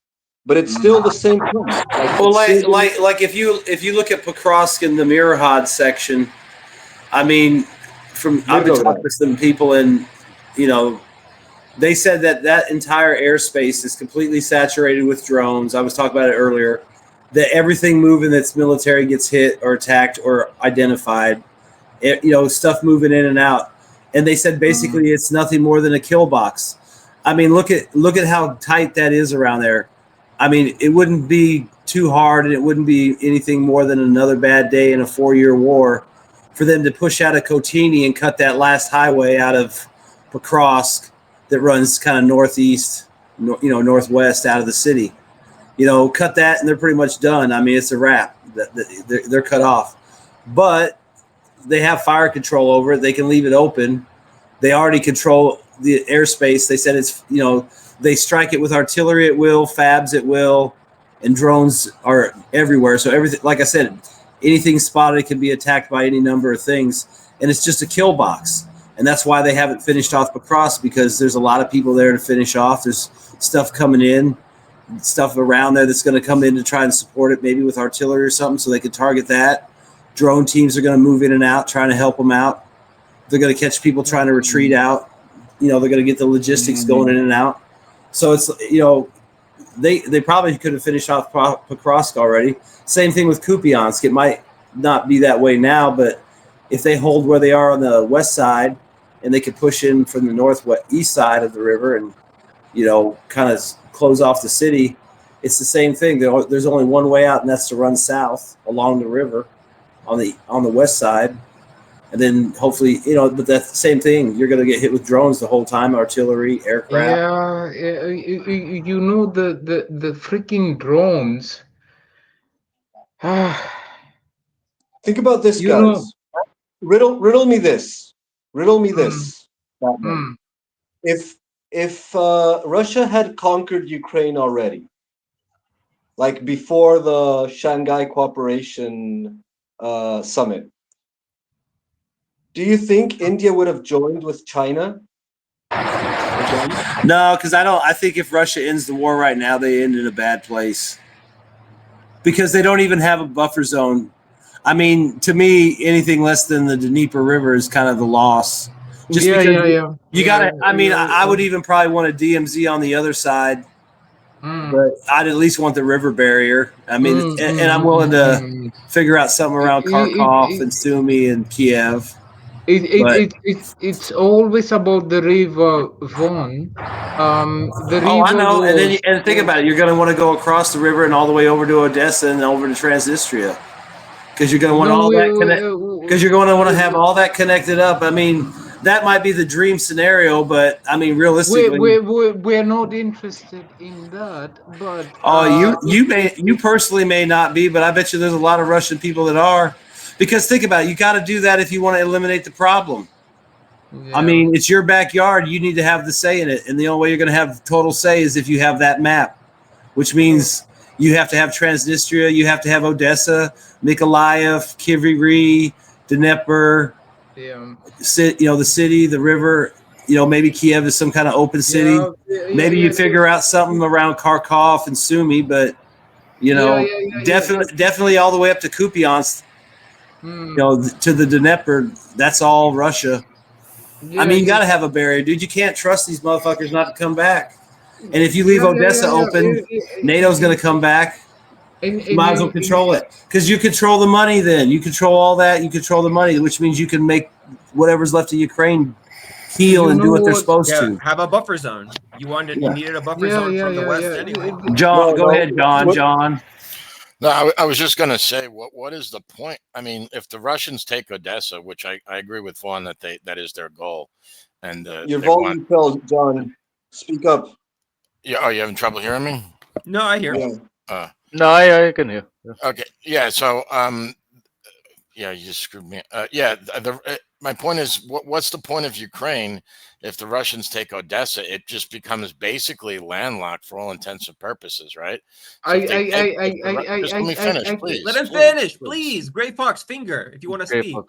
And then, so if the Russians take Odessa, then the rest of it falls apart, right? Like logistically, it's done, right? The Russians get pretty much everything they want. I mean, Vaun would argue they'd still want to have some sort of corridor to Transnistria, whatever. But I mean, it's really Odessa. That's what it's all about, right? Because if you take Odessa, then you control the river, right? I mean, everything is blocked then. I mean, that's the ball game. And then Ukraine pretty much becomes nothing can move in or out of it without the Russia's okay. So I mean, I'm thinking that, my fear about this war getting larger is that NATO, if Russia really looks like it's going to take Odessa, I think there's a bunch of psychopaths in Europe that'll put troops in the ground to prevent Russia from taking Odessa. I'd love to hear what Wyatt thinks about it. Well, and Vaun too thinks about that. I think like I've said before, I don't think they'll actually go fight Odessa like a city fight. I think they'll literally wait till the Ukrainian army is so depleted that they can pretty much roll towards it and across the river and everything with minimal opposition. And think about it, in a couple more months, 6 months, let's say it goes all the way to next summer. I mean, you could send 500 drones out ahead of your assault forces, your air assault forces, your river crossing forces, coordinate that with airstrikes and artillery, and just blast a path through and go hard. I mean, it could happen at any time because, think about it. They know where the SAM sites are. They know what they're trying to attrit. They know what they're trying to shape.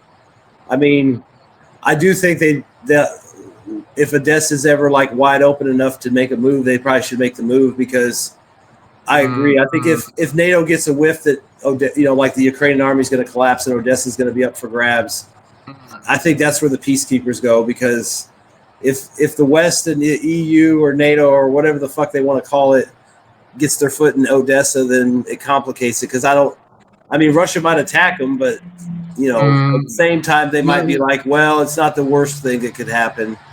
We can still work a deal. But I think it's gonna have to be up for grabs to see what happens. Vaun, I want to interject. If we are going to capture Odessa, Odessa is not going to be easy to capture. It's going to be difficult. It depends when you go. If in a year the Zelensky regime is dead and the army is like under different leaders and scattering or running away, you might be able to cross and get pretty far and pretty close to Odessa before you really meet any resistance. And then maybe you'll run into a few hardcore Nazis that want to die, but I bet a lot of guys will be like, yeah, I'm not going to fuck with the first. I got an RPG and 2 mags, and what am I going to do against the First Guards tank army? Or the BDV or whoever the fuck shows up? And if you're the Russians, why wouldn't you just wait until you have the best chance of success, like minimal opposition? Like if you clear out everything within, let's say, a 50-mile radius, and you can put bridges and pontoons across a skinny part of the river since it's down, and nothing's going to hit you. You got EW up, you got fighters dropping bombs, you got guys dropping in farther with helicopters and stuff, and everyone just bum rushes. It can happen. It just has to be the right scenario. It's on the table. You just, I don't think they're going to do amphibious assaults. If there's an amphibious assault on Odessa, I think it's because they got a showboat. Like there's nobody on the beach. Amphibious. Like if you're gonna have one last flex and you won the war, why not do the amphibious assault and the river crossing and all that with no opposition? Plus they're gonna love watching hundreds of drones fly overhead and FPVs and shit. It'll be insane. Let Gray finish, because you technically cut him off before Wyatt goes. Go ahead, finish, Gray Fox. What's that? What I was trying to say is that amphibious assault is difficult because the Ukrainians they sunk the Moskva. The Moskva. They sunk it, and we are afraid of it. They sunk it. So what do we do? Well, like I said, dude, if the situation's right, they'll do what they want to do. If you got Marines that snuck in and they can verify there's no Ukrainian, suicide boats there or drone boats, and before they got there, you hit it with 12 Kinzels and bomb the living shit out of it, so everything's flat and everybody's buried. There's nothing there. And you got other people in the city saying, yeah, they're all running fucking northwest out of here. It's not like they can't figure out what they want to do. They're not going to go in there if it's like D-Day and shit. That'd be stupid. But if you play your cards right, maybe in 6 months to a year, you can literally just walk into Odessa. Maybe there's a few snipers or something like that. But if the writing's on the wall, most of those people are probably going to be like, "Fuck it," and they'll probably point, "Hey, there's a guy up in the tower there." Or, these guys used to be. There'll probably be a lot of that going on. Plus the reprisals. I saw a video today of 2 TCC guys chasing a guy in Kherson. And the drone attacked them, and he got away, I guess. Oh, yeah. So, and think about it. The Russians could start encouraging people to do stuff. They could start crossing the river and how did a drone attack them? A drone attacked TCC guys? Yeah, it was like along the river somewhere, and there was a drone with a charge on it flying, and you see the single guy running down the road, then you see 2 guys in uniform chasing him. And the drone dove at them, and he was probably 50. He was probably 50 yards ahead of him, so he probably got away. They probably took shrapnel and quit chasing him for sure. But yeah, it was that motherfucker's lucky day. He should go play the lottery. Yeah. Sorry, Wyatt had his finger up. Let Wyatt go. Yeah. Go ahead. So just now, John was asking about the Odessa thingy. My opinion is that the first thing, of course, militarily, I don't think they can do an amphibious landing. All the landing ships are kind of Yeah, damaged and destroyed, and then there's an anti-ship missile problem as well. So, but notwithstanding that, I think the Russians, if you look at the strategic picture or what the Russians is doing, they are avoiding giving the Europeans excuse to enter the war. I think they are trying to minimize the provocation. So they don't kill. They don't try to go for the politicians. They try not to hit government buildings. They don't hit the radar. They don't destroy the power plants.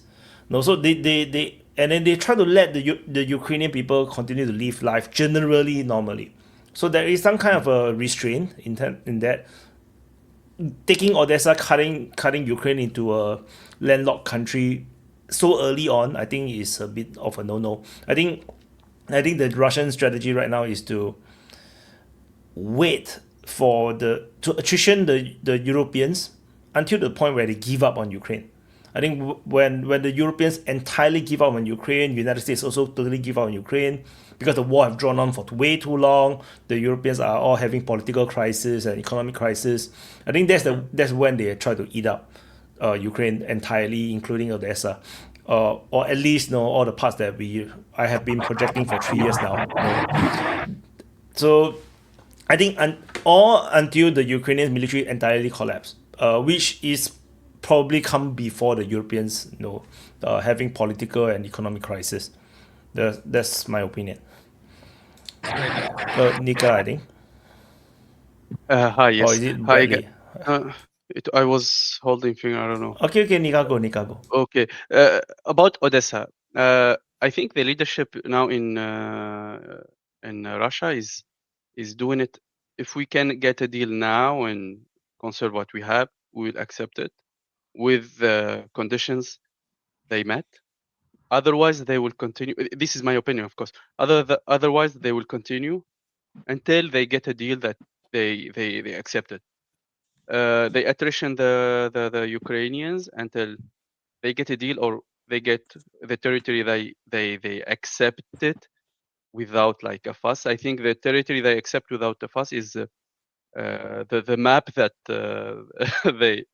they accidentally leaked in the portrait of I think the general, the whole Odessa and the link to Transnistria and maybe I mean that's the best security arrangement for Russia. Exactly. I think if they reach that map, they will stop by themselves because Ukraine will be dead anyway. And even in even the craziest of crazy political European leaders, if they started to send troops and body will come back in coffins. So the European will not accept that because well, I mean, think about it too. I mean, what better way to fuck with Europe and drain their resources by letting them deal with the leftovers of Ukraine, the worst part. Exactly, it will be worse. That's why they accept the European Union. They accept Ukraine to come back to European Union. So the most craziest one, European leader who will accept to send troops and bodies will getting back, I think they will be finished. They don't even have the army or the equipment to support those people. They will be fighting against. Plus the European are not like hardcore and not like as a population who's that? They not be like acclimated to high casualty as the Ukrainians. So Jean goes on. Yeah, no, kind of dovetailing on your point. My fear is that if it gets to the point where you ever heard the expression like, how did you go broke? First very slowly, then very quickly. It's kind of like, well, like I think that's little kind of by like little, then all at once. Yeah, well, yeah. So my fear is that when it looks like, and let's be honest, that the United States and NATO, they know exactly what the condition of the Ukrainian military is. They probably know better than Zelensky does because he's in another world. But my fear is that when it gets to that point, and it looks like the Ukrainians are going to have terms dictated to them, but the Russians are not in Odessa or something like that, that NATO just might take it upon themselves. Some of these guys are just nuts. That they might like try to occupy Odessa, and it might be like the Russians are saying, well, we can't allow that, because that's I mean, I don't know how realistic it is, but that's my fear. That's how like the psychopaths, like the Newland types, you know the people, the ISW types. These sickos would want to do that. They would try to get these guys to, put forces in Odessa. They would do that. You think I'm crazy? They would. Well, I mean, think about it. I mean, let's be honest. If they were to do that, everyone knows they wouldn't have the capability to really stop the Russians in a fight that quick, without some kind of uninhibited buildup. So basically, I mean, what they'd be is human shields, and they know damn well that's where they are. They're going to try to shove these guys into Odessa or someplace and use them as human shields and think that they can bluff the Russians not to hit them and hope that the Russians blink. And they might, or that, and if they don't, it's going to be bad. But I think that's the only thing they are. They're just human shields. That's what they're going to try. If they put any French troops or UK troops or whatever kind of troops into Odessa, it's basically just as human shields. Because they're going to it's kind of like Kosovo all over again, the airport at Pristina. The Russians are going to go in there, or they're going to go in there and basically try to dare the Russians to kick them out. That's why nobody wants to do that, because what's the backstop? Yeah, but the thing is, like John said, there are people that think they can pull that kind of stunt off. I mean, think about it. There's people in Ukraine and there's people in the West that convinced Ukraine that they could take on a nuclear power and beat them in a war of attrition and have some new Nazi regime and Fourth Reich wonderland. And they believed it. So, I mean, there's people that believe, they can do this. I mean, think about it. There's people that think that you can use tactical nukes on Russian formations and, Russia will stop.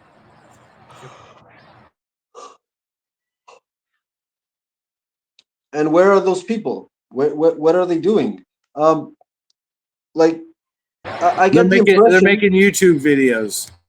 I get the impression that the Europeans would really want to do that, but that they can't agree on doing it because they don't know what's there or else.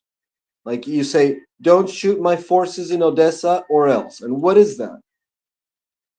Who's going to throw a tactical nuke at Russia in case they attack the reassurance forces in Odessa?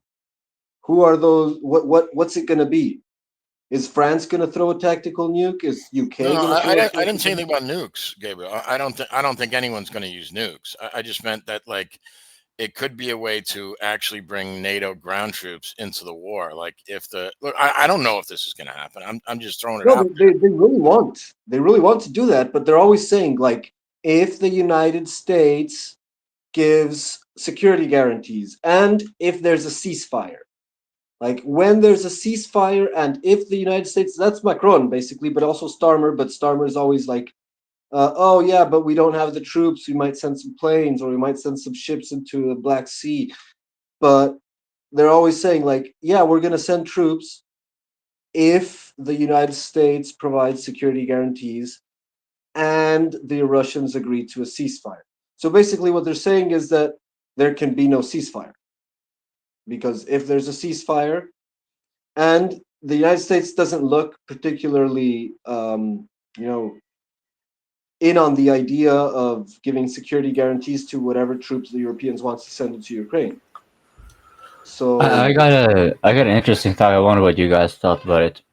If the United States is increasingly ditching Ukraine and leaving the bill over on the Europeans, and the Europeans are happily complying. I mean, they're at least so far. They have already committed until 2027, and they're already talking about going on longer and even adding on more and what have you. And they're ramping up their military production, all that kind of jazz. Now, will that tantamount into any reasonable victory against Russia? No, maybe not. But if the Americans are pulling out, the Europeans can be the ones who are offering security guarantees. What's in it for Russia? The European market, of course. Just open it up, and as a compensation for all these expenses we had to go with Ukraine and all that, we had to sell our oil to India on a discount. So how about you now? You're going to be selling it at, slightly above market price, but it's still more beneficial because of the logistic positioning. That's going to be a good thing for Russia, because that means that not only are they going to get more revenue and they get their Ukraine likely on acceptable terms, but it also means that they have now re-linked with Europe and can make them more dependent. Europe, generally speaking, is being eaten by every single bigger power, be it the US and China. If Russia gets its opportunity to do so, I mean, by proxy, it's kind of Russia enabling that to happen so much. But it's not only Europe. The EU has a lot of internal problems that are making this happening. So, and Turkey as well, right? So, yeah, Europe like is going to be everyone's bicycle soon. Coming Europe's way. Yeah, but the thing is the whole idea of a security agreement. Russia's idea of a security agreement is different than Ukraine's, is different than NATO's, is different than the EU's, and then different from different countries in the EU, and different from the United States, different from China's idea, different from India's idea. So I mean, there's a lot of other things at play. I mean, and the only real security agreement that matters is what Russia wants. And I don't think Russia's interested in any economic exchanges or opportunities until they have a security agreement, which means denazification, demilitarization, no NATO. We made a recording basically a couple of years complete back. subjugation of Ukraine, and then when that's done, then they might be interested in making deals. Let me bring us back to Yellow Brick Lane. A couple of years ago, we made a recording trying to estimate if we thought that NATO and if NATO would survive for 5 years or something like that, because it takes one country to pull out and then you have a domino effect, right? And we were talking back and forth on how that could work, but what if it ends up being like, okay, if the domino effect comes into play, because now the Europeans are really going to show that they are going to be holding their own European army that they've been talking for ages about, right? Well, then, they can offer the security guarantee. Ukraine might not consider it to be all that much of a security, but then what are the Americans in this regard too, right? For the Russians, this just basically means like the Europeans are that much easier to get to terms, right? Because now the Ukrainians are going to be having one last option. Either you do it with somewhat favorable term, far from what you wanted, but somewhat more favorable because you have the EU to kind of negotiate for monetary, whatever, reconstruction, all that kind of jazz, or you want to face the full brunt of the Russian forces against you. Like they know, like there's no doubt in their mind that they know they cannot resist the Russians by themselves. So they will either capitulate or, either they yield to some, even EU. You can say whatever you want about the EU, but that's pretty much what they got. So if it turned out to be something like that, I'm pretty sure they would have that option. They would either be wisely taking it, or they would be taken completely by the Russians, which I mean may also be the wise choice. But then you should surrender rather than just fight a guaranteed lose war, right? Because you're guaranteed to lose if you have no backing. I mean, you're kind of guaranteed to lose anyways. There, shall we go for closing? I think Wyatt Shall wanted we that do an closing? hour ago. Yeah. Yeah, Yep. sure. I agree. So yeah, Nika, go first. Closing. So I thank you, Wyatt, always for the opportunity to express our minds. And again, the situation in Ukraine is always the same, will be the same, and will gonna be the same. Russia will determine based on its conditions what will happen. America and Europe can cry all their lives and can do whatever they want. Russia will do it because it can and it will. This is one thing. Secondly, hopefully, the situation in Arab countries improve, and there is the fleet that is going. We didn't talk about that. That's going to Gaza. 15 plus, 17 plus ship will go to Gaza and try to break the siege. They got delayed a bit in Tunisia because of the weather and some conditions, but they are planning to go from Tunisian port to Sicilia, I think, and then go into Gaza. Hopefully, if nothing happened. The weather is a bit fuzzy in the Mediterranean. That's why they stopped and delayed for many reasons. There is some tries to find another concessions from Hamas by Trump for now before going to inside the troops going inside Gaza. But if they go inside Gaza, I think they will make the conditions more like atrocious than it is now. But they will suffer, and their cracks is going deeper and deeper. What happening is destroying the Gazan population, yes, but it's destroying the fabric of the society in Israel. It's already fractured, but it's getting more and more fractured. What happens also in the West Bank is crazy. If it happened, if we don't delete what's happening in Gaza, what's happening in West Bank is crazy, and like the settlers are going wild as rabid dogs with weapons, with everything. People because of the horrors that happening in Gaza are not seeing that. Hopefully it's the situation hopefully the crazy Netanyahu accept it, but I don't think so. I think that he will go into Gaza, and the thing, I think if they suffer big blow, like if some soldier got captured or big ambushes succeed, I think that maybe there will be a big push from the army and from the Israeli society to stop the war, because America is not stopping it and the West is not going it, and hopefully no more people gonna die. But we are human. We are human.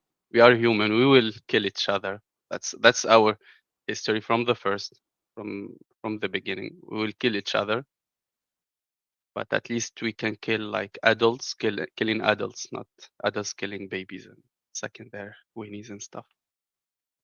Coping. Before coping, super chat by TechDup. Wyatt, thank you for hosting Open Mic. Thank you for the super chat and coping. Close. Yes. Nika is being so negative and so depressing. My name is Mike Jans. I'm going to bring something a little bit more uplifting in this regard. So this will be the second time that Greta Thunberg has been trying to take her clown show flotilla over to Gaza.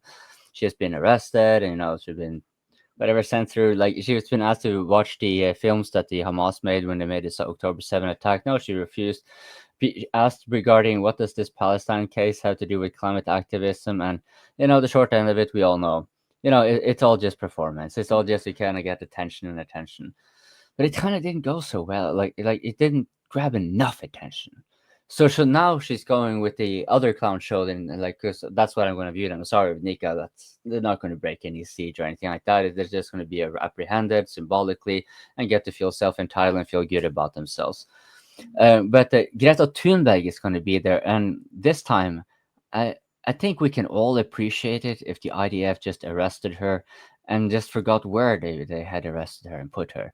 Maybe she just doesn't come back again. Pay back. People have gotten traumatized with all this kind of things with war and everything. Take a little bit of the trauma away. Keep Greta Thunberg, please. So yeah. Anyways, the open mic. I love it, Wyatt. Thank you so much. I want to say something to you folks in the audience. So what some of you may have noticed, but for those of you who have not, Wyatt has started making more shorts and clips and whatnot, which are from these open mics, trying to be, either funny or entertaining or part of the topic and what have you. He does this for us. Don't forget it, right? He sets this space for us to come on here, right? So when he makes the effort of making them shorts, it makes it easier for us to share it. You care about the open mic, so if you're sharing, you're caring. And that's what you should do, okay? And give suggestions. Maybe go on the Discord or Telegram or whatever. You know, like if there are parts that, you know, try to hey, if you can even do rudimentary editing as well. Just clip out like this part I thought was good, and try to highlight, for example, you know, the dorky face of Vaun when it freezes, for example, and stuff like that. That would be fun. You know, things like that you can do. And for, you know, open mic speakers, hey, I said it before and I say it again, go to, you know, YouTubers you like to watch for whatever other reason anyways. And then you kind of, if they are of the type to interact with the audience, you know, they have live streams and they're like responding to chats and whatever, you can be in the chat and maybe even just super chat them and say like, hey, have you considered inviting the audience on and we can exchange opinions on whatever we're talking about, be it carpentry and so forth, right? Because they're in that audience. There are going to be those who are also interested in geopolitics. I mean, and what is geopolitics? We've been talking about immigration, for example, quite comprehensively, I would say. And that is also something that there are more people who are going to be interested in. Maybe they weren't so interested in geopolitics, but they were interested in immigration. They get to see it from our perspective and like, huh, I haven't viewed it like that before. Okay, so I'm rambling on and on and on in order to keep the open mic too long, but, you know, I'm going to be kind to Wyatt and let this go. Folks, please, just like, it's easy. You should have done it before the stream started, but, you know, better late than never. Subscribe with the notification bell on.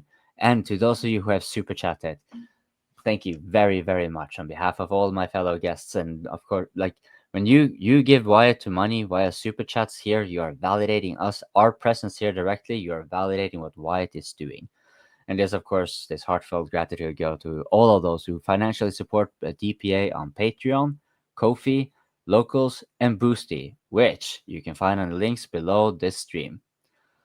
And yes, Trump should definitely give a big, medium-sized hotel for each DPA member.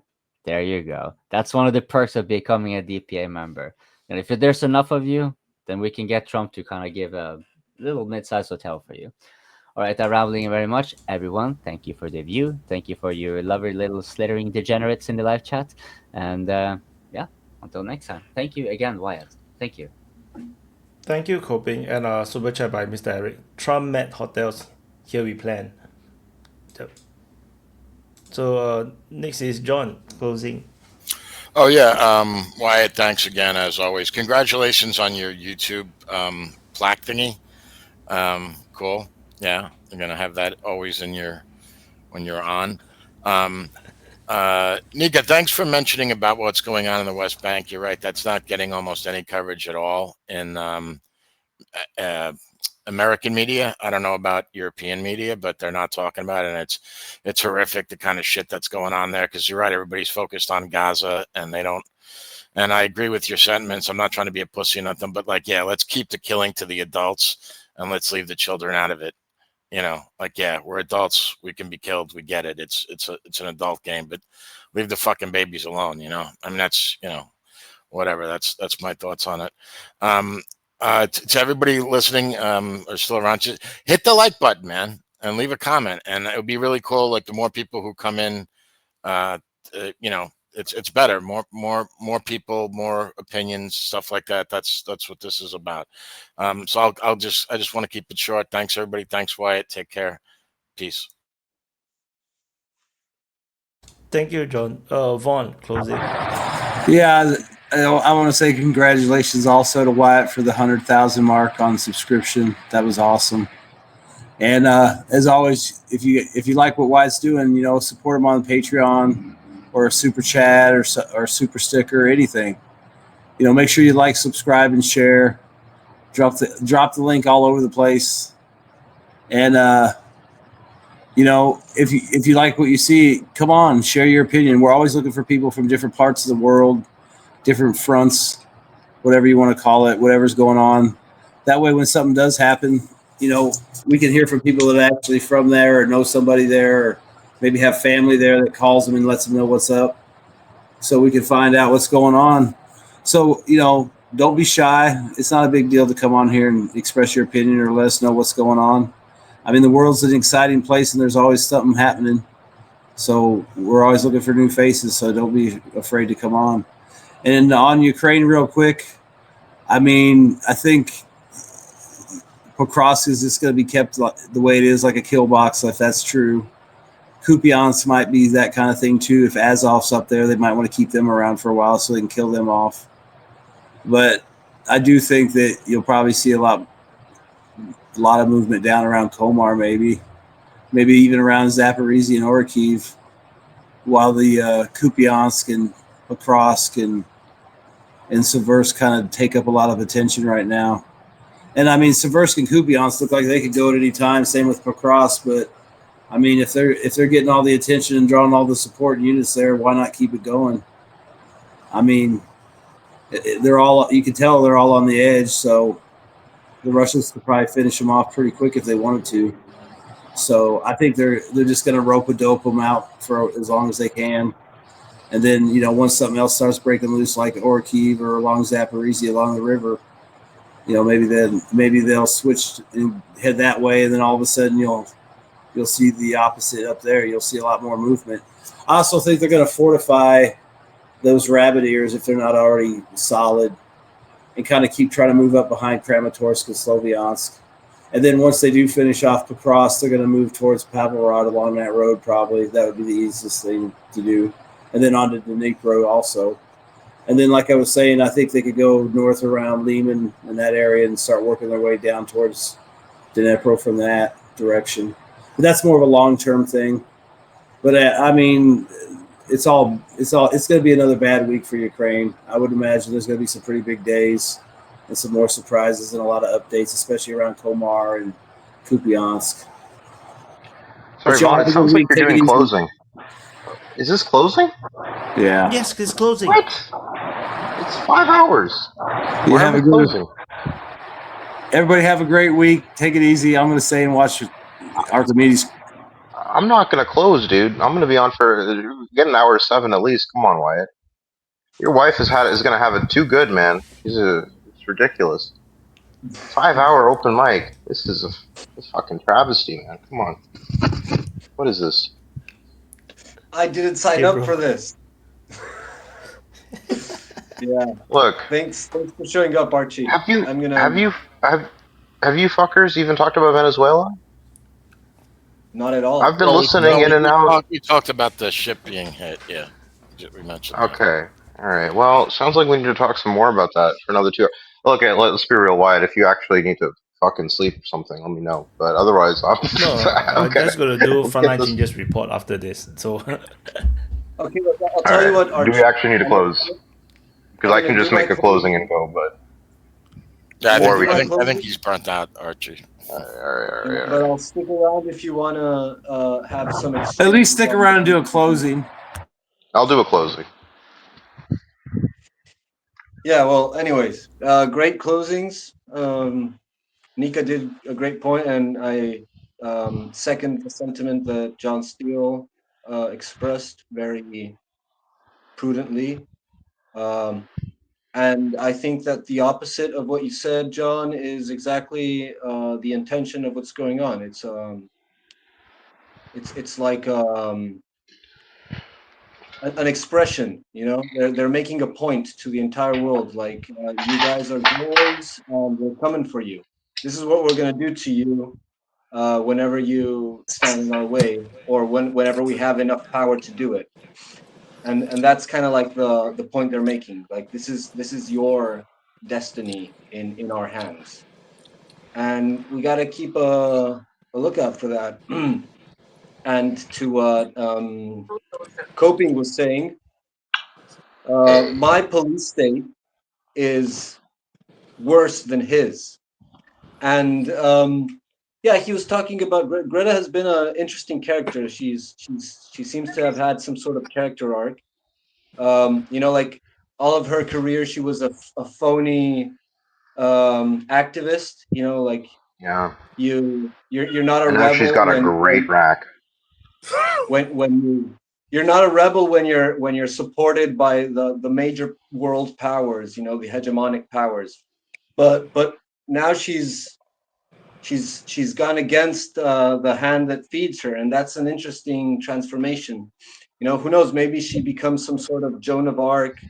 No, I mean Archimedes is right. She's got a fucking smoking rack. To liberate superficial degenerates. Anyways, maybe she's It's a new causing Joan of climate change, Arc man. that's Greenhouse gonna lead gases, bro. All the smoke coming off of that shit. crusade. It's She's going to lead a crusade to liberate the Holy Land again. Or maybe it's what Kopi says and she just disappears and becomes some sort of, you know... Liberate them breasts. Banner, you know, some sort of martyr. But she's got a point, though. Like, Israel will be the Holy Land of Eurovision and liberal values, okay? European values in the Middle East. Once Greta's done with it. Well, that's what it is right now, actually, and it's the most honest expression of liberal values. You know, liberal values were designed and created for that purpose. You know, to Liberal whitewash values means listening to the complaints and cries of 15-year-old girls, you know, and making that the highest order of political discourse. And this is why, like you said earlier, that Scottish woman, that Scottish, you know, 12-year-old girl was the you know, the last man in Scotland. That's liberal values, man. Yeah, sorry, it's closing. My bad. Closing. Look, I just got here, man. This is my opening, bro. I'm all mixed up. I'm sorry. Look, and FCS is here. How can it be closing if I'm not even the last guy that arrived? You know what I mean? Thank you. Okay. And I joined we're to support on you. the way up, bro. 5 hours is pussies. That's why I Let's joined go. you to extend it to 6 hours. Look, Wyatt, you take a chill pill. You fucking work on the frontline changes. Me and FCS and Gabriel and Vaun and John, we got it from here, okay? Thank you. I know you have multiple followers. If you ended it now, it would seem kind of racist. I mean, that's true. Exactly. Just when the African got coined. You see what happened, Wyatt? You see what happened, Wyatt? You let these immigrants in, and then they want to control the joint, you know, and they always say you're not going to. Hey, listen, all right. If I'm gonna be a real immigrant, you see this JBL speaker, all right. I'm gonna go on a public transport on a bus. I'm gonna start playing music fucking loud out of this, all right. Oh my God, that also happens over there. Oh, wow, dude. high five. Bro, have you guys seen that Shane Gillis joke? You know, where he says he's dressed up as Trump. He's doing a Trump impersonation, right?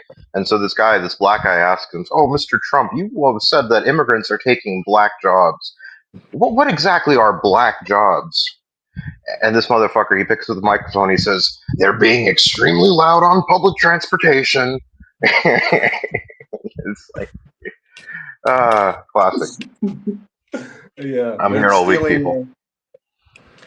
Yeah, they're chimping out also randomly for no apparent reason. But see what happens, White? That's why you have to control the borders. Anyway, something that No. You don't need. It doesn't matter about the borders, man. I came here on an H-1B. Okay. I didn't get in here through the fucking border. I didn't go on YouTube and get the link there. All right. I'm a high value immigrant. I went on the Telegram chat and I took the link directly from the fucking commander's office. All right. Yeah. So you know. I bet you didn't. Yeah, I'm a legal immigrant. I bet you didn't. I just want to say I pity the 20 viewers who quit the stream the moment we started do closing. So 20 people left the stream because we were doing closing. See, they missed out. No. Call them back. They missed the African moments. Yeah, Call them back. Never quit. No, just because people do closing. No, that's a bad. No manners. It's not over. Oh man, some of these closings take freaking like an hour. It's ridiculous, and nobody can interrupt you. You know, imagine that open mic and nobody can interrupt you. What could be worse? Yeah, no, it's horrible. Well, I guess it's for people to get off whatever they had in there that they couldn't say because they were being interrupted. But I'm fine. Exactly. I mean, I can hold a thought. So yeah, I think it's important for us to realize the risks that we're all running in the game that's being played, and it's not like we actually have a say in what's going on. It's like we're basically ants in a hill, but there's a lot of things that you can do for yourself and for your family, you know, and that eventually can add up into some greater good. Remember what Gandalf says in the Lord of the Rings, Tolkien A says, wizard is never late. He always arrives exactly when he means to. Is that Fly, the you quote? fools. It's not the great deeds of like glorious wars. I'm paraphrasing of glorious men or kings that keep the evil at bay, but the small acts of simple people, of good people, like doing small things for their kindred, for their. You know, I'm pretty sure Gandalf was transphobic, man. You know, his most famous line, "You shall not pass." He was talking about a girl's bathroom. No, he's talking about immigration, illegal immigration. You shall not pass. No, he stand at the border. Oh yeah, so there's definitely a madness in the world, in society. Like I don't know exactly what the cause is. There's different theories you can talk about the like the conformity of comfort societies. That might be a possible reason. You can talk about like the bottomless greed of capitalism, or the submission of the population to that allows leaders to get carried away in whatever bullshit they come up with. All these things can be attributed as a cause. Maybe it's all of them, and in a more, like, I don't know, metaphoric or mythological sense, you can see nations and peoples as creatures, like as a longer term organisms than like individual humans, acting as cells or as accumulations of cells, like multiple celled organisms, or even extremely complex and huge bodies of government and logistics and institutions. And I guess in that sense, you can see a certain psychology, right, to communities of people. You can attribute character to peoples and nations and empires, and there is clearly a form of intelligence, a form of thinking, a character that is extremely self-destructive to its own people, almost like a parasite. Maybe it's the same people that accept it, and maybe it's also an inserted idea, an inception, like some sort of virus, fungi that has taken over the command centers, the nervous systems of the Western nations, and has made it like completely suicidal, like an ant, climbing up to the top of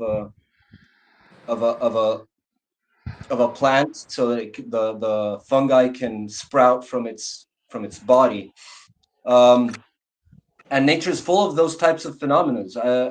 I don't know what type of corporality an equivalent like that might have in terms of society, but you can clearly see the effects of that phenomenon. Yeah. There's a Gabriel, I've told you parasite this before, but you really must read Spengler, man. You would love it. You'd love it. You really I'm must. trying. Oh, good. I'm on my way. I've been reading excerpts and stuff like that, and it's really interesting. Good. He has a really profound perspective. But anyways, if there's anything we can do about that, and that's why I was talking about this Gandalf quote, Tolkien, about like the only way that a body can combat its internal enemies, infections, intruders, toxins, is by the individual actions of its cells. You don't direct your body to use its immune system against an intruder.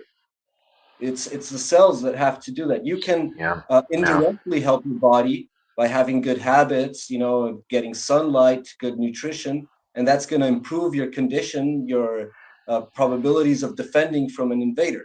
But it's still the individual Comes down cells, to your cells. the macrophytes. And I'll tell you what, the worst disease known to man is cancer, which is the disease of the traitor, where the cells themselves become enemies within.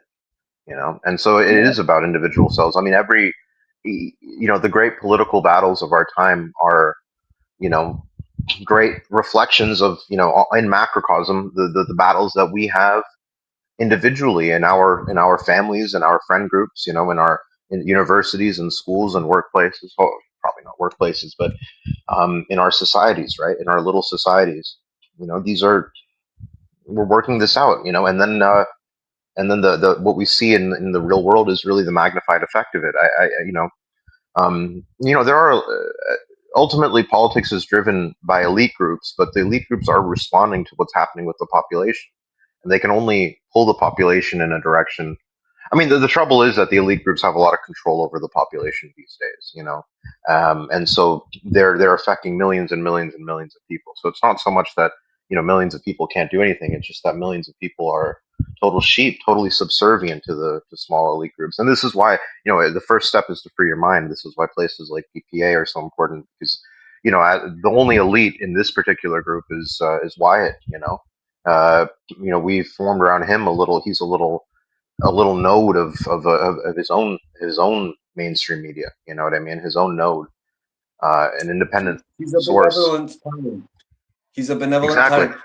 And it's not just White. It's the entire the entire ecosystem that we have in society, right? Yeah, for this stuff. And if you look at it that way, the group of people who actually come out and speak is a tiny minority of the overall audience of this community. And even though we're all nobodies and stuff, that still has some certain level of effect. That we're still at least sharing options of thought, possibilities of thought, even if it's wacky or ridiculous or completely wrong. Yeah. We're still broadening the scope of options of thought, and hopefully it continues like that, and we can broaden still the possibilities of thought. And yeah, thanks, Wyatt, for all this. With that, I conclude my closing, but take it on from here, Closing. Archie, and I'll answer back if you want, if it's required. That was a very funny closing. Out of nowhere, just to let go, because I feel like I have an unwarranted authority. Like I can monopolize the conversation, but we're actually having a conversation. Listen, as long as you're in the middle of your closing, Wyatt can't end the stream. All right. So the rest of this conversation, it'll go on for another 3 hours. It's all part of Gabriel's closing. I already forgotten that it's a closing. What closing, man? Who's closing? Closing what? Yeah, it's that people were hardly interrupting, so I thought that I was having like undue authority over the collective. Yeah. I'm gonna open and close at the same time. Hey Vaun, hey, long time, brother. Holy shit, Biden what? Biden 2029? I'll be dead. I'm swearing. Biden 2029. Is that what it says? Yo, that's hilarious, actually. Can you imagine somebody having a freaking Biden 2028 sign? That'd be so funny. He'll be dead. He'll be dead before then. Yeah, for real, bro. I'm not even sure he can live to 2028. No, maybe they're talking about Hunter, bro. Hunter Biden. You guys see his interview that he did with that one guy? What was the name? Andrew something. That interviewer. And it was amazing, bro. He's actually better than. He's actually better than I thought. Smart. Dude, did you listen to the way that Hunter Biden talked about cocaine and crack cocaine? It was like listening to a elite violinist talk about their craft. You know what I mean? I mean, it was like listening to a sommelier talk about wine. My goodness, it was like a jazz musician. Just talking about the history of the music. The man he's a national treasure. Honestly, Hunter Biden has made me realize that crack cocaine should be legal. All right, and all this stuff going on with trolling now, man. No, I'm serious. That's your segue.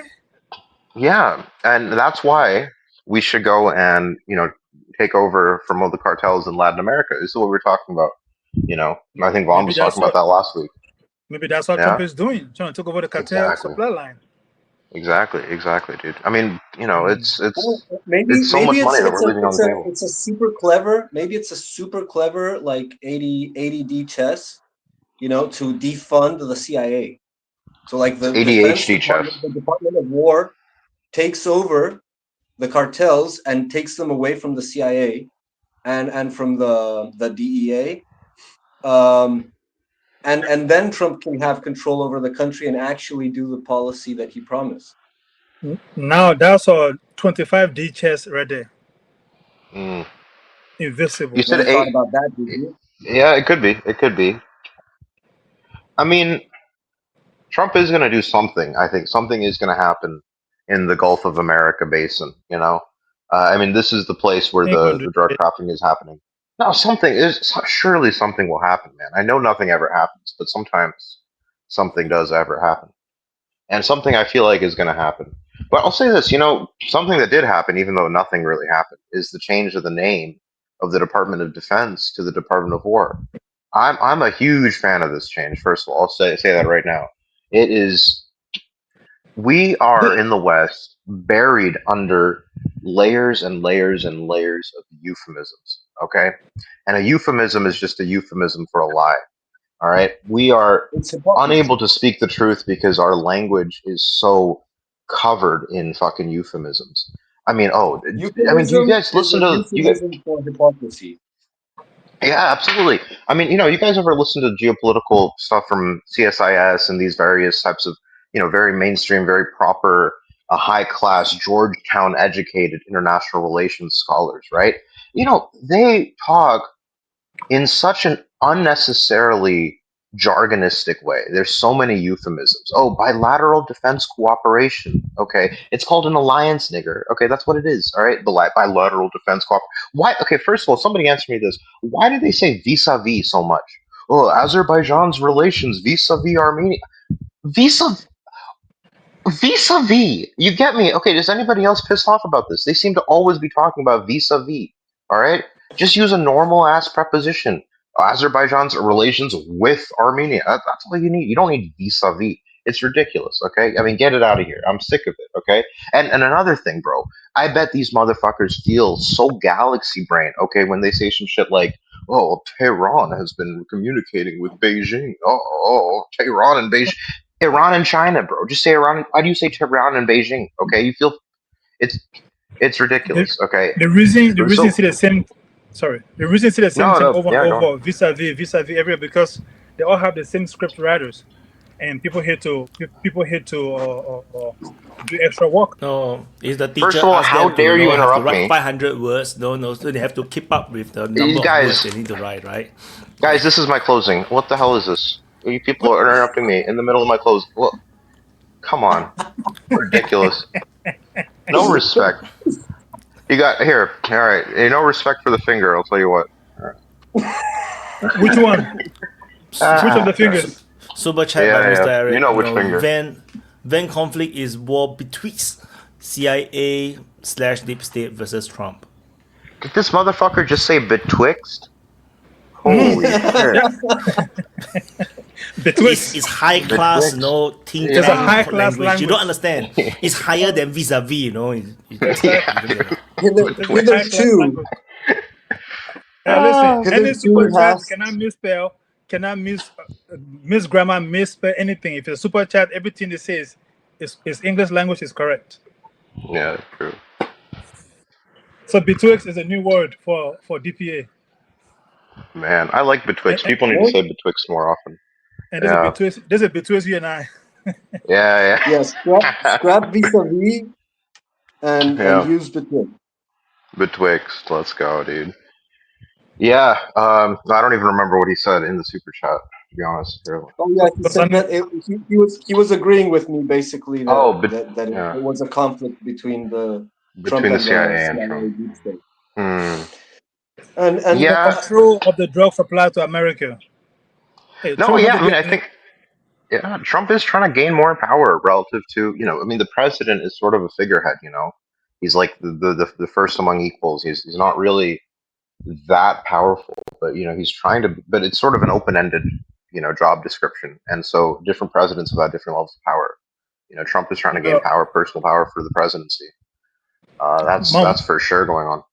My one question to all fellow Americans is this: is there any procedure in place to remove him if he says I'm not stepping down? Yeah, it's called old age. You know, he'll die soon enough. No, he's gonna die. But I mean, everyone's gonna die eventually. But what I'm trying to say is, if you say next election there'll be no election, or I'm not stepping down, who's gonna remove him, and what's the process? No, it's great. We'll vote for him, bro. It'll be great. He'll probably lose if he does that, but you know, I'll vote for him. That's for sure. I mean, if he lost, all he wins, he said I'm not stepping down. Then what's the case? What's the procedure? I want to know if there's any. Where I'm from, there's a procedure. Well, It says take up ultimately, arms. procedurally speaking, if he is able to just intimidate the electors of the electoral college, then procedurally speaking, he wins, right? The president, procedurally speaking, constitutionally, is the person who gets the electors to vote for them, and the electors are just supposed to go and vote in the direction that the majority vote of the state goes, right? But there's no actual constitutional rule that they have to. Okay, there's no constitutional rule at all. It's just that that's the convention, and that's why you do see a couple of states breaking with that convention, and you have split electors in Nebraska and Maine, which are very minor. But the point is still that. Shit, my The fucking reason, headphones just the died. reason I asked the question, It's Trump, okay, we can Trump, still hear you. And super chat by Tech Them. Exactly, Archimedes, Watson. I agree. yeah, Yeah. yeah. Trump, Oh Trump may yeah, not do let's go, this. Bridget. Yeah, Trump may not do this, but my point is, somebody crazy in the future might do this because there's no really procedure to say this is the steps in case you refuse to step down. I've been looking to see a solution, but if some, let's say in the future, or Joe Biden comes back as a zombie and wins the election, he say I'm not stepping down. So you're stuck with Joe Biden for 1,000 years. Be careful. No, yeah, that's the Someone thing will that he probably can. kill him from behind, no? Like he will meet a Lannister, like kill him from Well, behind. A Jamie that's something that Lannister. I wanted to say about it. That the reason why the American presidents don't have that much power is literally because they get whacked, and when they don't get whacked, they get a pretty stern warning that what's going to happen if they step in a line, From and who? they can also get politically assassinated like Nixon. And so it's not like they don't have that much power because they don't want to, because it's rather because there's a structure around it that's been strangling the position consistently up to the point where you have like these ridiculous clown figureheads like a zombie or a reality TV show star. You get these weird these weird creatures in places of power because there is no power in that position. Now, can that be changed? That's a rather interesting question that FCS pointed out. What is the mechanism against it? And fundamentally, the mechanism is the de facto monopoly over power. Who has the monopoly over violence? Are they okay with it, or are they against it? In South America, that usually is the army. In the United States, it's more like the secret services, Mm. secret police. So I don't But see doesn't it how seem like Trump Venezuela. is doesn't it seem like Trump is sort of building a Praetorian Guard for himself? I mean, he's at least moving slightly towards that with the with what he's doing with the National Guard. I mean, ICE is now has a bigger budget than most countries' militaries. I think if ICE was a military, it would be like the eighth or something biggest military in the world, just in terms of budget. And this is people that are directly loyal to Trump, and moreover, there's a lot of rhetoric from the Democrats saying, "Oh, if we ever get back into power, we're going to go and or make sure that every single one of these ICE agents, these fascists, come to justice. We're going to make sure that they get what's coming to them." Yeah, I mean, they're gonna get well, hanged by the light post. yeah. Well, if they're giving that kind of rhetoric, then if I was one of these horrible fascist ICE recruits, maybe I'd look at the gun in my hand and realize that maybe I don't want to let them come back to power. Maybe I don't want to go to jail. Okay, maybe there's a opportunity here for another January 6th, but this time, with a personal army Proper. that's been built for 3 years with hundreds of billions of dollars. Okay, it's a Yeah, be little bit of a careful what different you wish for. situation. Exactly right. So and I don't think he would be without popular support at this point, because clearly the institutions that we have are falling apart. Okay, and so a lot of people, point at these right wing sort of destructivists that want to tear this down and bring something new in, and even the left wing ones, say, "Oh, you're destroying the institutions. You're destroying the institutions that make Western civilization great." And no, it's not that they're destroying the institutions. They're recognizing that the institutions have fallen apart. You pretending that the institutions haven't fallen apart. Okay, the institutions are already gone. It's just a question of if we want to recognize that reality or not. And this is what the meaning of the Department of War is as well. The change from the Department of Defense to Department of War. Defense is a euphemism, man. I mean, we should call it Department of Ensuring American Prosperity Abroad and at home, at home and overseas. How about that? Okay. We could call it that. Okay. That sounds even nicer than Department of Defense. Okay. But the reality is it's the fucking Department of War. That's what it is, man. It's not anything else. So why shouldn't we call it the Department of War? They actually have sorry, my audio's messed up, so I gotta fix my thing. It's good actually. Yeah. You actually sound better. No, why you have to fix it? Yeah, you sound better. Yeah, you can hear me just fine. Maybe it's your sound. Yeah, it's just because I don't have my headphones back. Now I'm using my phone speaker, but tell me if I have to push back to headphones. It's probably perfectly fine to use your phone. Yeah, the phone actually have better mic sounding than what you had previously.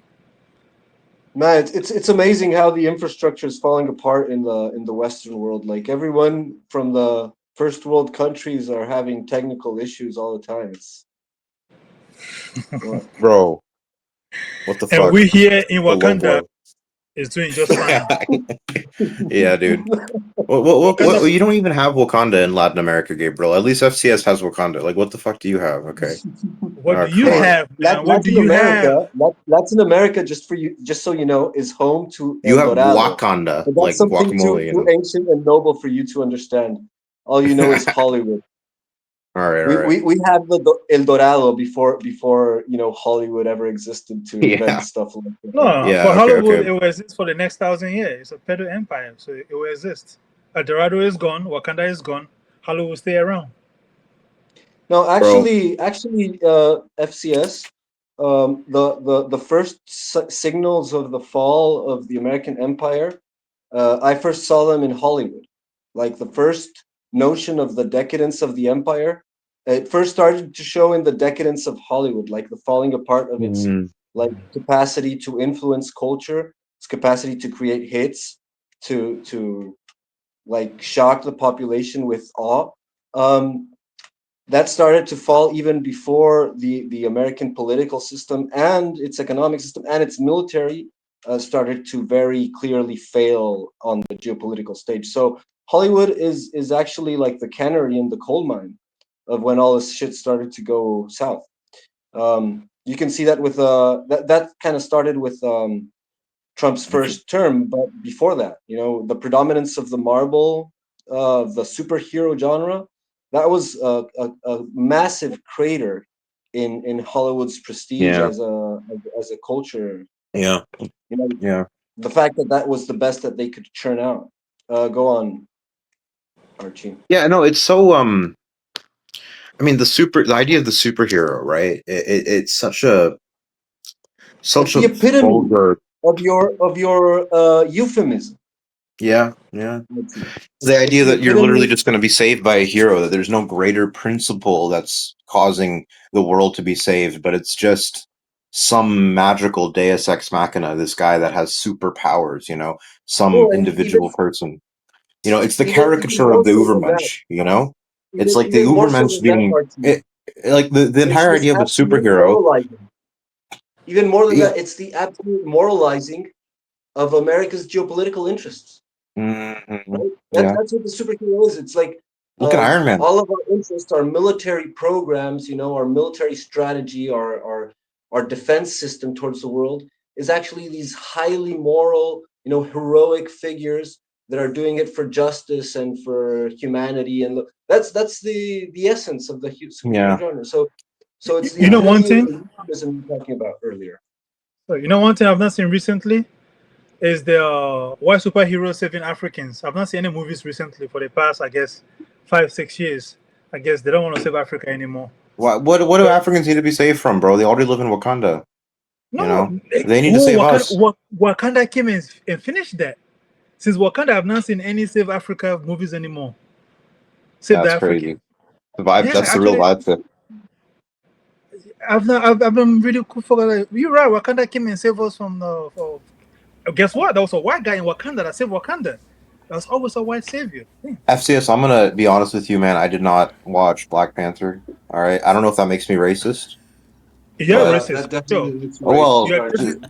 look, You are I'm just saying just I don't know if that makes me racist. I am racist. That's a given. I'm just asking whether or not okay. that one That's an does. addition to your racism. That's an addition that Yeah, qualifies, yeah, to your racism.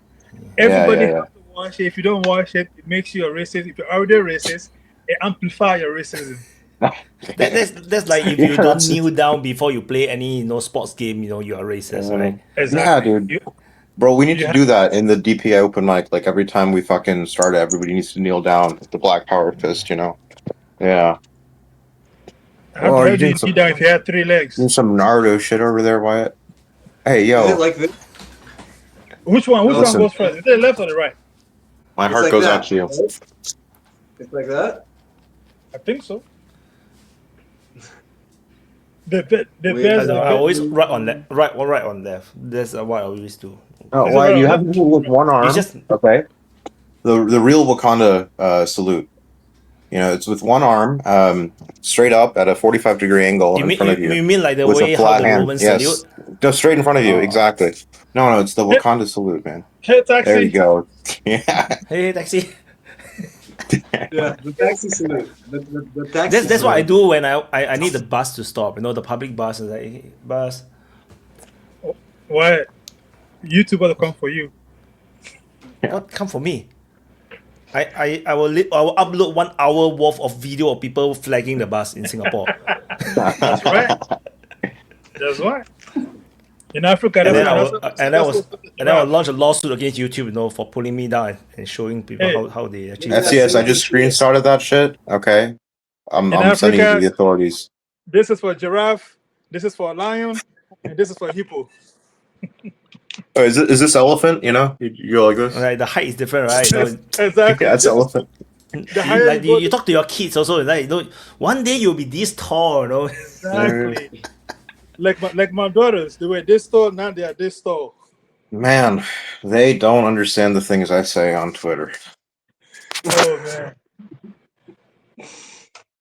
Don't call me Yeah, the that's the ridiculous thing, right? The Elon Musk, like he was so happy, and then he was like, "My love goes to you," and then the people, oh, it's not sincerely. He was like, "What the fuck, man?" Oh, dude, you know what that was? It was like you guys have seen that movie Doctor Strangelove, at the end, right?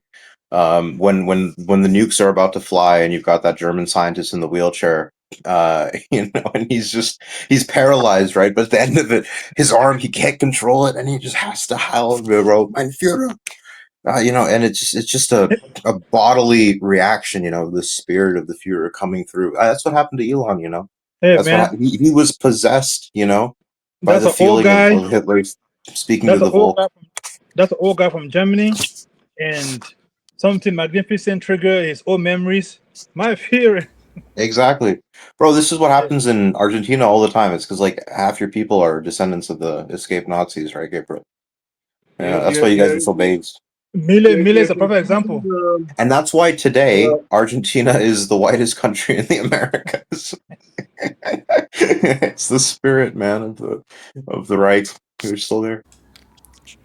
The fourth dragon succeed this Yeah, time but around. like they're still bending the knee. Like I could believe you, but the spirit is not here because it's still bending the knee.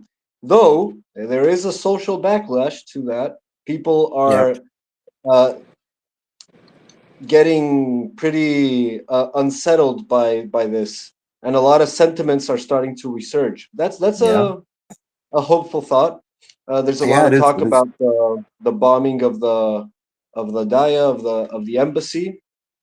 There was like a microcosm of 9/11 in early 90s when like a car bomb, demolished the Israeli embassy in Argentina, and that was a massive watershed moment for a change in policy towards internal discourse and external relations and it was kind of blamed on Iran, back in the Of day. course. But Of course. everyone knows that it was an inside job, that there was no car. There was no car bomb.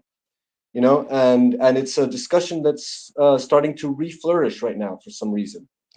Well, euphemism is powerful, and the left have been masters of euphemism for a long, long time. They've been reformulating our language step by step. It's literally 1984. It's literally 1984. But they reform language, right? And one of the main ways that this has been, the question of anti-Semitism is covered in layers of euphemism, right? You can be anti-Zionist without being anti-Semitic, right? But being anti-Semitic refers to being opposed to a certain group, which does not mean being opposed to the Semites. It refers to being opposed to a certain subset of the Semites, right? It's kind of interesting. Oh my God, I've started talking about Israel for 10 seconds and this guy comes back. It's ridiculous. But listen, what I'm trying to say is that the left, right, in their mastery of euphemism, it's not my fault. They have arrived at a marvelous euphemism, right? Which is, we're opposed to the Zionist settler entity and all that stuff, right? And then all the Jews will say, well, this is anti-Semitism, this is anti-Semitism. But the left is still saying, oh, it's just anti-Zionist, not anti-Semitic, right? But in practice, it is anti-Semitic, right? Because 95% of the Jews are Zionists, right? And so, this is a situation now where there's a very powerful euphemism at play, where it's become, the taboo around anti-Semitism has not gone away, but the taboo around anti-Zionism has gone away, which is only a euphemism for anti-Semitism. See the power of euphemism here? This is, so things are, things are really changing. This is a scary time for a lot of groups. Very scary time. Not to interrupt you, but the same way they have taken lovely times. They have taken rephrasing for the past almost 15 times, repeating them back to back to back.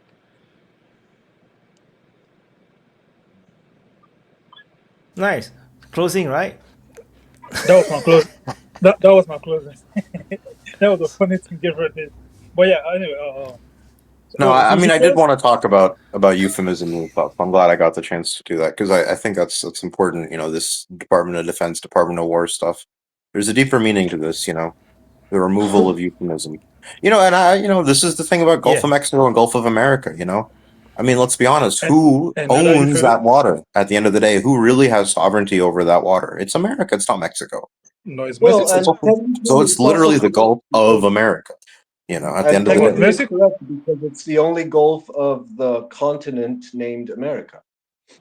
So it's not technically incorrect. Now, what we should do is call it the American Mediterranean Sea, the Gulf of America plus the Caribbean Sea. That's what it should be, the American Mediterranean. Yeah. Mexico was the name. The Red American Sea. Yeah. Before it was named. Not the Red Sea, the Red American Sea. So, anyways, to close a bit this issue of the Venezuelan thing, like I can't see what the connection is between attacking Venezuela and taking a hold of the traffic, except like having a full marine, like not actually attacking Venezuela, but using the excuse of Venezuela to like besiege the Gulf and the Caribbean, and control that way you can control the actual traffic that comes from Panama and Ecuador.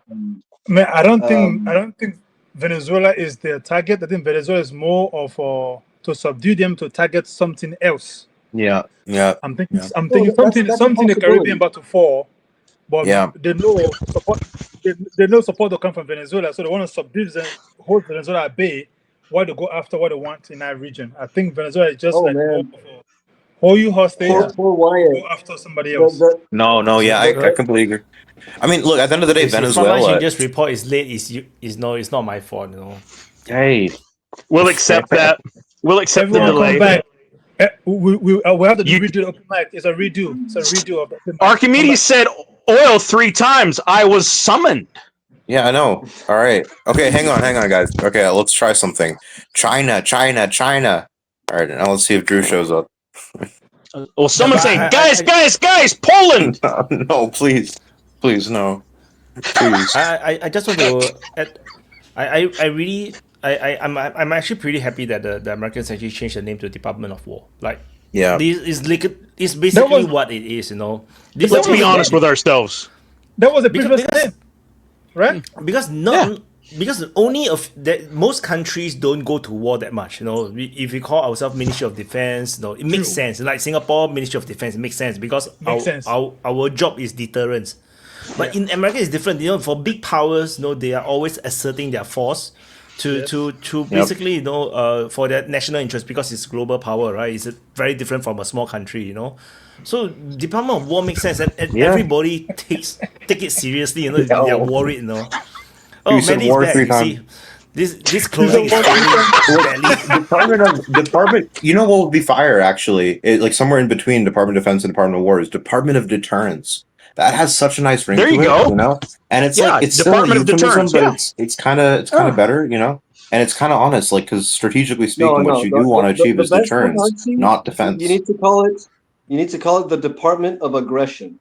That's what needs to be. That's the real name. Well, then we'd have to have two. Then you would have to have the Department of Defense, the Department of Aggression, the Department of Deterrence. Yeah. No. The Department of Injustice. The Department of FAFO. No, Department of FAFO. How about the Department of Evil? All right. Oh, isn't that what Homeland Security is? Oh, yeah. There you go. We renamed Department of Homeland Security to the Department of Evil. I don't know why we named it something Soviet-esque. We could call it the Department of the Secret Police. That'd be pretty good. There you go. Yeah, Stasi. Yeah.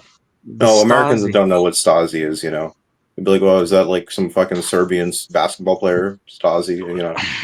Yeah, someone remember? Is it a rapper? I think 100 years ago, there was this mercenary group, right, where all this oligarchy they hire to go and clear all these rebelling workers. What's it called? I forgot. Where? In the Caribbean? United States. Yeah, in the Caribbean, right? Inside America. No, it's in America. Let me search. I find the name. It happened in America? I'm trying to remember, but all I'm thinking is the banana company. Outside of America, but I'm not aware of.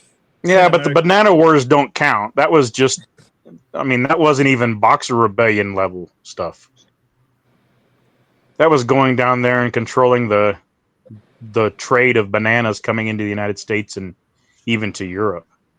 Yeah, well, that's how the name Banana Republic comes to existence. Sure, but that was smaller than the Boxer Rebellion.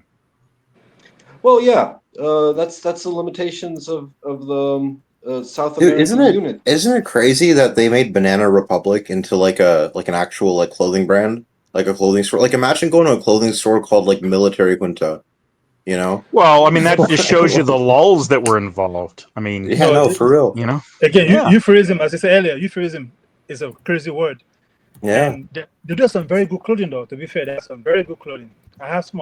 But isn't it fascinating that the addition that Latin America has given to the world lexicon is Banana Republic, Military Junta, Caudillo, and stuff like that. That's. I found the name. It's called Pinkerton. Well, you've also given the world Shakira. Oh yeah, no. That was 1800, right? That was in 1800. But the Pinkertons, the Pinkertons were a private entity. They weren't a public. They weren't a part of the public. Yeah, it was. But they do the job. They whack people. Yeah, they were the first military contractors. That's what they were between them and Wells Fargo Security. Wells Fargo. Yeah, that's based. Yeah. That's all the way back into the 1840s. That's fucking tight, dude. I completely forget that history. Yeah. Yo, Pinkerton, I'm gonna bank with Wells Fargo forever, dude. I didn't know that. That's awesome. Oh yeah, they're the ones in charge of transporting the gold, and anytime any of the gold was stolen, or anytime there was a bank run, they were. Imagine if in they had their own. What people don't realize. What people don't realize is the Pinkertons and Wells Fargo both still have their own police force, right? They're like the railroads. Most people don't realize that the railroads have their own police force. Yeah, I can see why. Even a company I work for have their own police force. So I think it's a good exercise, right? We let's rename all the departments in the United States.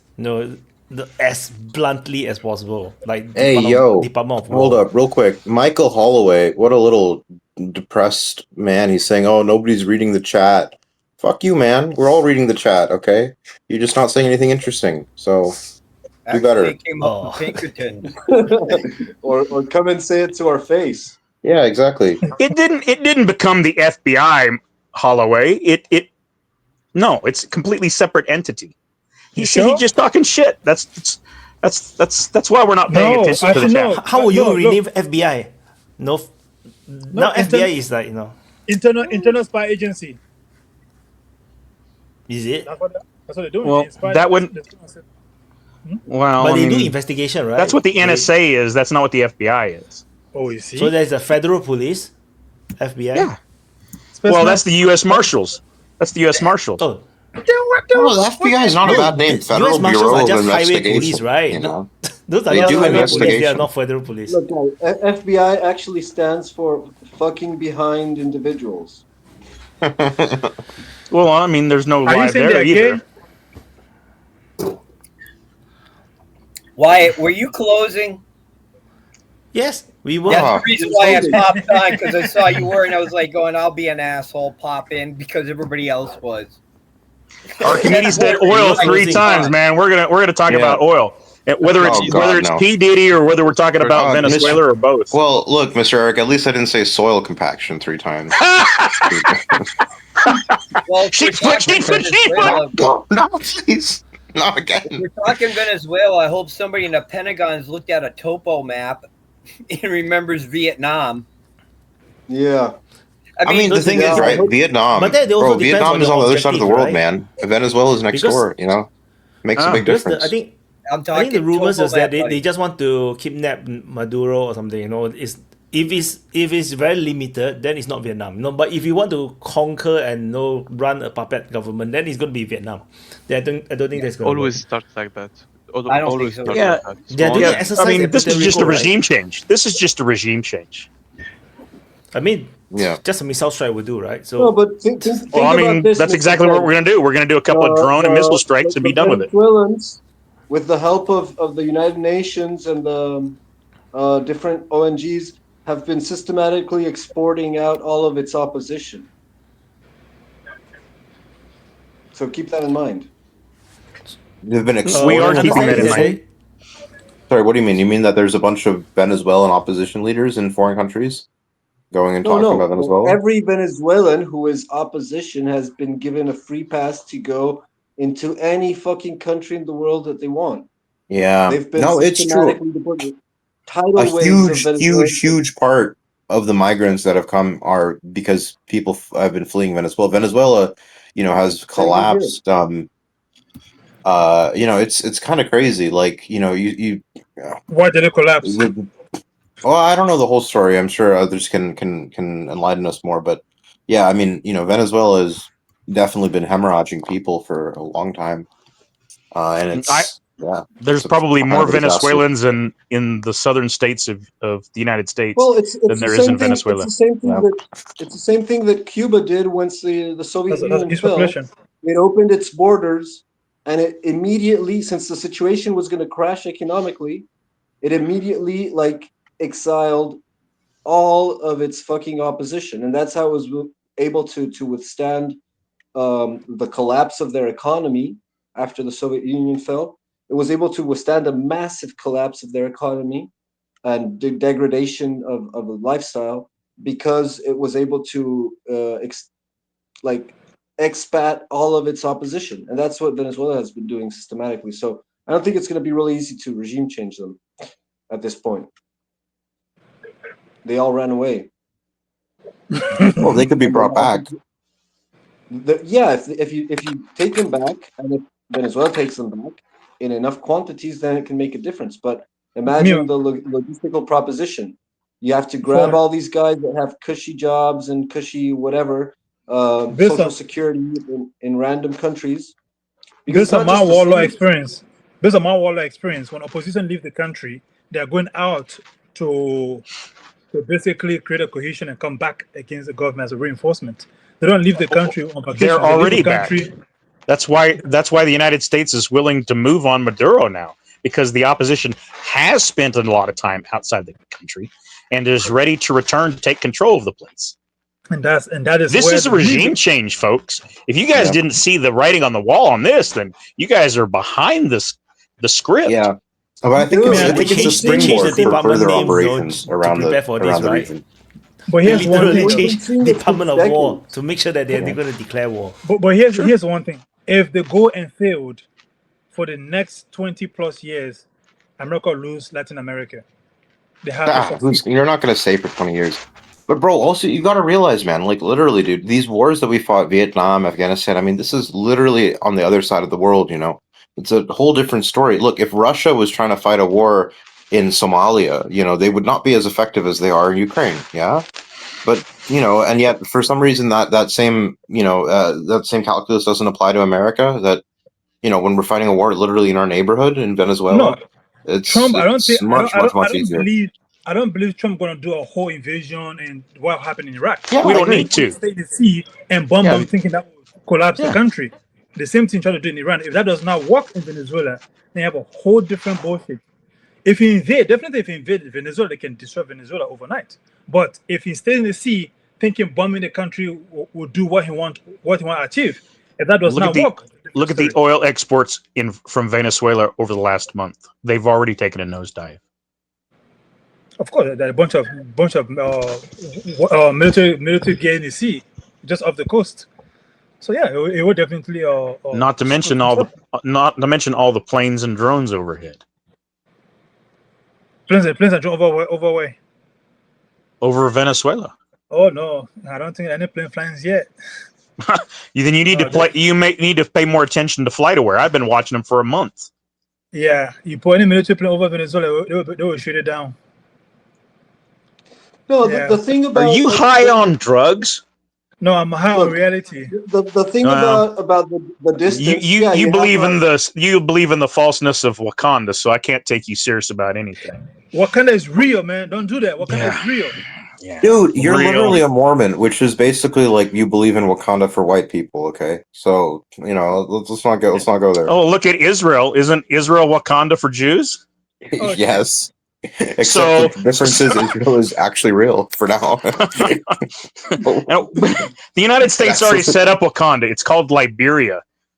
That's why it's one of the poorest countries in Africa. No. Well, she's from Liberia, man. Liberia is untouchable. Liberia is untouchable. Untouchable? Yes. It's like trying to pick up a turd from the clean end.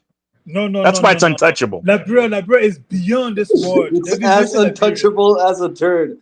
No, but seriously. You know why Liberia still exists as the country at all is because those people sneak into the United States, they get just a little bit of education, and they realize, you know what?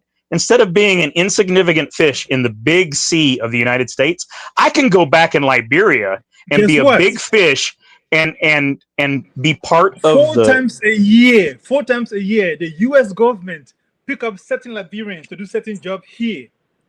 I'm one of those Liberians. That's also why it has one of the longest runways in the world. Why? Who built it? And who built it? The United States. Why is it built there? That's a lie.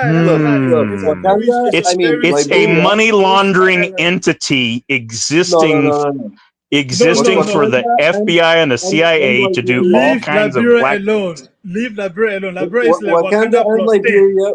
We want to leave Liberia alone. Like I said, it's like handling Liberia is like trying to pick up the clean end of a shit. No, look. There is no way to keep the feces off of you. The thing is this. Liberia, you can't mention Liberia because mention Liberia. I did mention Liberia. Liberia. Liberia is above your spectrum of understanding and reasoning. Leave Liberia alone. Liberia. I know Liberia better than I know Guyana and the Gambia for that matter. And you want to talk about failed nation states? No. Design a country along the banks of a river. That's what the Gambia is. Liberia cannot failed. Liberia cannot. No, leave the Gambia. You know why Liberia won't fail? It's because the United States funnels a lot of dark money through that place. That's what I'm saying. You cannot talk about Liberia because It's just Liberia like the Ukraine. Why is the Ukraine still going on? The reason the conflict in the Ukraine is still going on is because the EU needs to launder money through the Ukraine conflict. Again, this is a 7D chess. You don't quite get the Make whole your concept mind. of it yet. Make up your mind. Is Liberia failing or not failing? It is. It's the only reason it's failing instead of failed is because the United States is keeping it alive. It's been on life support for 100+ years.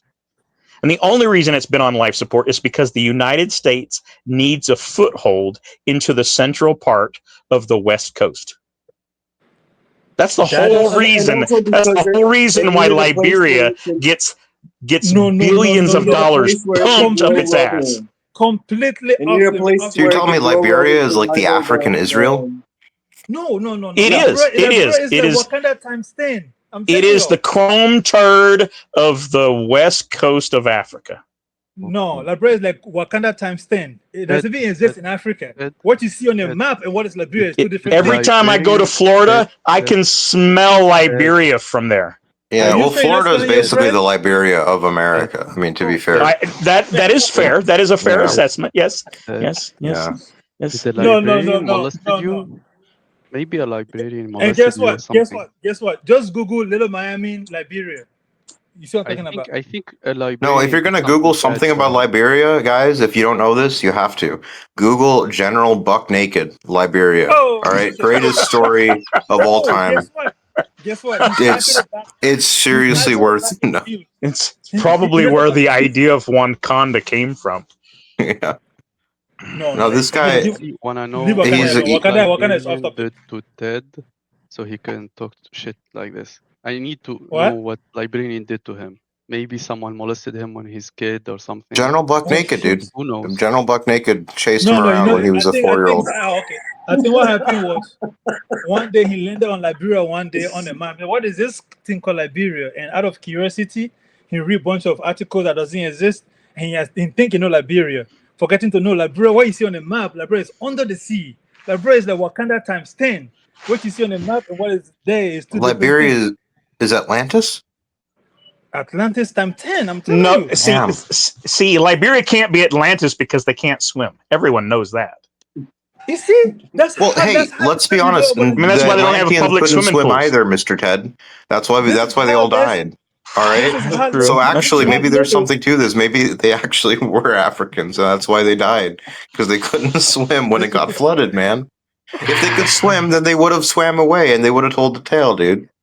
And it wouldn't have been a legend. You know what? I think I can give you that. Yeah. I'm down for this. Atlantis was, Atlantis is Wakanda. If Atlantis was Wakanda, if Wakanda was Atlantis, then people would actually be wanting to look for it. And no, it's like this, right? Atlantis and Wakanda, it's like Rome and Byzantium, okay? And then Liberia is like the successor of Rome today, It's like how Moscow is the third Rome. Liberia is the third Atlantis. Liberia is it's Atlantis times 10 because they're 10 times worse at swimming. God damn it. God damn it. So hell well, I'm an Olympic swimmer. It's not 10 times, it's probably like 100 times.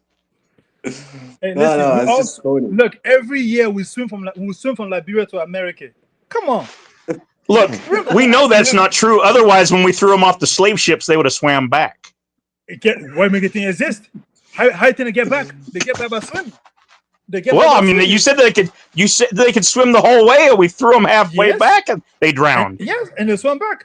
And every year we swim. Don't remember, they're so failing. They have no airport. That's why the Mohammedans had to gather up more of them to load the ships again. No, Ted, you're wrong. The reason they didn't swim back was because they didn't want to be in Africa. That's why they didn't swim back, because they didn't want to be in Africa. They didn't swim back. No, they didn't swim back because they found that there was a bunch of niggers to enslave in Africa. Well, Cassius Clay said it correctly when they asked him, "What did you think about Africa?" And he says, "I'm glad my grandfather got on the boat." Huh? You don't remember that famous quote from the Rumble in the Jungle? Yeah, famous American black boxer. What's You his guys name? probably know him as Muhammad Ali. That's His name was Cassius Clay. No. His name is Cassius Clay. His mama named him Cassius Clay. That's good enough for me. He was a draft dodger who changed his name to keep his career alive. He's a piece of draft dodging shit. Your president is a draft dodging shit. Your president currently is a draft dodging shit. Your president, your commander-in-chief. And when he went over there to box, someone asked him, "What do you think about Africa?" And he goes, "Man, I'm so glad my grandfather got on the boat." You know why? Yeah, it improved his life. No. It improved his life. No. Yes. Do you think he would have ever become an international boxer had he been born in Africa? Of course not. Let me tell you why. Because he came here and got more white bitches to poke. That's why you have to be happy for that. Yeah, look at how poor America is. That the poor kid had to fight for his living. You know, he had to become a boxer because he had no opportunities for higher education or any of the finer things in life. Oh, what a shame! Because mom's Yeah, spaghetti. he got punched so many Yeah, times he ended up with Parkinson. Poor thing. I know. Well, Knees anyways, weak, guys, I arms have are to heavy. leave. It's been He a still ended pleasure. up a punch drunk. Thank you, Wyatt, for your patience. You are the true hero. And that was my closing. Good luck with these illegal immigrants here. Hope they don't take over your house eventually. All right. I want Gabriel to leave just so that once Gabriel's gone, every single person here will have joined after the closing ended. I don't think that's ever happened before. I know, dude. Run it back, baby. Run it back. What time is it? It's 8 hours. Damn. It's only been 6. No, it's 6 hours, dude. It's only 6 hours. Bro, See, look at this African he can't even work read the ethic here. clock. He can't swim and can't read the clock. He's worked 6 hours and he's like, oh man, I worked 8 hours, you know? Come on. It clearly says up here 8 hours, 6 minutes, and 42 seconds. What? It says 6 hours. It says 6 hours and 13 minutes. 6 hours, 13 minutes. I see 8 hours, Maybe he's running on African time. No, bro is literally looking at the clock. Time. You know, is like it's like it doesn't 8 o'clock in real life. I would explain it to him, but he's not capable of understanding. Again, for you to explain something, you have to understand it first.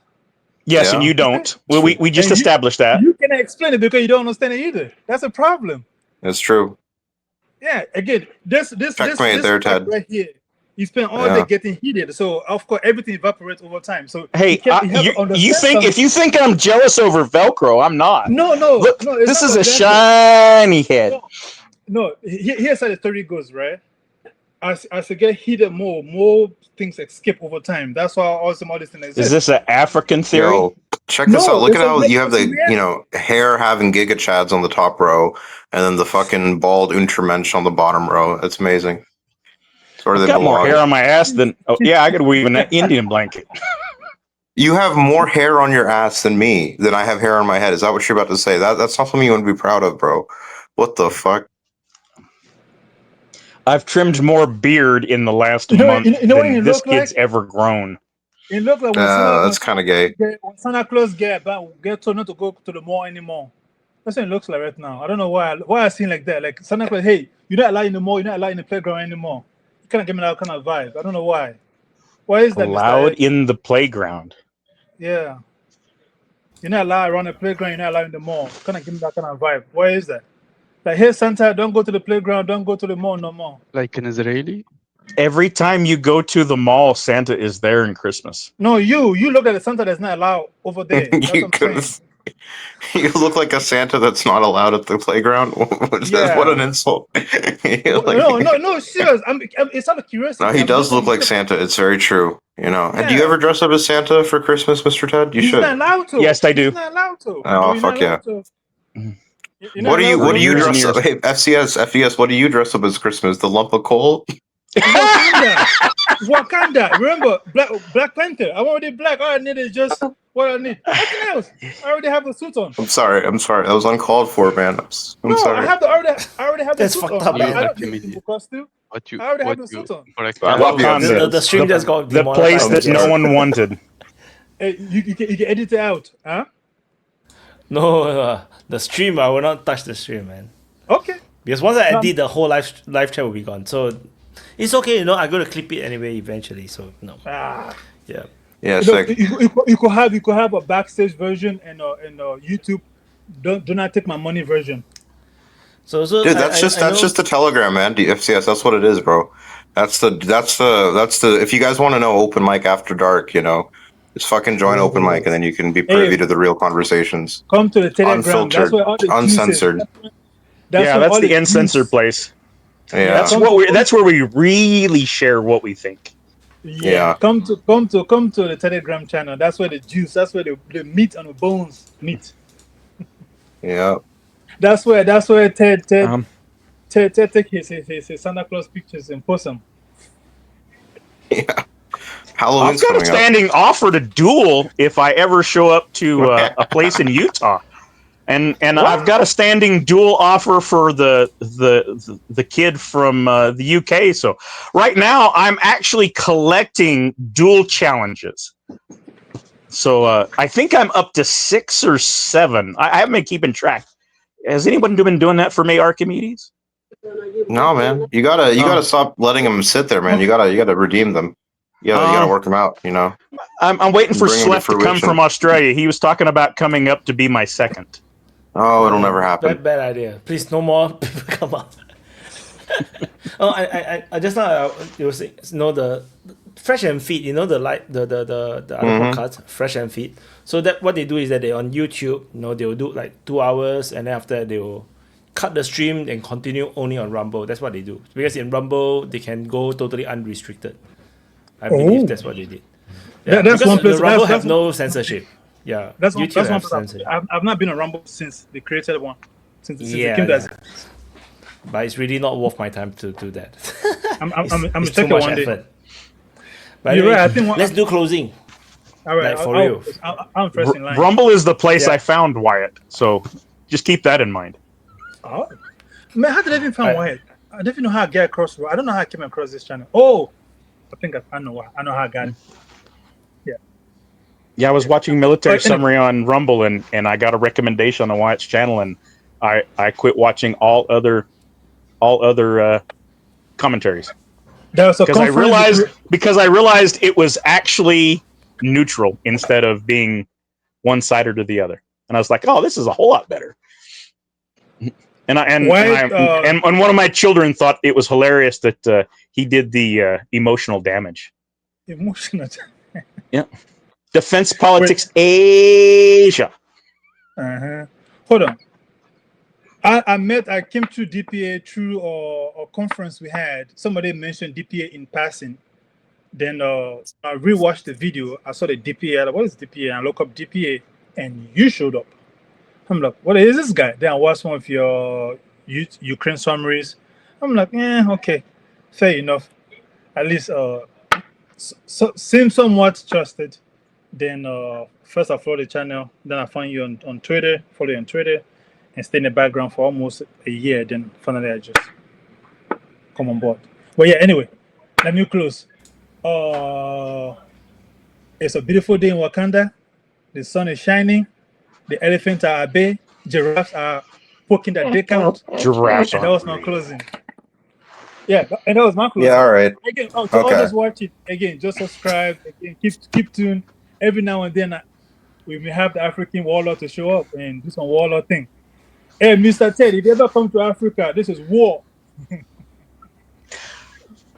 The last time I went to Africa, I brought big guns, and they told me I couldn't hunt the natives, and I was so disappointed.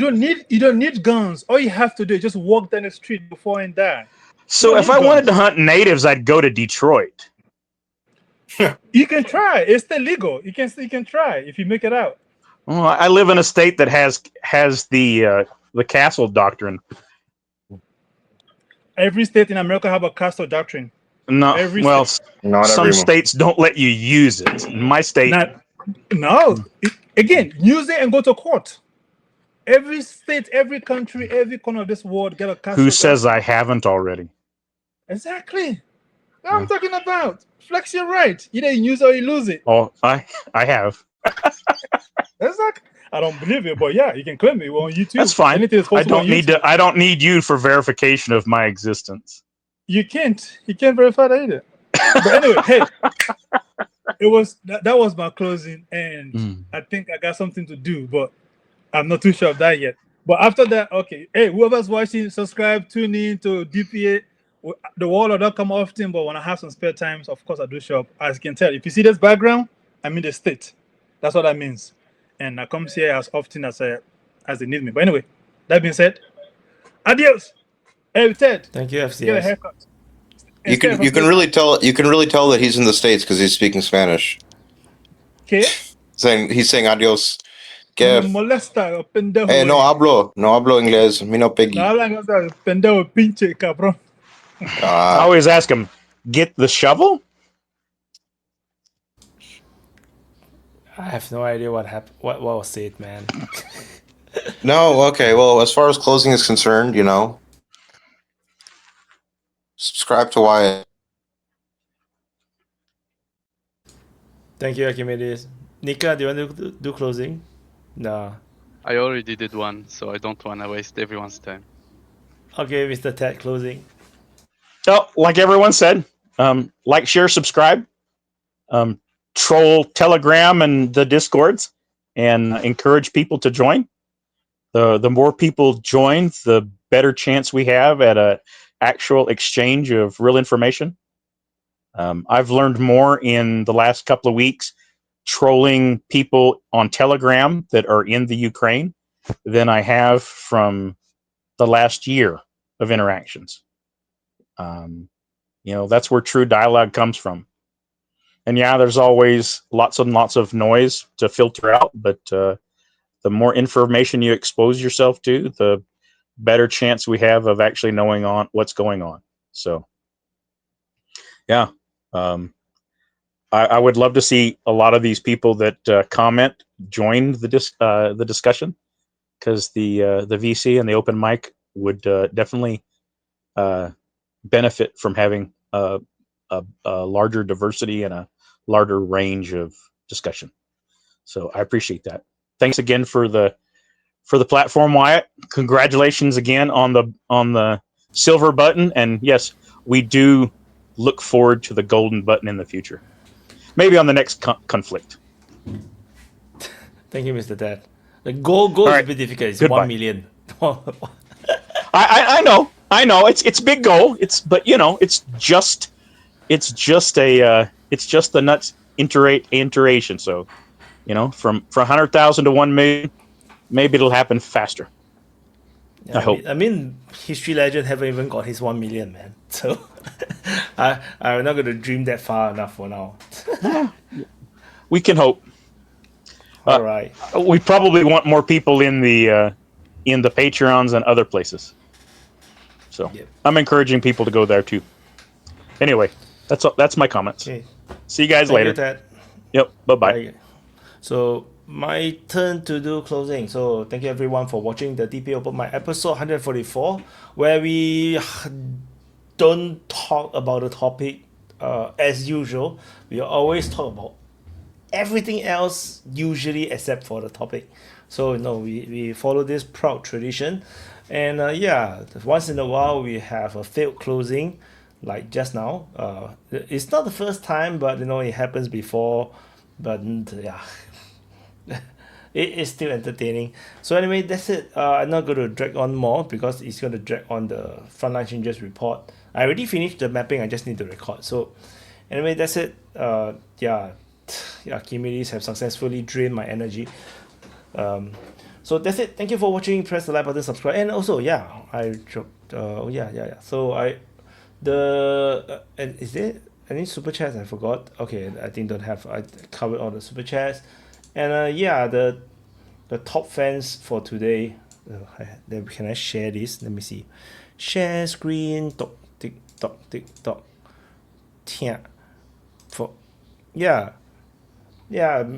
Mr. Eric is number 1, Salgad, then Tech Derp is 3rd, and then we have Bedouinka, Dented Helmet, Glenn, Zircon, Rune, Joe, and off. and then Violet. So basically, I'm actually tracking and I'm actually screenshotting this every week. Actually, I'm gonna do something, like the F1, F1 point systems also. Like, I thought it's gonna be fun, but I haven't done anything on it yet. So yeah. So I said a lot of things, and I say I want to do, but a lot of things I never do. So I try to do when I can. But I think this is fun. I almost wanted to not do this open mic today because I was feeling really down. But I think the open mic made me feel happier.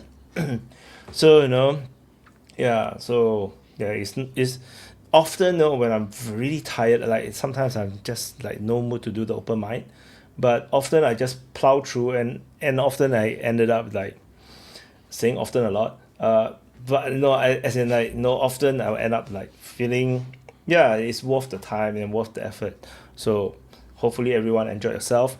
So that's it. Thank you for watching. Press the like button, subscribe. I'm going to drop the outro and see you guys in the next update, which is basically just later, Frontline Changes Report on the main channel. Bye.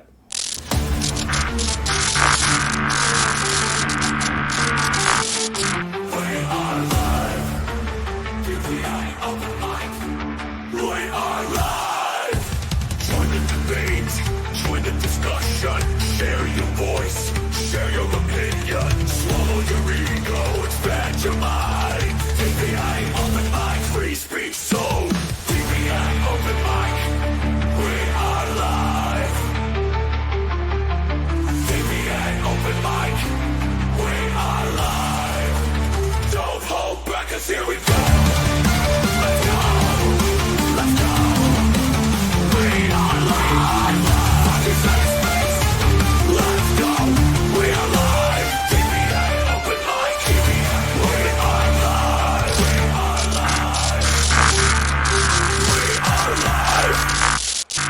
Every corner of a spinning globe, gathered voices, the stories they probe. Ideas like rivers, they ebb and they flow. In the meeting of minds we grow. Together we stand, like lovers, yet alive. Find a world where every voice decides, debating the future, unconfined. Opinions like colors, vivid and bright, clashing, merging in the light. From whispered winds to roaring might, in our discourse we ignite. Together we stand, like lovers yet alive. In the arena of thoughts we find a world where every voice decides.